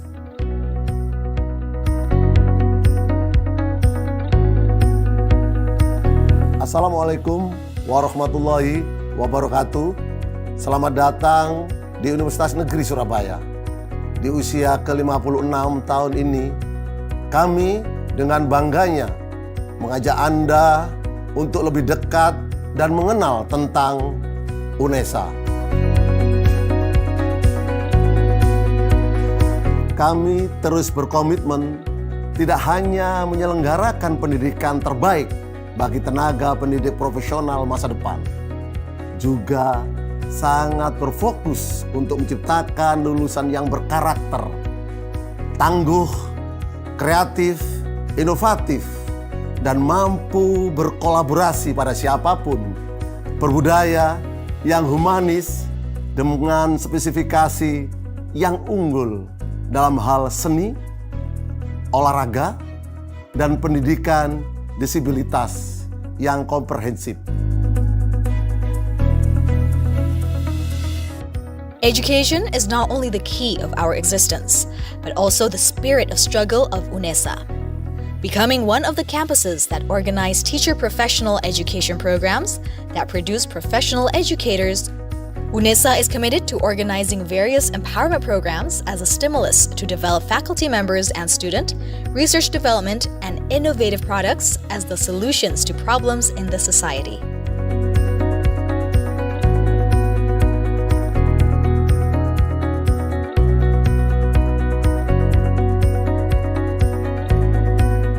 UNESA, House of Champions, a supportive ecosystem in producing competitive and well-qualified human resources with global perspective to compete on both national and international levels.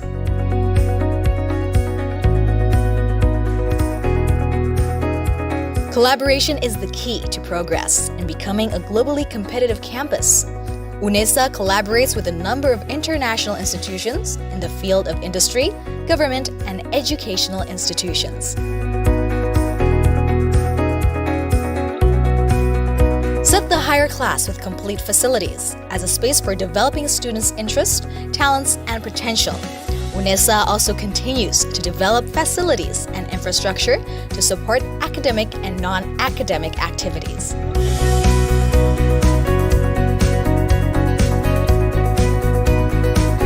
Futsal International Sports Arena, Container Students Dormitory, Sports Center, Language Center, Graha UNESA, Student Activity Center, jogging track, equestrian field, international basketball arena, student activity units,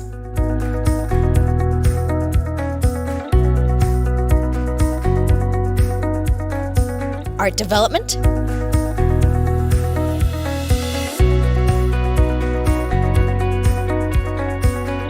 character and personality building,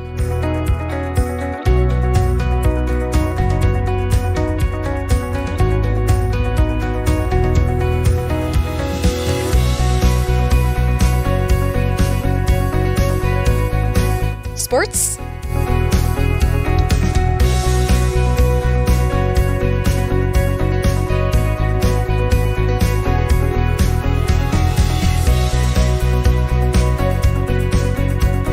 outdoor activities,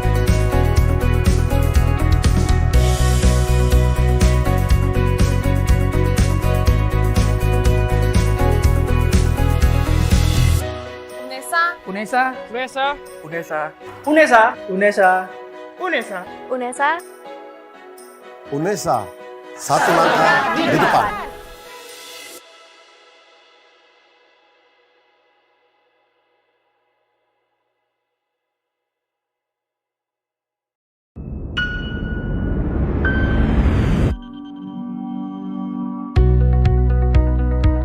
a campus from the best city in Indonesia, a city with a long history of struggle and heroism.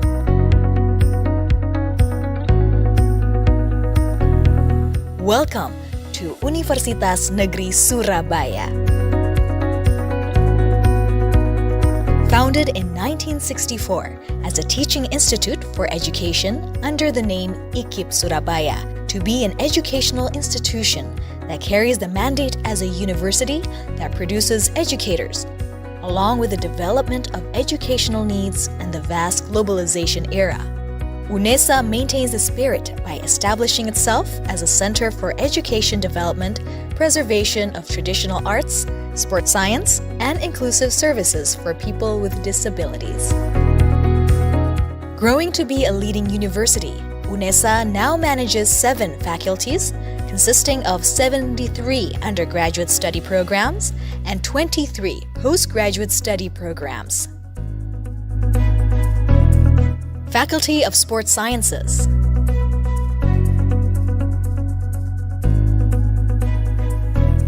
Faculty of Languages and Arts,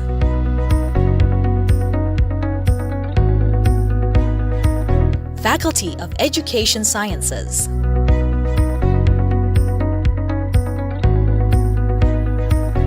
Faculty of Social Sciences and Law,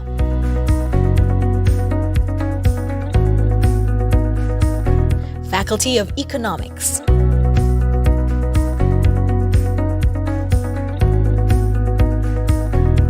Faculty of Mathematics and Natural Sciences,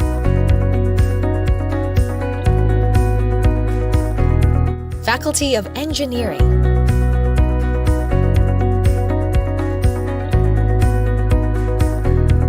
Postgraduate Programs,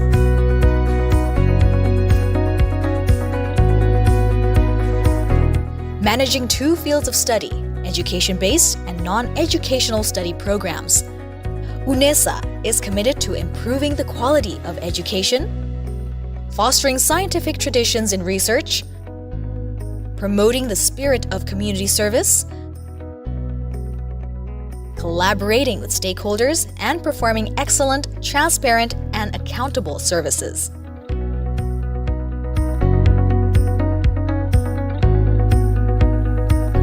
Assalamualaikum warahmatullahi wabarakatuh. Selamat datang di Universitas Negeri Surabaya. Di usia ke-56 tahun ini, kami dengan bangganya mengajak Anda untuk lebih dekat dan mengenal tentang UNESA. Kami terus berkomitmen tidak hanya menyelenggarakan pendidikan terbaik bagi tenaga pendidik profesional masa depan, juga sangat berfokus untuk menciptakan lulusan yang berkarakter, tangguh, kreatif, inovatif, dan mampu berkolaborasi pada siapapun, berbudaya yang humanis dengan spesifikasi yang unggul dalam hal seni, olahraga, dan pendidikan disabilitas yang komprehensif. Education is not only the key of our existence, but also the spirit of struggle of UNESA. Becoming one of the campuses that organize teacher professional education programs that produce professional educators, UNESA is committed to organizing various empowerment programs as a stimulus to develop faculty members and student, research development, and innovative products as the solutions to problems in the society.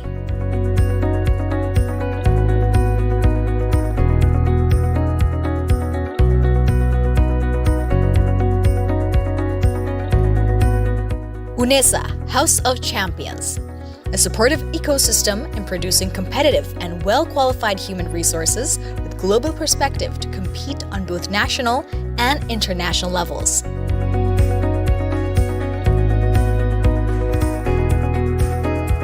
Collaboration is the key to progress in becoming a globally competitive campus. UNESA collaborates with a number of international institutions in the field of industry, government, and educational institutions.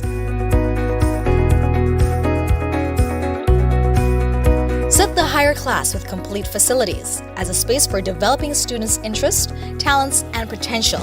UNESA also continues to develop facilities and infrastructure to support academic and non-academic activities.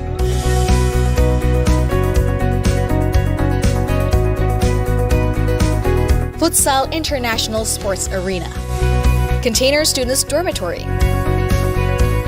Sports Center, Language Center, Graha UNESA, Student Activity Center, Jogging Track, Equestrian Field, International Basketball Arena, Student Activity Units,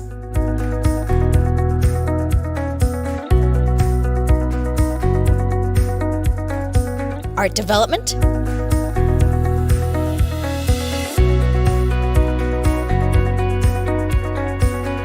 Character and Personality Building,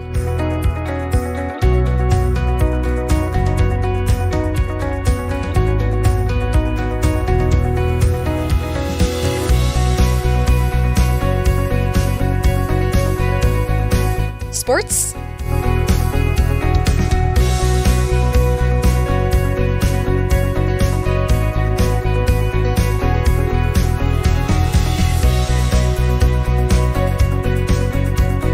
outdoor activities.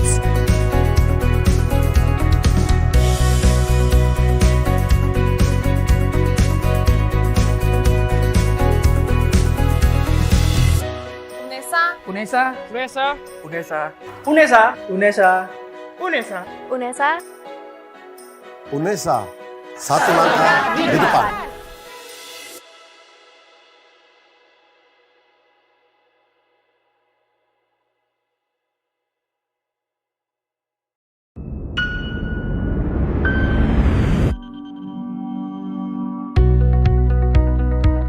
A campus from the best city in Indonesia. A city with a long history of struggle and heroism.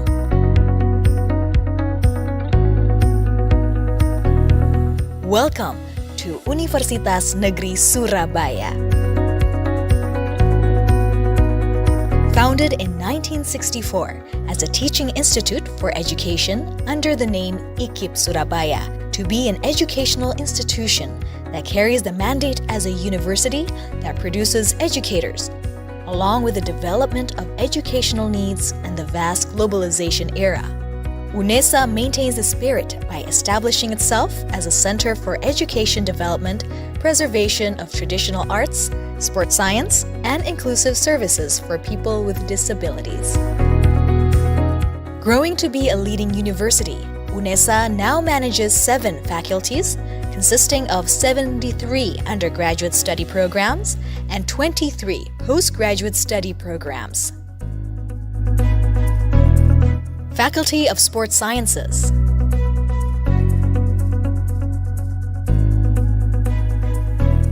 Faculty of Languages and Arts,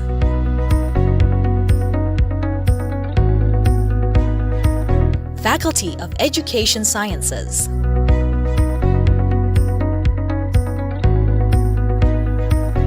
Faculty of Social Sciences and Law,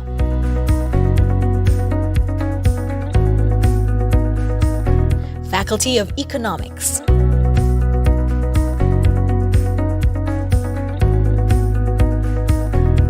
Faculty of Mathematics and Natural Sciences,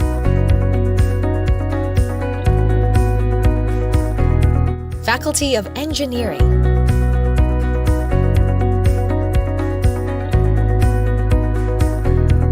Postgraduate Programs,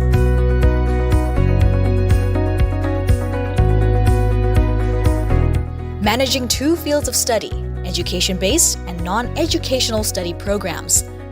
UNESA is committed to improving the quality of education, fostering scientific traditions in research, promoting the spirit of community service, collaborating with stakeholders, and performing excellent, transparent, and accountable services.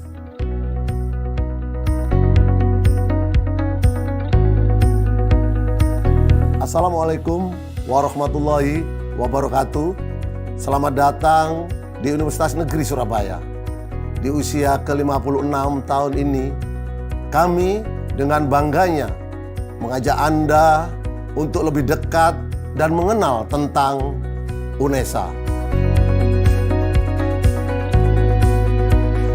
Kami terus berkomitmen tidak hanya menyelenggarakan pendidikan terbaik bagi tenaga pendidik profesional masa depan, juga sangat berfokus untuk menciptakan lulusan yang berkarakter, tangguh, kreatif, inovatif, dan mampu berkolaborasi pada siapapun, berbudaya yang humanis dengan spesifikasi yang unggul dalam hal seni, olahraga, dan pendidikan disabilitas yang komprehensif. Education is not only the key of our existence, but also the spirit of struggle of UNESA. Becoming one of the campuses that organize teacher professional education programs that produce professional educators, UNESA is committed to organizing various empowerment programs as a stimulus to develop faculty members and student, research development, and innovative products as the solutions to problems in the society.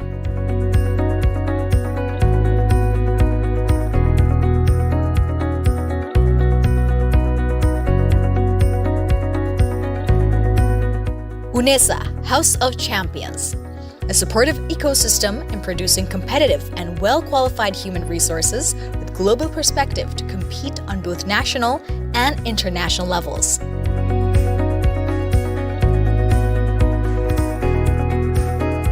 Collaboration is the key to progress in becoming a globally competitive campus. UNESA collaborates with a number of international institutions in the field of industry, government, and educational institutions. Set the higher class with complete facilities as a space for developing students' interests, talents, and potential. UNESA also continues to develop facilities and infrastructure to support academic and non-academic activities.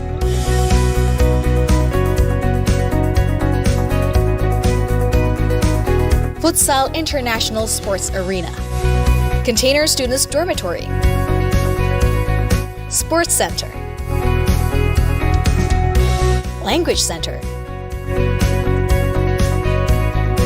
Graha UNESA,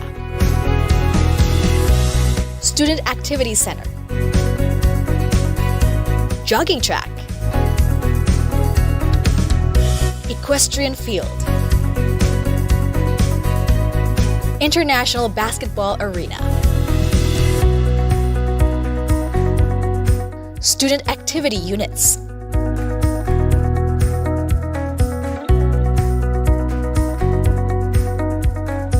art development,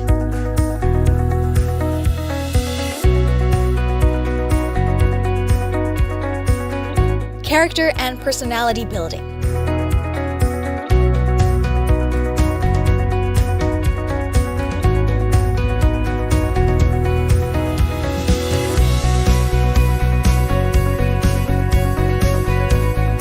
sports,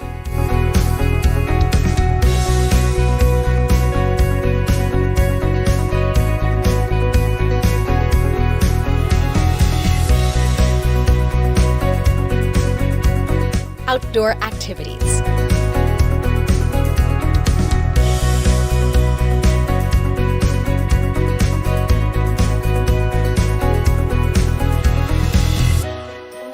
UNESA, UNESA, UNESA, UNESA, UNESA, UNESA, UNESA.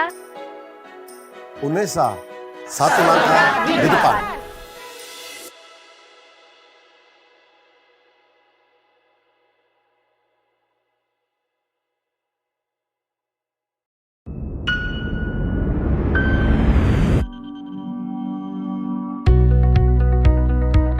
a campus from the best city in Indonesia, a city with a long history of struggle and heroism.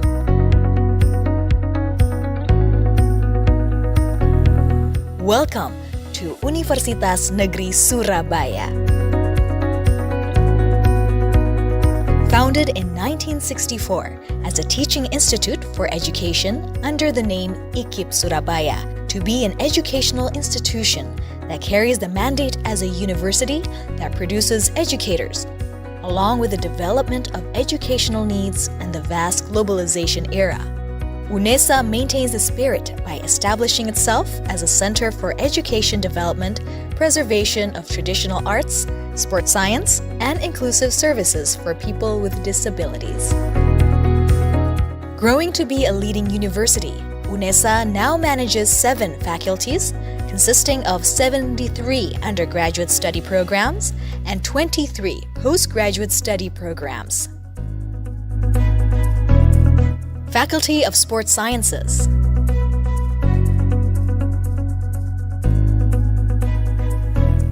Faculty of Languages and Arts,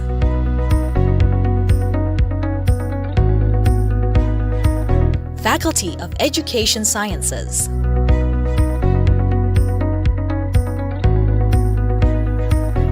Faculty of Social Sciences and Law,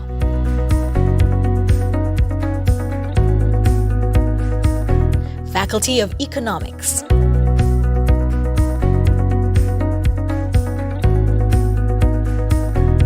Faculty of Mathematics and Natural Sciences, Faculty of Engineering,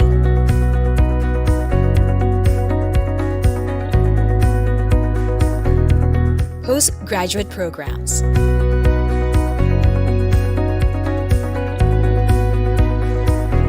managing 2 fields of study, education-based and non-educational study programs. UNESA is committed to improving the quality of education, fostering scientific traditions in research, promoting the spirit of community service,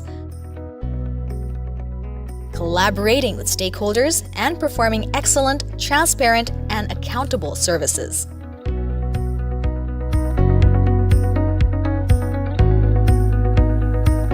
Assalamualaikum warahmatullahi wabarakatuh. Selamat datang di Universitas Negeri Surabaya.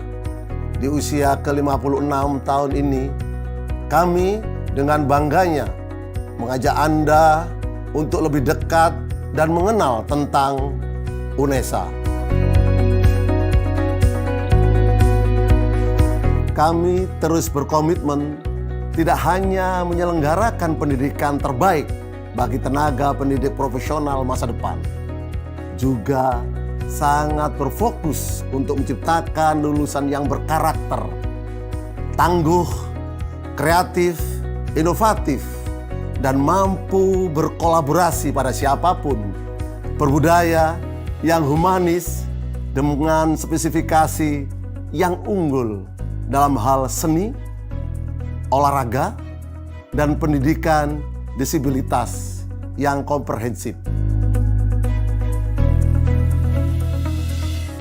Education is not only the key of our existence, but also the spirit of struggle of UNESA. Becoming one of the campuses that organize teacher professional education programs that produce professional educators, UNESA is committed to organizing various empowerment programs as a stimulus to develop faculty members and student, research development, and innovative products as the solutions to problems in the society.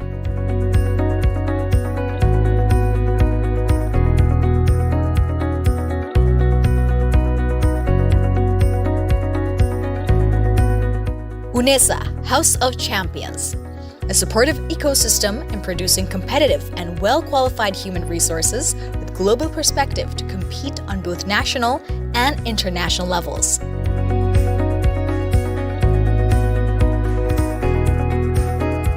Collaboration is the key to progress in becoming a globally competitive campus.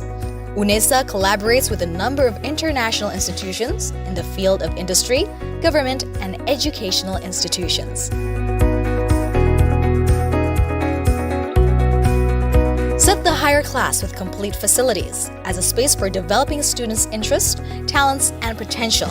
UNESA also continues to develop facilities and infrastructure to support academic and non-academic activities.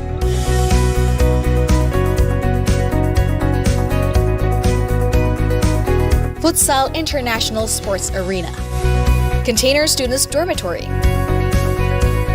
Sports Center, Language Center,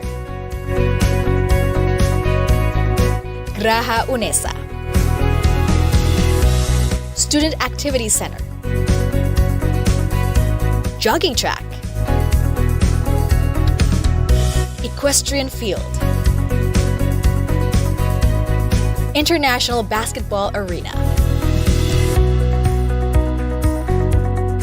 Student Activity Units,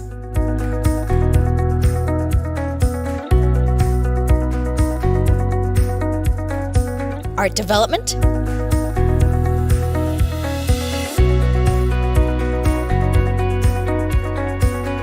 Character and Personality Building,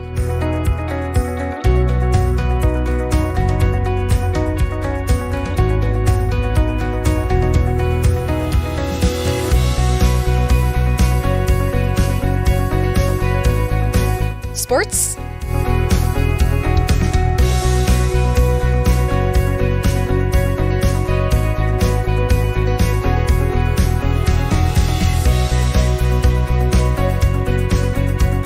outdoor activities,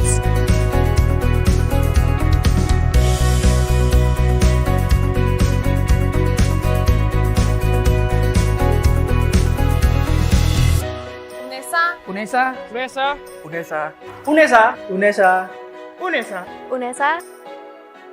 UNESA, satu langkah di depan.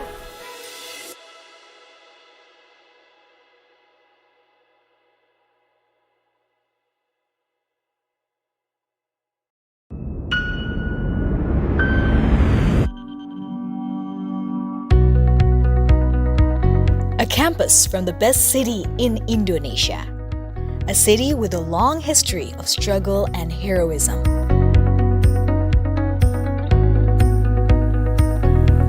Welcome to Universitas Negeri Surabaya. Founded in 1964 as a teaching institute for education under the name IKIP Surabaya, to be an educational institution that carries the mandate as a university that produces educators, along with the development of educational needs and the vast globalization era. UNESA maintains the spirit by establishing itself as a center for education development, preservation of traditional arts, sports science, and inclusive services for people with disabilities. Growing to be a leading university, UNESA now manages 7 faculties, consisting of 73 undergraduate study programs and 23 postgraduate study programs. Faculty of Sports Sciences,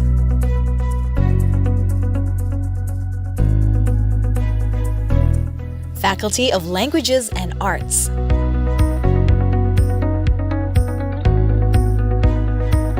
Faculty of Education Sciences,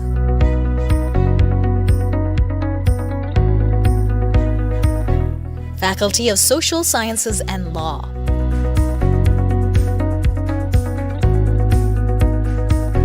Faculty of Economics,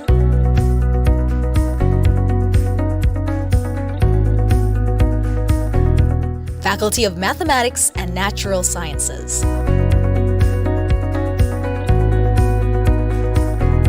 Faculty of Engineering,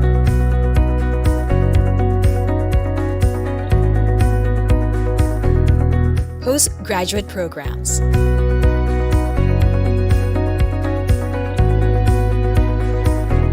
managing 2 fields of study, education-based and non-educational study programs. UNESA is committed to improving the quality of education, fostering scientific traditions in research, promoting the spirit of community service, collaborating with stakeholders, and performing excellent, transparent, and accountable services.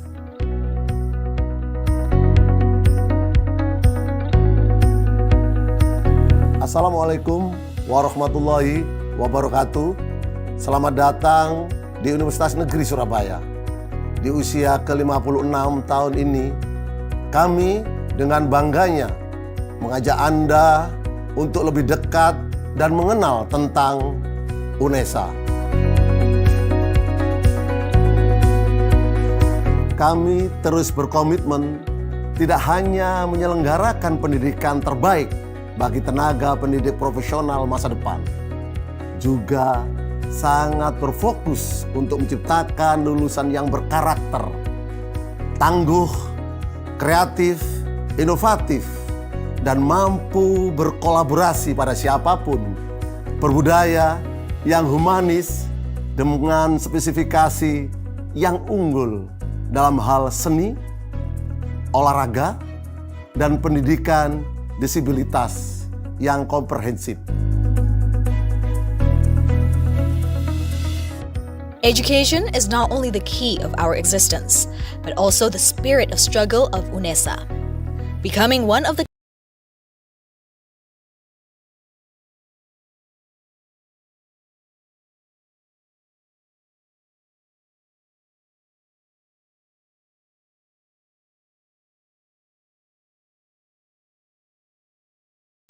(2021). So we thank you very much for your cooperation during the opening ceremony this morning, and also the first plenary session. We had a fantastic discussion, and also we have a parallel discussion with the invited speakers and the presentations parallel sessions this morning. So we do hope we had a great time during the first session this morning, and again we do hope we'll have the same spirit and passions for these afternoon sessions. Okay, so professors, delegates, and ladies and gentlemen, so for this afternoon, we will have 2 sessions. So we have the second plenary sessions with the 2 speakers, and also we have parallel sessions with 3 invited speakers. Later on during the parallel sessions, you will be invited to join parallel discussions with the invited speakers and then proceed to the respective rooms for presentations as set by the committee through the breakout room notifications. Okay, so professors, delegates, ladies and gentlemen, so we proceed to the second plenary sessions. So for the second plenary session, so we will have 2 speakers. Would like to say thank you very much, Professor Dr. Zulkardi of Universitas Sriwijaya Palembang, donation. Thank you very much. Also, would like to say to Dr. Wanti Wijaya from the Akin University, Australia. So for this plenary sessions this afternoon, our colleagues, Ibu Rosalina Ekawati PhD, the head of Mathematics Education Program of State University of Surabaya, will be serving as the moderator for the second plenary session. So, Ibu Rosalina, are you with us this morning, this afternoon? Sorry. Yes, okay, thank you, Pak Sueb. Okay, so I would like to hand the skin to you, Bu Rosalina, for the second plenary session. Okay, thank you, Pak Sueb. Good afternoon. Assalamualaikum warahmatullahi wabarakatuh. Waalaikumsalam warahmatullahi wabarakatuh. Salam sejahtera bagi kita semua. Om Swastiastu, Namo Buddhaya, salam kebajikan, UNESA satu langkah di depan. Ladies and gentlemen, first of all, I would like to welcome you again to the second plenary session of the first joint conference CDR and STEACH 2021. My name is Rosalina Ekawati as moderator of the second plenary session. Before we start the presentation, and in order to avoid any disturbance during the presentation, I would like to ask your permission to let our committee to change your microphone to mute mode.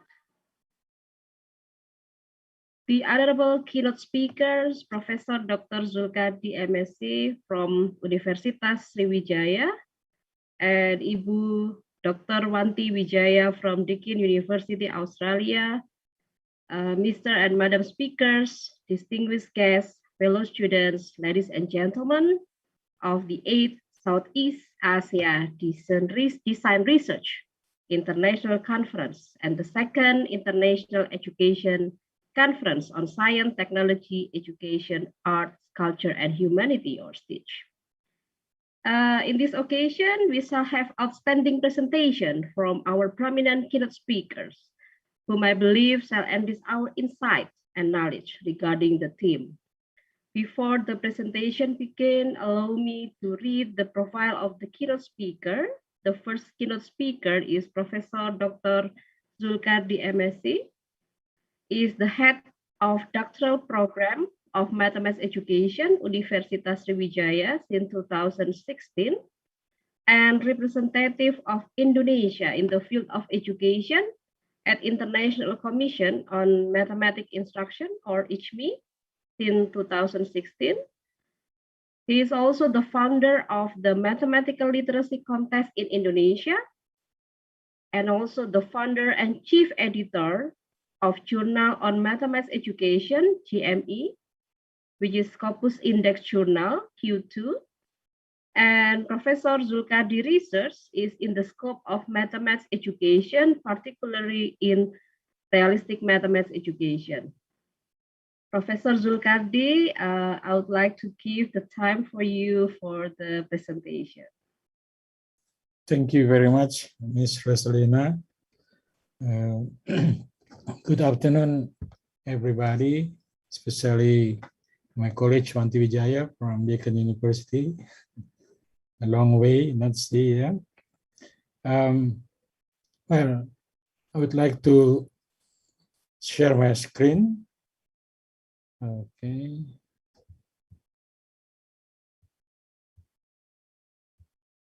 Yeah. Can you see it, Rosin? Yeah, okay. Yes, Prof. Thank you very much. So I'm focused on the design of numeracy using context COVID-19. That's my research recently. But of course, as an initiator of CDR, I will, let's say, flashback a little bit about what is CDR. Yeah? Oh, this is my short CV. It's already mentioned by Rosalina. Rosalina is one of PhD in realistic mathematics education, supervised by Professor Pulai Lin, yeah, from Taiwan. The agenda is about history of CDR and Pisasok of Indonesia, and then focus on the context and examples. Yeah? Well, the story of CDR conference up to now is already 8. The first three CDR in University of Sriwijaya, actually in collaboration between Utra University, UNESA, and also UNSRI, and relating to the INPOME program. And, and the fourth and the rest is a consortium moving around from Padang, Banjarmasin, Aceh, last 2 years Yogyakarta, last year because of COVID, of course, it's delayed up to now in UNESA. Yeah? And where is the next? I think up to now we not make a decision yet, but perhaps can be in UNSRI or Deakin University, because Wanti already mentioned during the time, yeah, for the next host of the CDR. Okay, on tribute to this morning, I really appreciate to Professor Siti Amin. Yeah? So I tried to find a book, The Decade of PMRI in Indonesia, in which in 11th chapter, Bu Siti Amin and Pak Gatot, Kepala Sekolah, I think, writing about PMRI's journey in Surabaya. So that's very nice book, I think, and this is also available online. And so the participant can download this book. Yeah. Also about CDR, of course, we are talking about developmental research and also design research. And most of the discussion can be read on the Educational Design Research book by Kerr, Grappenmeyer, McKinney, and Evan. And the rest, or the new one, is written by Bakker, Design Research in Education. It's a very nice book for a graduate student, also for the teacher educators, about developmental research and also design research. Then I'm going to talk about the products of design research that our team, especially in University of Sriwijaya, initiate. The one is a journal on mathematics education. Now it's a top 10 in the world, I think. Scopus Index and Simago Q2, and top one in Indonesia. That's also as a result of the development research after 10 years. Yeah? Second one, of course, CDR. This is also as a product of the development research, because every year we try to increase the quality, improve the quality of the conference. We also have the PMRI Center, of course, in UNSRI and all over the LPTK, about 13 in Indonesia. But in UNSRI, we have a special master and PhD on mathematics education, realistic mathematics education, or PMRE. We also have some monograph and books about continuity of the PMRE in Indonesia. And of course, the new line of operation is a PISA, designing PISA-like tasks, and now it's a numeracy or mathematical literacy. It's a new research area. Okay, I will coming back to that products in the end, but now I'm more focused on what I'm did the last 2 years about PISA. It started by PISA SOC in Indonesia. Well, about 4 ministers, and the last one is Pak Nadiem, make a big change by changing the national exam to the national assessment. That means the exam is not for, let's say, for the grade, but only for the improvement, or the what we call improving the quality of the school. Yeah? So that's very good move by Pak Nadiem. And also PISA now including in the what we call in the Renstra in Indonesia. Yeah, so that's why President Jokowi even also mentioned about how to improve the PISA score, because this is really about the what we call in the G20, yeah, PISA sometimes in the OECD also is a big discussion about how can we improve the quality of the future leader, or student in the grade or in the age 15. Okay, and the new framework of PISA is actually PISA 2021, but because of delay, now moved to the PISA 2022. Eh? Of course, the component of the framework still context is about personal, occupational, societal, and so scientific. And the content is you can see in the middle, there is a problem-solving process, formulation, employ, and also interpret and evaluate. And in the middle, really focus and stress on the mathematical reasoning. And this is the core content of the mathematics in quantity, uncertainty and data, change and relationship, and also space and shape. And about the competence, so the context, content, and the competence more focused on the 21st century skills. Yeah, some of them is critical thinking, creativity, communication, and so on. Now, the focus of my talk today is about some new real context and more focus on the content of uncertainty and data. The first one's context, am I normal? Okay, this is the new context. Normal mean, well, the standard being held because relating to the context or pandemic, but number and data talks. And also what the last second is not to discuss, but just to mention if there is any Q&A. Okay, am I normal? Well, because of the pandemic, you know, last 2 years, a little bit scary situation, you know, we are really care about our health.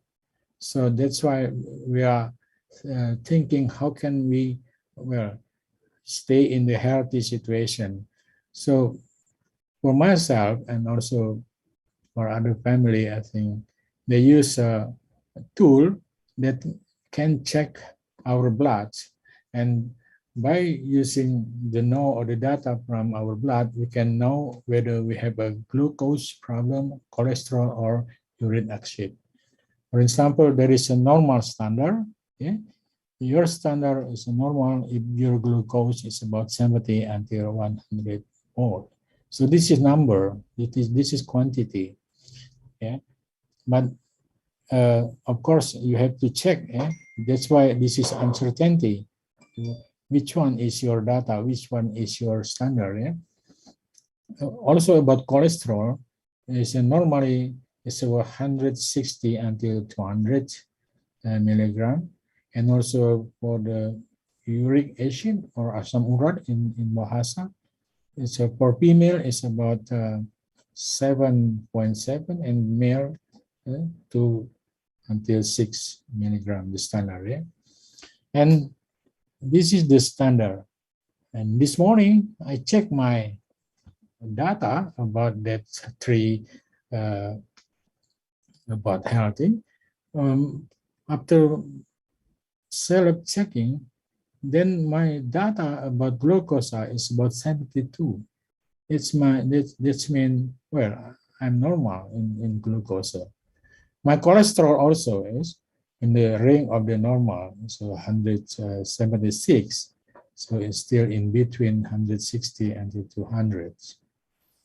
But the one, what we call uric acid, my data is about 8.3, while the maximum is about 6, yeah? Or even 7. Yeah. So that means I have problem with the asam urat or uric acid.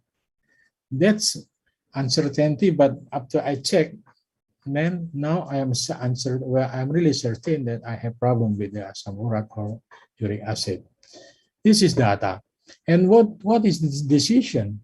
Then I have decision. I have to wear or, well, to be careful with the food that really can improve or make the uric acid become more bigger. Yeah, so I have to not to eat gado-gado too much or peanut butter too much. Yeah, so that's kind of a decision. This is make me, let's say, safe. Yeah, because I already know the data and I have make decision for my health. That's one of the example. Then the other one is about number talks. Yeah, as we know that from internet nowadays, about more than 50% now internet, online data, is really about data, about number, especially for instance about the coronavirus crisis. For instance, this one we can see from the website of the Worldometer, and the cases in the world and also the cases in Indonesia. You can see from the number. Yeah, we can see. Yeah, we can ask the student to not teach what the meaning of this data, and to make a question, to ask them what they're curious about the data. Yeah? Of course, in the end, they have to aware and be careful because the number of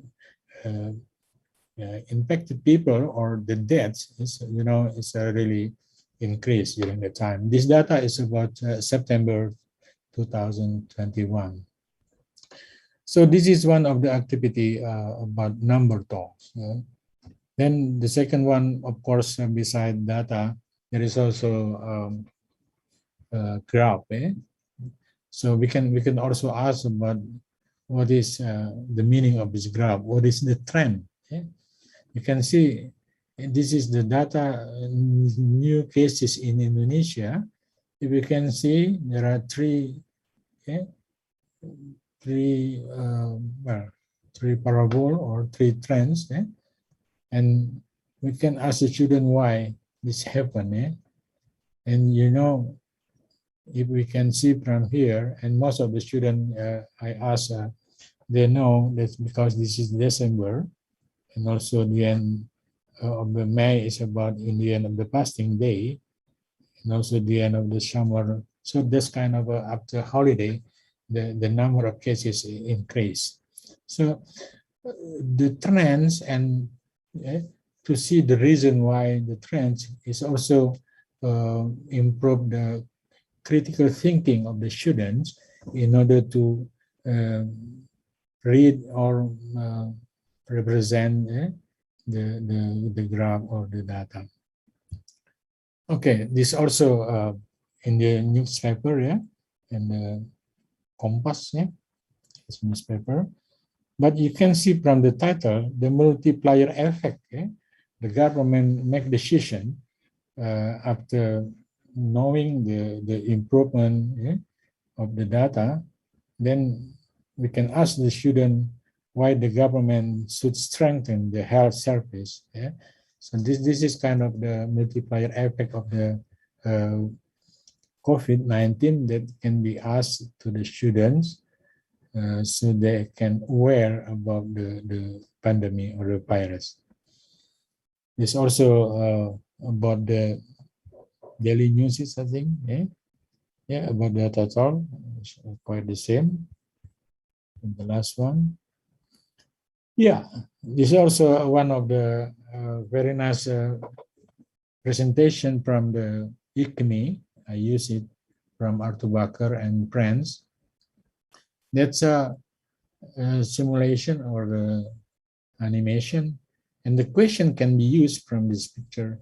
How can or why the curve is flatted? And what is the difference between mitigation or without mitigation and with mitigation? So that is kind of a question or task that can be guide the student to make reasoning. Okay, this also one of the publication of my students, the MBS student. Wano Nusantara. It's about Visual Command Study, about panic buying, also multiplier effect dari COVID-19. And this is one of the student contribution or student solution to the problem. Yeah. Okay, this also a nice example.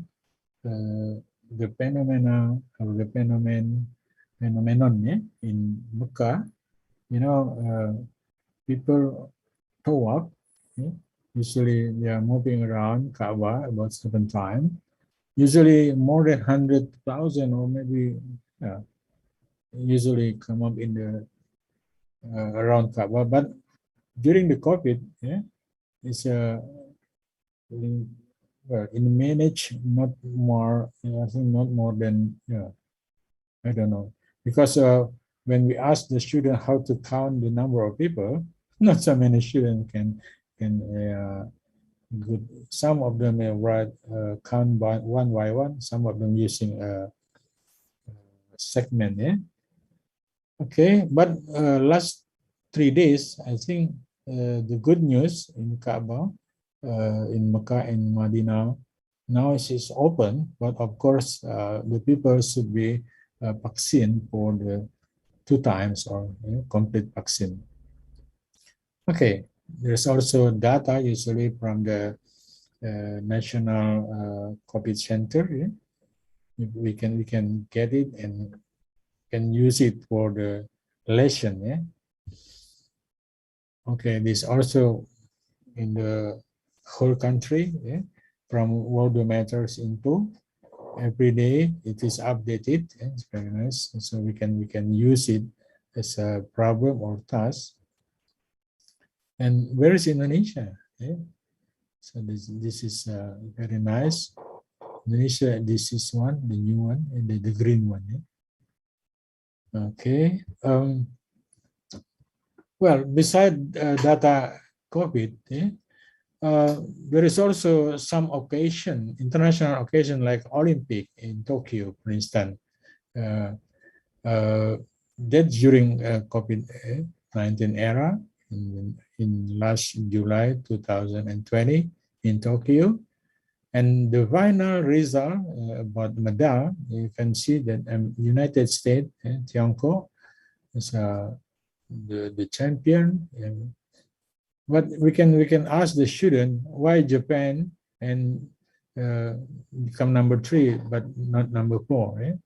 Because the total of the medal is less than Britain and Raya. Eh?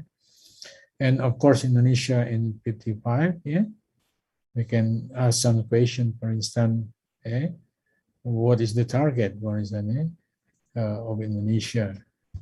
Of course, and what is the gold medal? And number of questions can be used, because this is really a big challenge for the every 4 year Olympics. Okay, this also what we call scavenger hunt. Yeah, in COVID area or COVID era, I use well, not myself, but a lot of teacher can also use the scavenger hunt. That's when we ask the student to think and to find or to gather, like a pemulung in bahasa Indonesia, to find something that really relating to the mathematics in their area or their home. So this is one of the example of my teacher educator students. They use a rubber, because in South Sumatra a lot of rubber.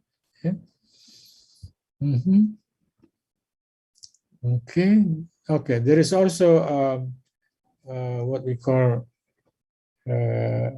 big discussion in the last ICME in July in Shanghai, especially in the discussion Baker and Panchai, Ji Panchai. They are making what we call survey about the pandemic. Has the pandemic changed your view on the themes of mathematics education research for the coming decade? If so, how? And the result, this is the result.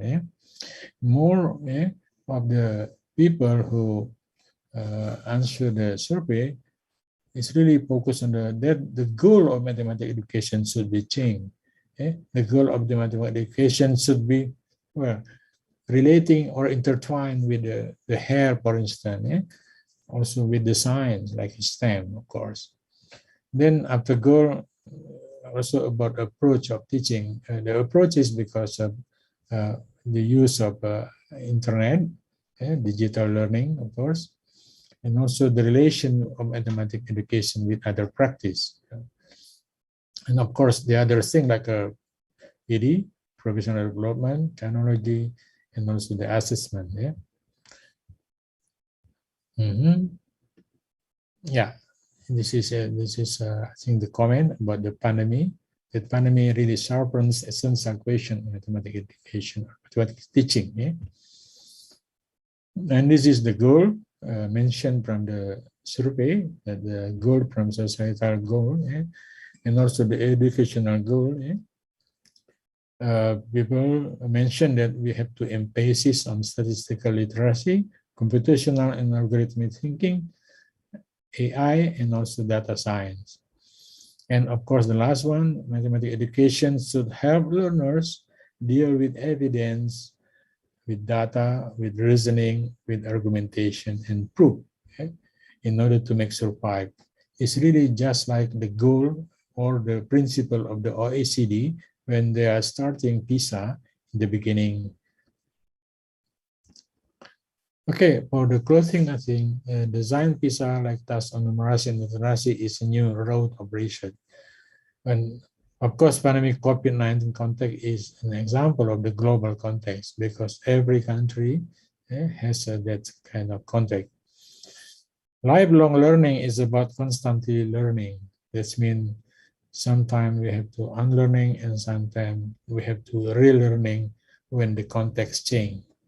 During the COVID-19, of course, the context, this is new context. Of course, we have to use it as a thing that we can learn, even the multiplier effect of the COVID, just like the relating to the hair, for instance, we have to learn it.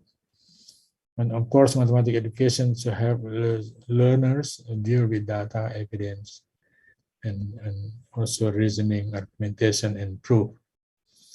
Yeah, I mentioned that in the end, I will, let's say, just display a number of products from University of Sriwijaya. This is about journal. This is journal. Of course, perhaps maybe some of the participants want to know. This is journal that's already in the Q2. And this is primary and business center in Unsri. We have S3 in the primary. We also have what we call collaboration with Utra University and also contest literacy mathematics education. In the doctor program on primary, we have a website. You can find out the information about the PhD level.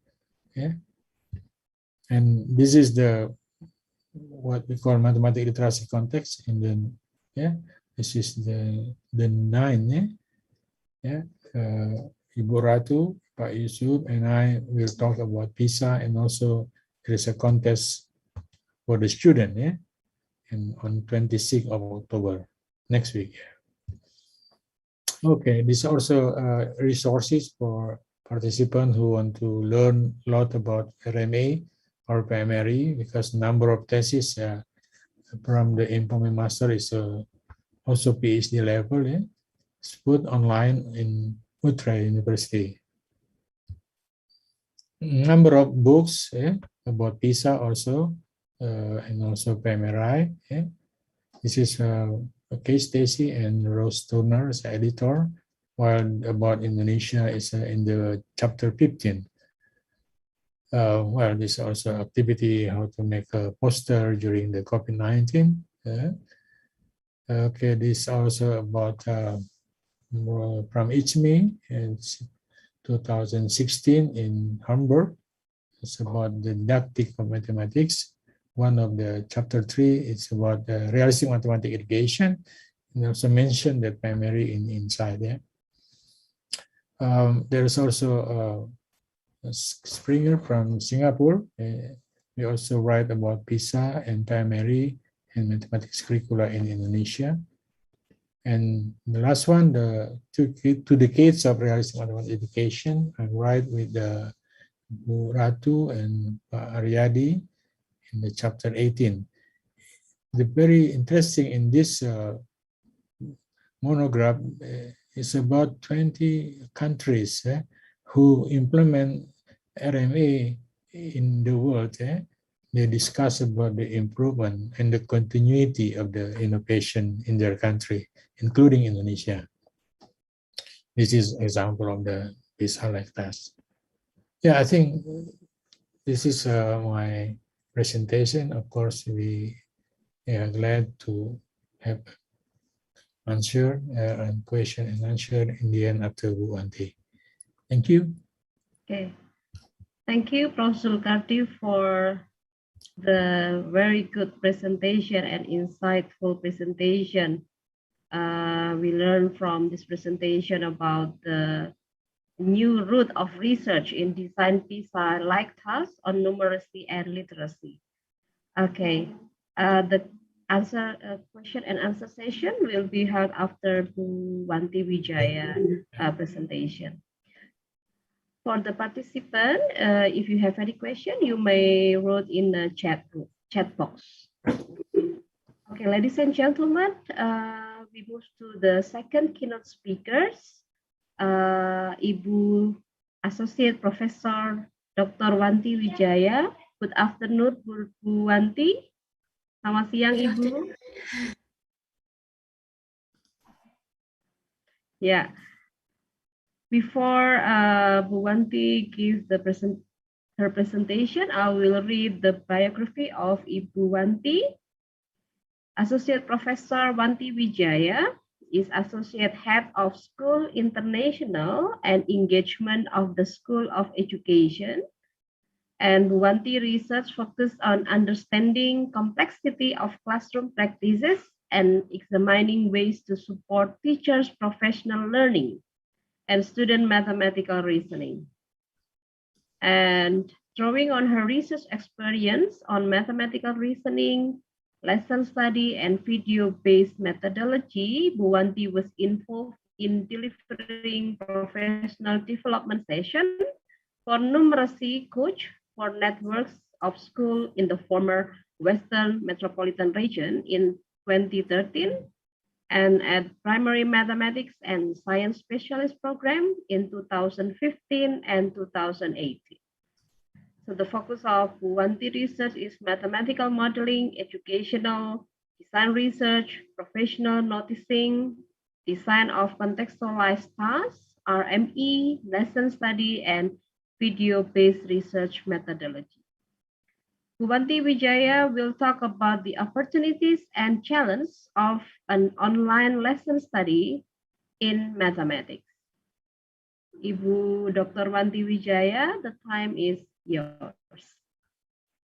Thank you, Bu Rosalina. Can you hear me okay? Yes, yeah, okay.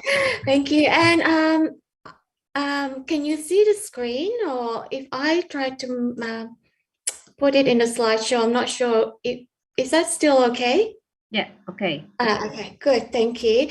Okay, thank you for the opportunity to actually present some of the reflections from sort of like a cycle of development and teaching experiments of this online lesson study unit.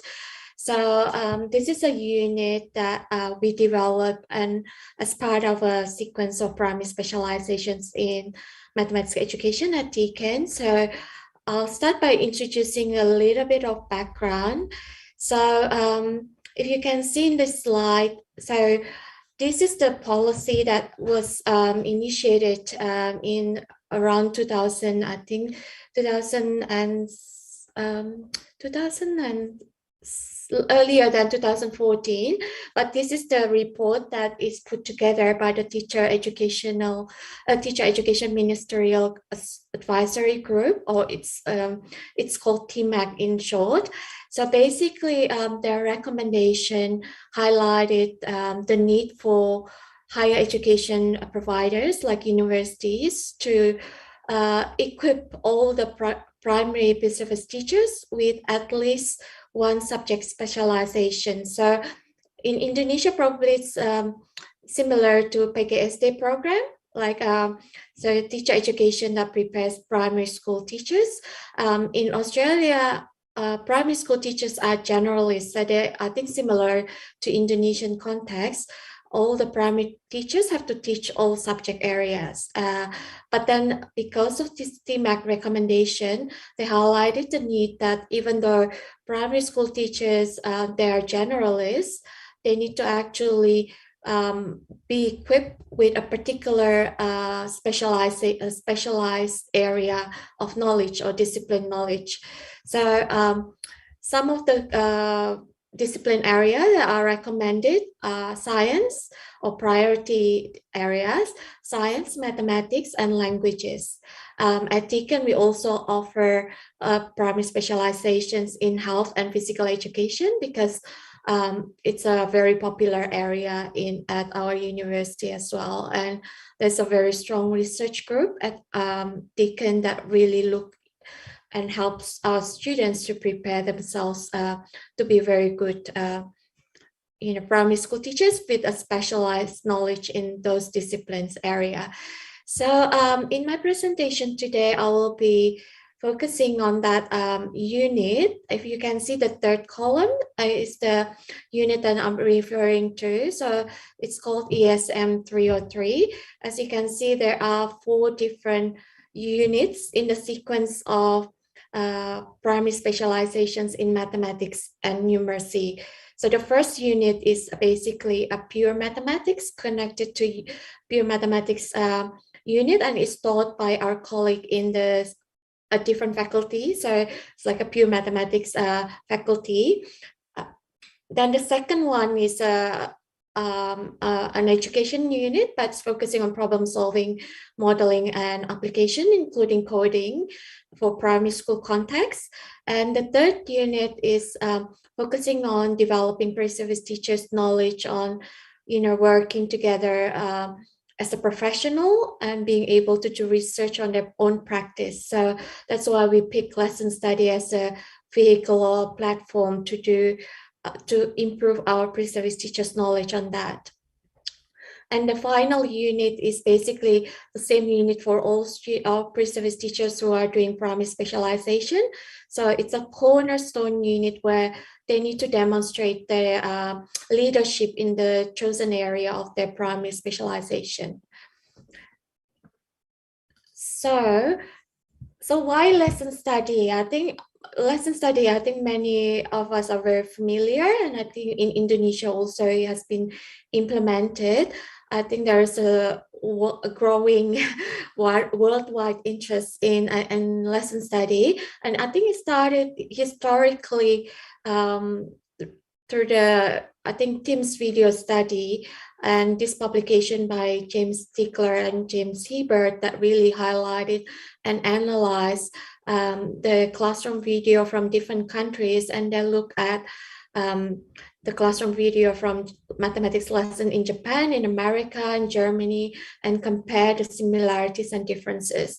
And from that, they really look at why Japanese classrooms are very unique, and in terms of very strong focus on problem solving and giving students opportunities to really develop that skills, very carefully planned lessons and well-structured lesson.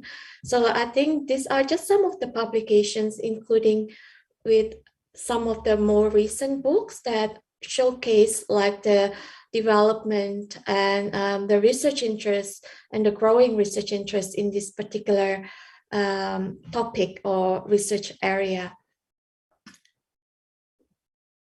Let me see. Okay, next slide.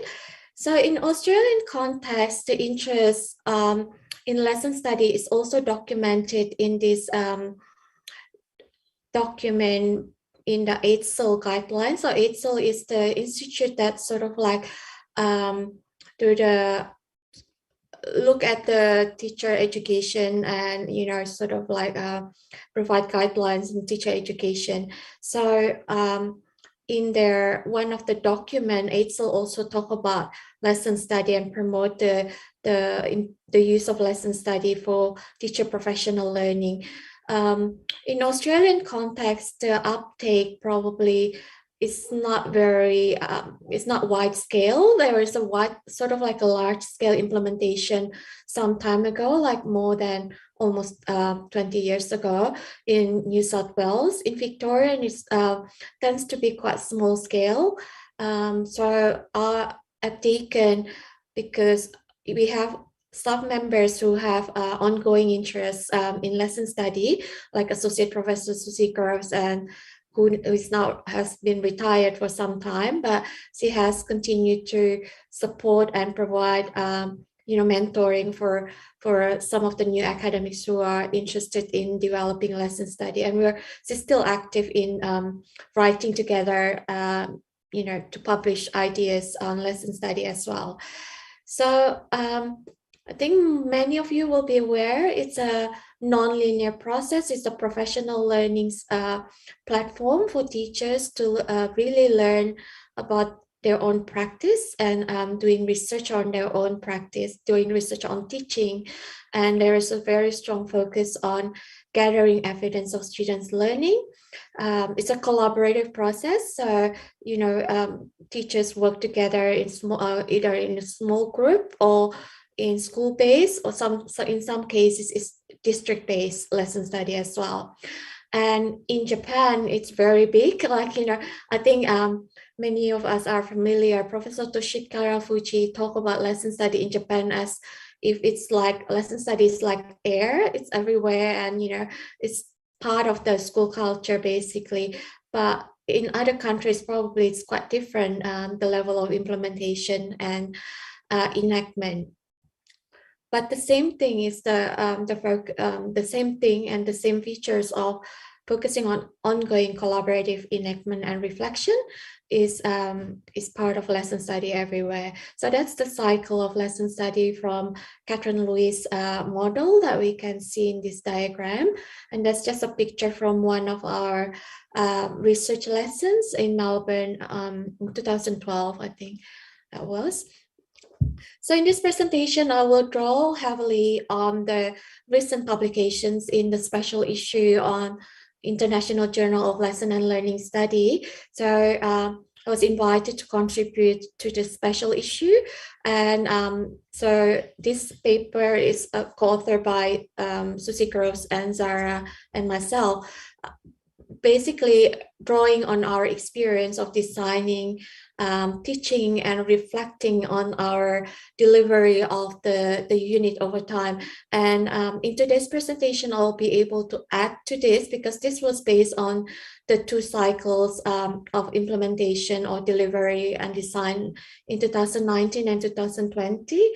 So this year, I just completed the trimester of the same unit in 2021. So I'll be able to talk a little bit more about what we did differently this year. In my reflection, I draw on this notion of teaching is by James Stiegler and James Heber, that talks about teaching is a cultural activity. So when we are teaching, we are governed by basically cultural scripts. So even though lesson study was originated in Japan, when it's implemented in different countries, obviously the different cultures will have will bring different nuances and different sort of like layer of adaptations and implementation.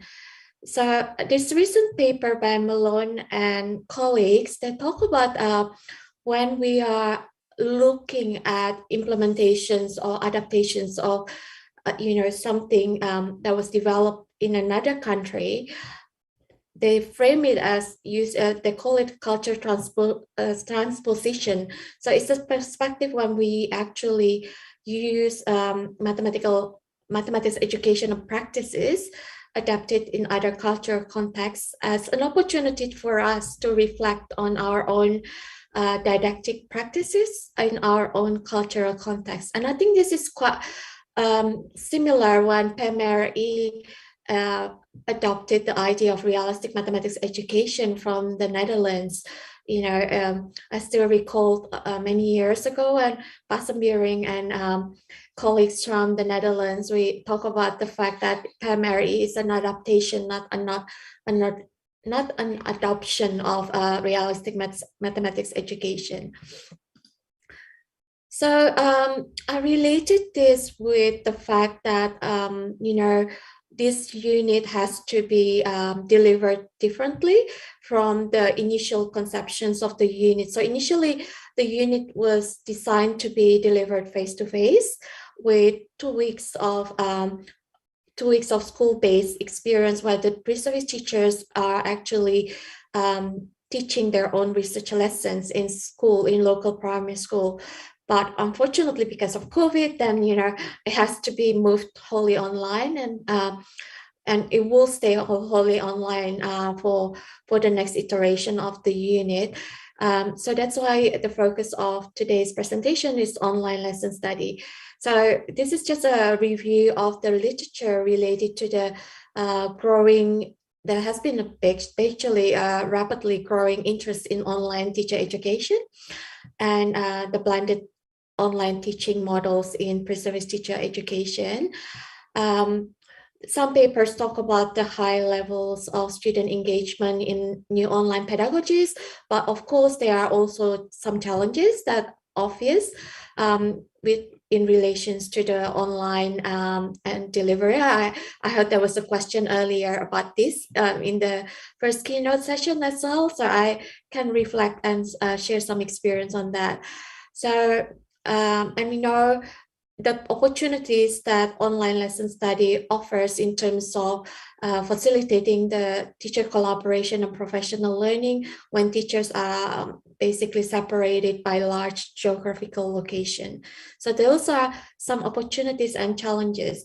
In terms of our context, so this unit is delivered for students across 3 different campuses. So in Melbourne, Geelong, and Warrnambool. So they can have basically 5 different campus location, including Cloud, which is wholly online. But for the purpose of this unit, this course, we talk about the 3 different campuses, and they are separated by about 300 kilometers, like Melbourne and Warrnambool. So it's pretty big, like the distance. So that's why when we designed this unit, so I talked earlier about the delivery of the first unit.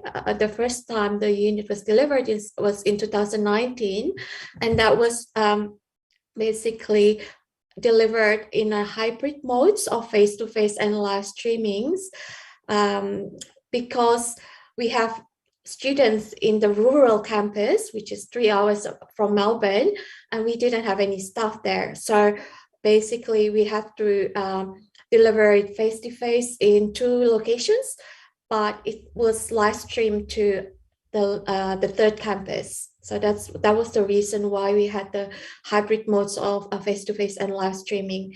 There were 41 pre-service teachers, 2 weeks school-based. So we were able to do the 2 weeks school-based in a primary school context, primary school setting, where pre-service teachers actually carried out their research lessons.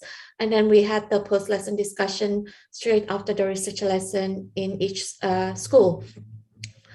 Unfortunately, COVID-19 hit so in March 2020. So Melbourne went to lockdown, I think, and so many other places went into lockdown. So we had to shift the delivery of that unit to wholly online. And for that year, we decided to actually do a pre-recorded lecture for 1 hour or 40 minutes. And then the pre-service teachers will participate in weekly online seminars. So that's synchronous. the pre-recorded lecture is the asynchronous modes of delivery. So I won't read the detail, but that's the information about the number of pre-service teachers, and also in place of the live research lessons, we actually use the pre-recorded research lessons taught by primary school teachers in Geelong. And then we played it in week 9. And that week, the pre-service teachers, we made that week as a compulsory attendance because it relates to their observation of the research lessons and the post-lesson discussion. 2021, initially we planned to have it back face-to-face. So at Burwood, we were able to meet face-to-face in week 1, but then we went back into lockdown again because of the COVID cases. So for the rest of the trimester, everything went online again. So, but we learned from 2020. So it was sort of like, kind of like we were much better prepared, and we continue with the use of the pre-recorded research lesson. We made some changes in terms of the structure of the week for the post-lesson discussion. We push it back, and the structure of the week for the guest lecture. So when we analyze the structure of the lesson study as we plan over the years, this is basically the topics that is covered and the learning activities, as you can see. The way we design the unit is we try to actually model or try to be as close as possible to make sure that the pre-service teachers experience the fidelity of the key features of lesson study. So there is a very strong emphasis on researching teaching material and spending a lot of time for pre-service teachers to really have that hands-on experience of solving the problem, engaging the structured problem solving, analyzing evidence of students' learning. One of the challenges that I will talk later on is about how to actually facilitate the whole class discussion when we have to do it online. It's actually quite challenging. It's not as easy as face-to-face because I'll show it to you later on with the examples. So with the structured problem solving approach, we draw on obviously the key literature. For example, Professor Akihiko Takahashi documented the characteristics of Japanese mathematics lessons, which provide opportunities for students to reinvent mathematics for themselves, similar to the idea of the realistic mathematics education. So we try to give that experience by really engaging our pre-service teachers with solving the problem themselves and then anticipate possible student solutions. And we do it quite systematically in designing really the problem and the key activities. Oh, sorry, I went too fast, I think. So these are just some of the slides to highlight the online activities that we did with our students and the key resources that we draw on. So we draw on quite heavily on for example, the video resources from Lesson Study at Mills College or the Lesson Study Alliance.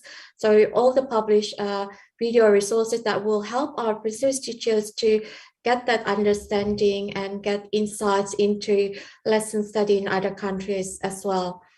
That's the bottom part is our Zoom interactions during the seminar. We are not allowed to show our students' faces, so that's why I put the block there. In terms of getting online engagement, what we did in 2020 and this year when we had to shift online is to really start the seminar every week by getting them to really reflect on the readings and the lectures, the pre-recorded lectures in 2020. But 2021, we didn't have the pre-recorded lecture. We actually had 3-hour seminar. So we did the lecture and the seminar together. but we still get them to reflect and then brainstorm on the key ideas from the reading or from the other resources, because we put also weekly activities like video clips and other resources for them to have a look. So these are just some examples where we put sort of like key prompts for them to really reflect and guide their reflection and scaffold their learning. And then we invited them to share orally. The other thing that is quite strongly structured in our unit is the use of really getting pre-service teachers to use evidence of students' work and really look at analyzing evidence of students' work, try to understand if there are any misconceptions, for instance, that are evident. But also in this example, in this slide, we can see the activities are actually getting groups of pre-service teachers to look at the different student solutions and think about how would they choose to sequence the student solutions in the whole class discussion. So which solutions will they choose to go first, second, and third, and fourth, and so on, and why they selected those sort of like sequences.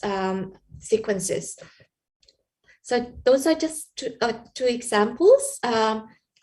This is a slide to give you an overview of the different resources that we put together in our web pages for our pre-service teachers to access throughout the trimester. So they actually can access the video resources, and then they can, go there and then look at, for example, this week is focusing on the band show and whole class discussion and how to sequence and facilitate students learning during the whole class discussion.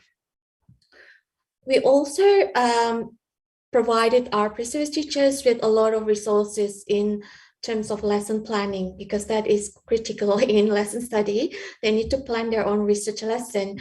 And last year and this year, because of COVID, they were not able to go and teach their own research lesson, and they had to watch the pre-recorded research lesson.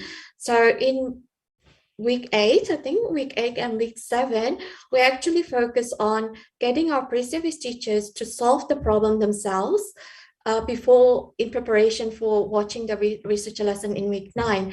So this is the problem that was given to year 3 and 4 students in the school that they watch in the research lesson. So they had to solve the problem, and they anticipated the different student solutions, including possible misconceptions, as you can see documented there. But also, in addition to that, they then look at evidence of student work from that research lesson and then analyze that. So before they watch the research lesson, they already have that experience, that those exposures, and really think carefully about the problem, think carefully about the evidence of student work, which are very important when you are observing a research lesson to be able to make sense of the flow of the lesson and everything. So in week 9, they watched the pre-recorded research lesson, and they are encouraged to actually record the evidence. And also in the following week, we had the post-lesson discussion where they are sharing their reflections and evidence of, we asked them to really use evidence of students learning to ground their reflection. And then in week 10 this year, but last year we did it in week 11, we had Felicity Ames, who taught the research lesson, to give a guest lecture to our students. And then it was really valuable for them because Felicity was able to talk about her journey and her experience in establishing lesson study with her fellow teachers in such a long primary school, but also her journey in terms of learning lesson study. And she went to Japan and then observed lesson study there. And then she also talked about her students. And this is the post-lesson discussion. So our pre-service teachers also watch the reflection of the planning team, not the whole post-lesson discussion clip, but the reflection from the planning team, but also the feedback from the knowledgeable other, who's Associate Professor Susi Gross there. And then after they watch that video of the post-lesson discussion, then they themselves participated in the whole post-lesson discussion. And I was very impressed this year, especially because during the post-lesson discussion, they were really, I could tell that they really draw on evidence of students' learning, but also really pick up on the different key pedagogical importance and points that they noticed during the observation of the research lesson. So, and I was able to see their faces because I asked them to really turn on their video. And sometimes it was hard, like, during the whole trimester to get our pre-service teacher to have their video on. So sometimes you just got to see the blank screen without their faces. So that was one of the challenges, I suppose, in online teaching. And then in the final week, the focus is really getting pre-service teachers to really develop that idea and knowledge about how they will be able to use that knowledge to bring to the next unit, basically, connecting to the idea of establishing lesson study when they are graduating from this course. So these are just some of the other resources that we provided for our pre-service teachers. Oops, sorry. If you're interested to read in more detail, we did analysis of the fidelity to key components of Japanese lesson study in our papers. So we are reflecting on the basically the delivery or the teaching of the unit in 2019, 2020, and this year. I added that last column. And you can see that pretty much, it's pretty much quite similar between last year and this year. The challenge is the identification of the school-wide research team, because I think our pre-service teachers don't have that kind of like a connection to the school research team. So it was very hard with 2020 and 2021, because they had access to the lesson plan of the South Geelong primary school. They were able to see the research team in that particular school. So we can say that that is partially achieved.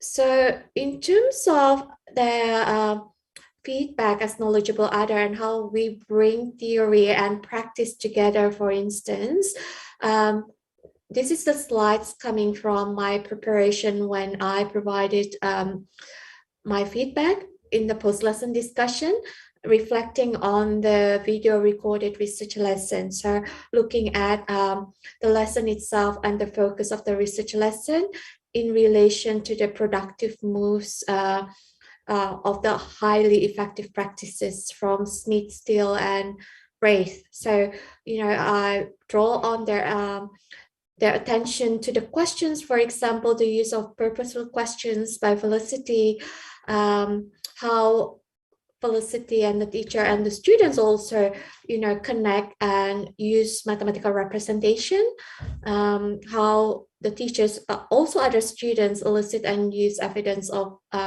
student thinking, how the teachers support productive struggle in learning mathematics, and how the meaningful mathematical discourse was basically facilitated and orchestrated in that particular lesson. So what are the opportunities arising from online lesson study? I think it offers opportunities for peer interaction. So we were able to see that, our pre-service teachers were able to use the text chat function. They used the share screen function and the presentation mode. And as much as possible, I encouraged them to actually speak and share their ideas.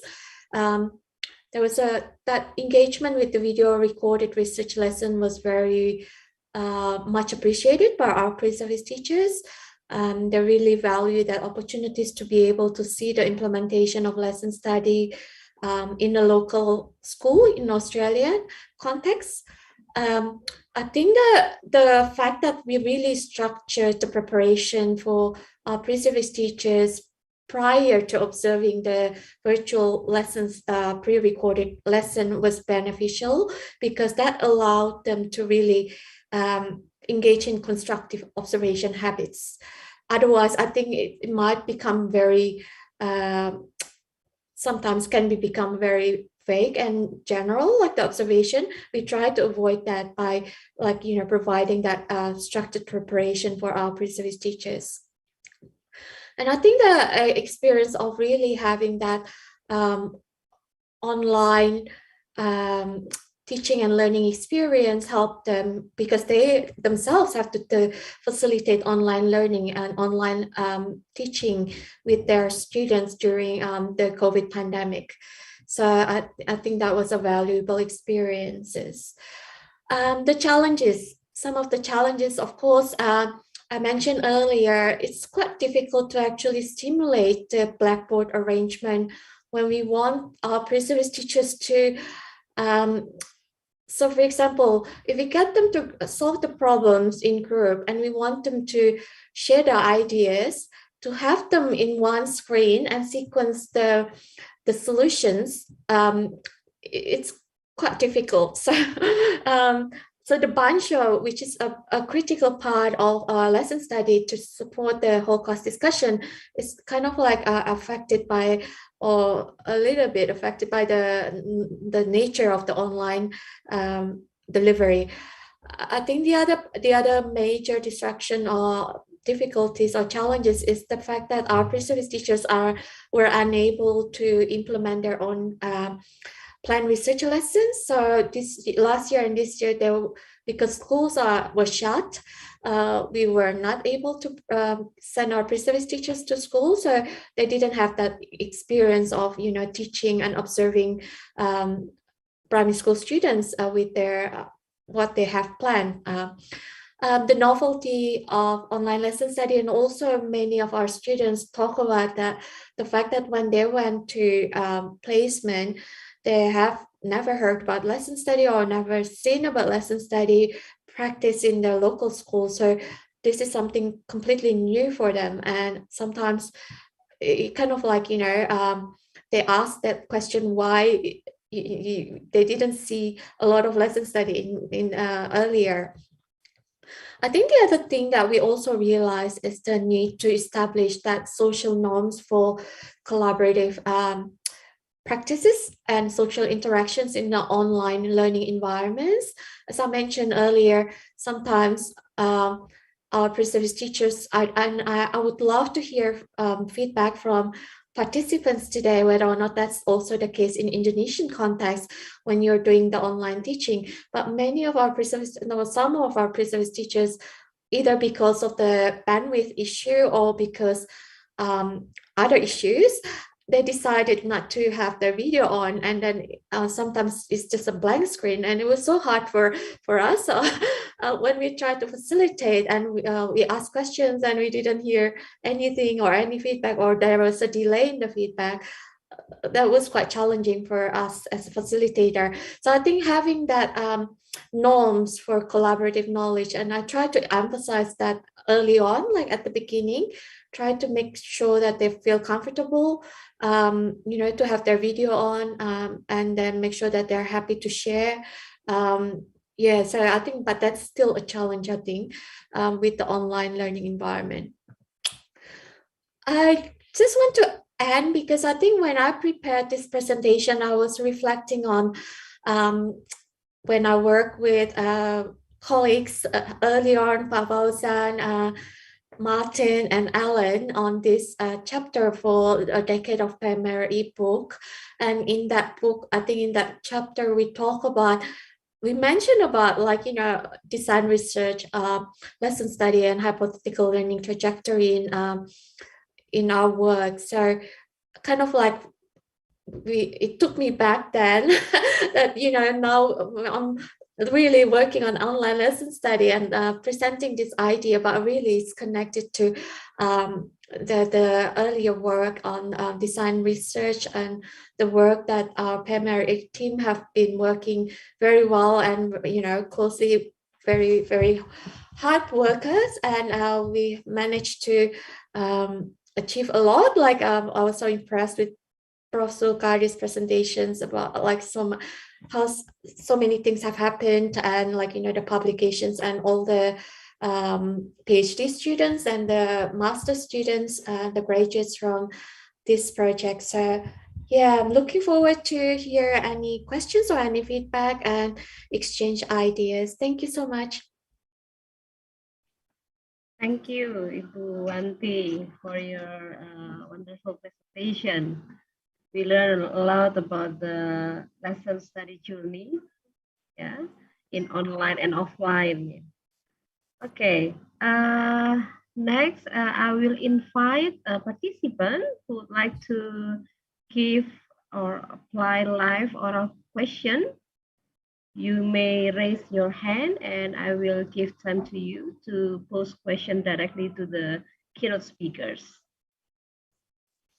Is there any participant who would like to ask directly to the keynote speakers? But there is some question already written in chat here. Yes, Professor, indeed.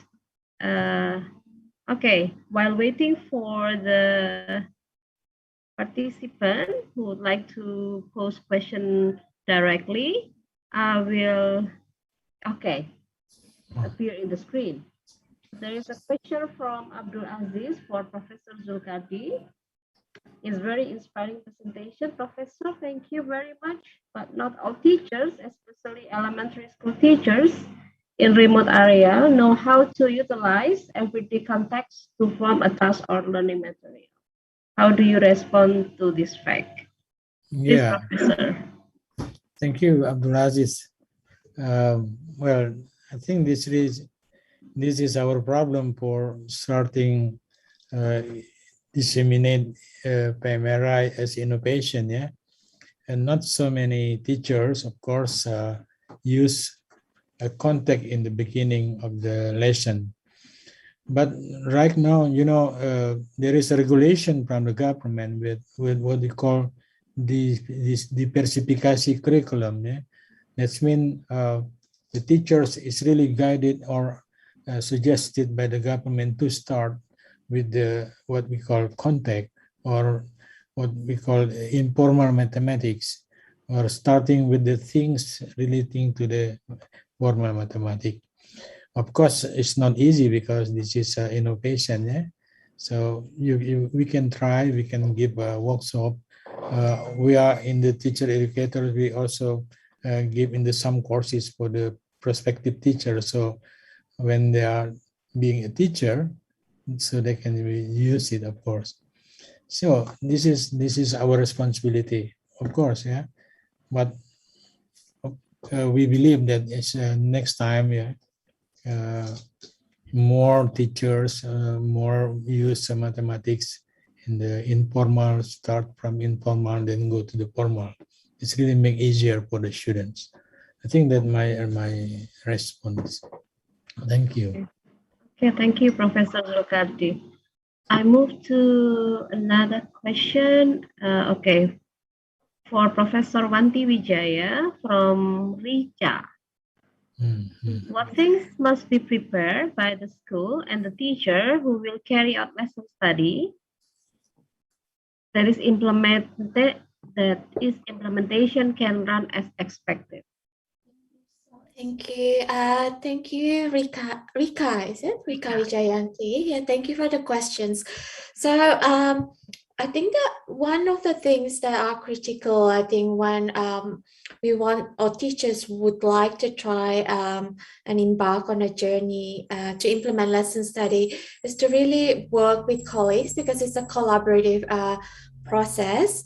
And then really, I try to address the problem by engaging in the cycle of planning, like, planning and doing research on the curriculum materials, on the problems that they can use to address the area of concern. For example, in mathematics, so for instance, if in such a long primary school, they would like to improve on student communication, for instance. That's one of the research team is focusing on how to improve students' communication skills and problem solving skill. So they really want to address that in their research team. So the teachers who are working together really work together in planning a problem, and as you can see in the problem, they use the context of going to a theme park, for instance, just connecting to Prof. Sulkardi's idea and presentation earlier.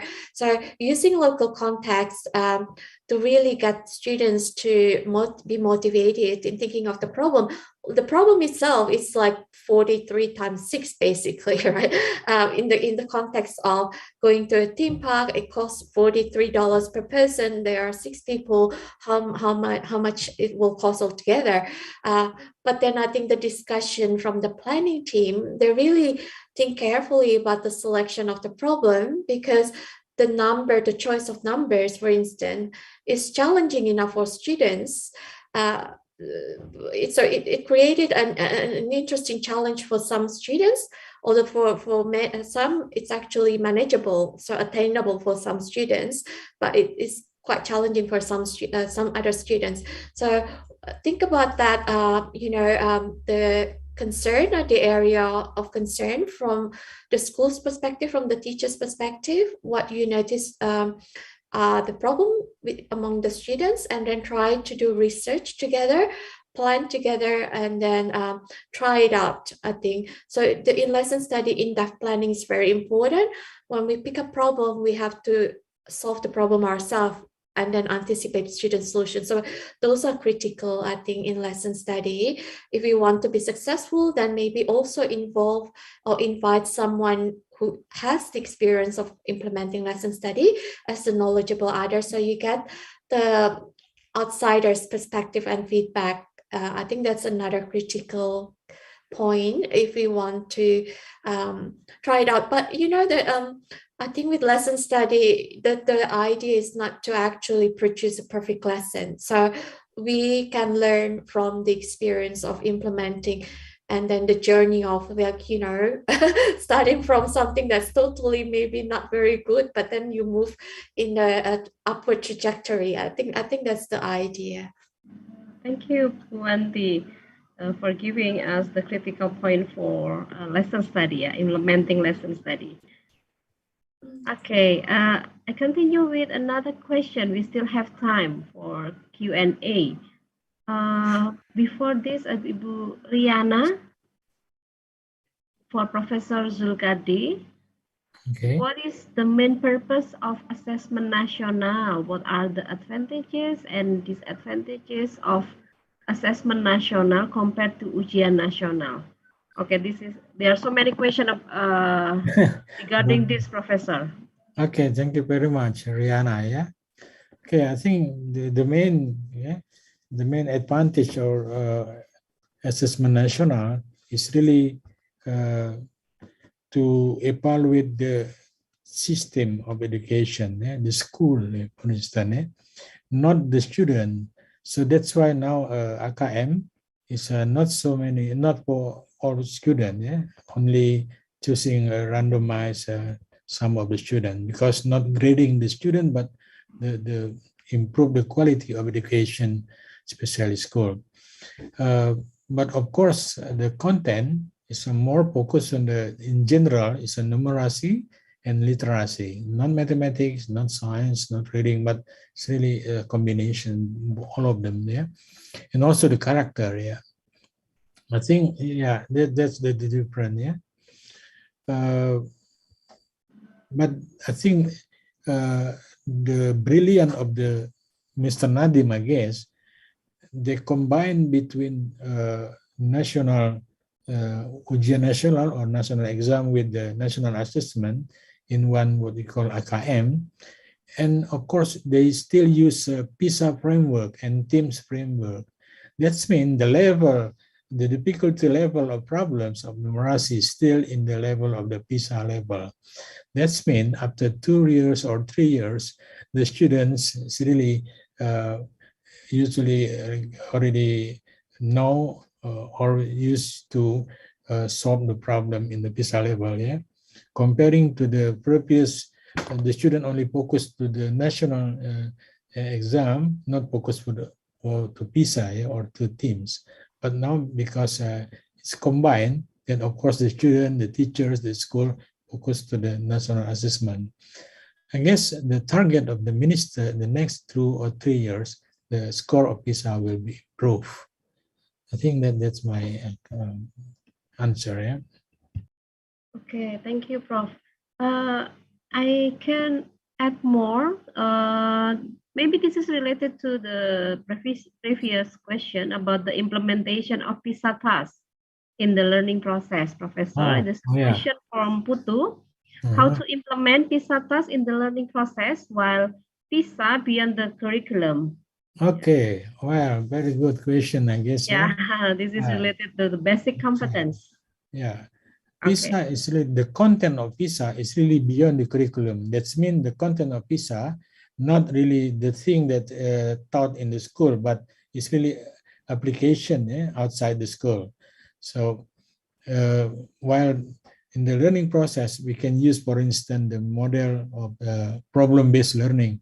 We can use the problem to start and to discuss and well, so we can answer the problem. Yeah. So I think there is no problem at all. Yeah, because the learning process is really a process how to learn, start using PISA like or PISA task, while the content of the PISA, of course, should be beyond the curriculum. That's mean not merely focused on the thing that you learn in the school, but of course the application outside the school. So that's mean beyond curriculum. Okay, that's my answer. Thank you, Professor. Okay, there are still several questions from Stefanus Trionanda for Professor Wanti Wijaya. Can you give some examples on what kind of activities should primary school teachers to maintain student motivation during online learning? This is the challenge, challenge in online learning. Yes, Professor. Yeah, very good question. I think when we as teachers, like, even at the university level, I think when we try to come up with activities, and I think this relates to Pahongki's question as well about hands-on activities in online learning. It's one of the challenges, isn't it? How do we actually engage our pre-service teachers, but also students in hands-on activities when they are learning virtually or online? I mean, there are online obviously online activities and like manipulatives, for example, like if you get them to jump. What I do with my pre-service teachers, for instance, when I get them to do to solve problems and to model it in modeling hands-on activities, I'll get them to really annotate, or like, if they're using technology, for instance, a calculator, for example, we get them to use the applications in that particular, for example, we use calculator, the Texas Instrument calculator, to get teachers to really try out some ideas, but also there are apps, online applications that we can get pre-service teachers to practice doing the online manipulatives. So that could be one thing, but I think the key thing is like really try to get students to do activities that really interest them. Like, I think that's the key, I think, to make it engaging. So focusing on exploration activities and getting them to really try out and explore usually that's quite engaging, and invite them to share.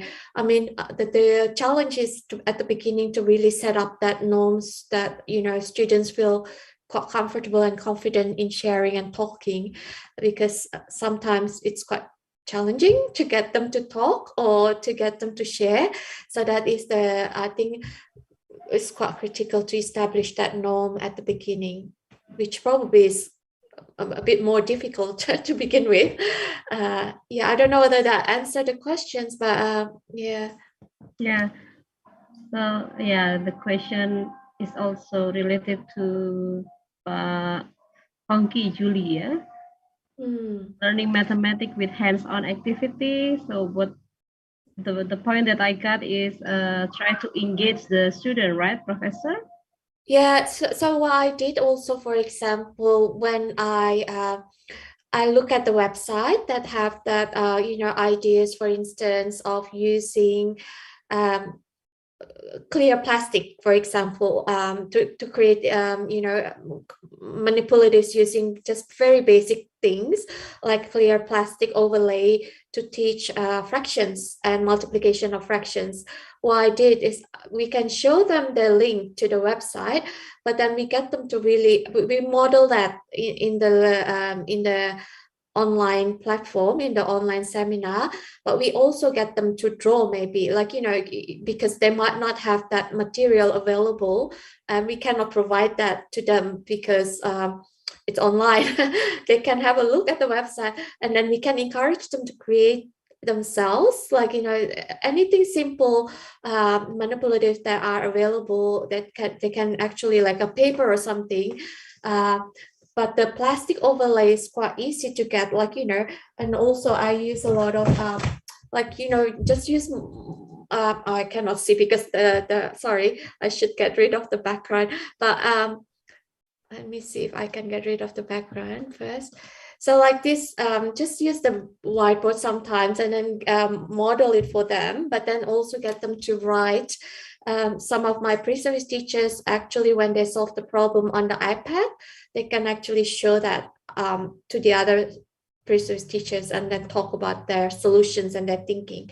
So that makes it more engaging and more interactive, because I think that's one thing that you want to model is the interaction with students during the online session. So use as much as possible, get them to annotate, like, you know, to write down on the blank screen. I think sometimes you can use Padlets or some other sort of platform to get the engagement going.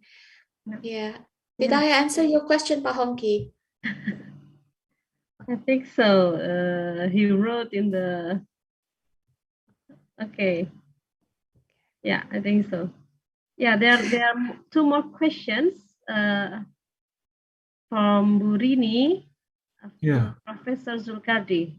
Yeah. Okay. Thank you, Bu Rini. Yeah. I think based on my result, of course, research designing PISA-like tasks, yeah, in order to help students to be smart, to be survive in the global world. I think my recommendation, you can use it. You can also doing research like this, because this is really a new kind of operation, and the number of countries joining PISA now increase. Yeah, while the OECD only release a small number of problems, so that's why we have to design more problems so our student can use it for practice. And of course, there is also another reason, for instance, how to, let's say, multiplier, pandemic like virus. This is multiplier effect of pandemic is still, of course, about vaccine, for instance. This is new line of operation, because still less 15%, 50% in Indonesia, people vaccines. Even Scopus even make the special database for the publication we were writing about the pandemic, about the Scopus. So these are, I think, one of the thing that can be asked the students, student teachers to work on the scriptsy or thesis or even dissertation. I guess that's my recommendation. And Okay. one more, I think, for Yes, Kohar. Yeah. one more question about this is more technical. Which one is more effective? Designing numeracy tasks from the real life context, then going forward to the mathematical competencies, or vice versa? I think design first then. Yeah, design first, and then how can we see the impact after we give the problem to the student. Yeah? For instance, how can we help our student to, yeah, to make the distance, yeah? For instance, the use of the idea of distance from each other, yeah, or maybe another, for instance, how to check, are you normal, for instance, about the weight, about the thing that's about relating to the health. I think design first, then see the effect or the impact. Thank you, Ahmad Wahidul. Okay, I think there's no more question in the chat room. Okay, due to the time, this from Professor Wanti Wijaya about the lesson study journey. Yeah, the Professor Wanti already shared about the longitudinal study and concern on the design-based research by synchronous and asynchronous.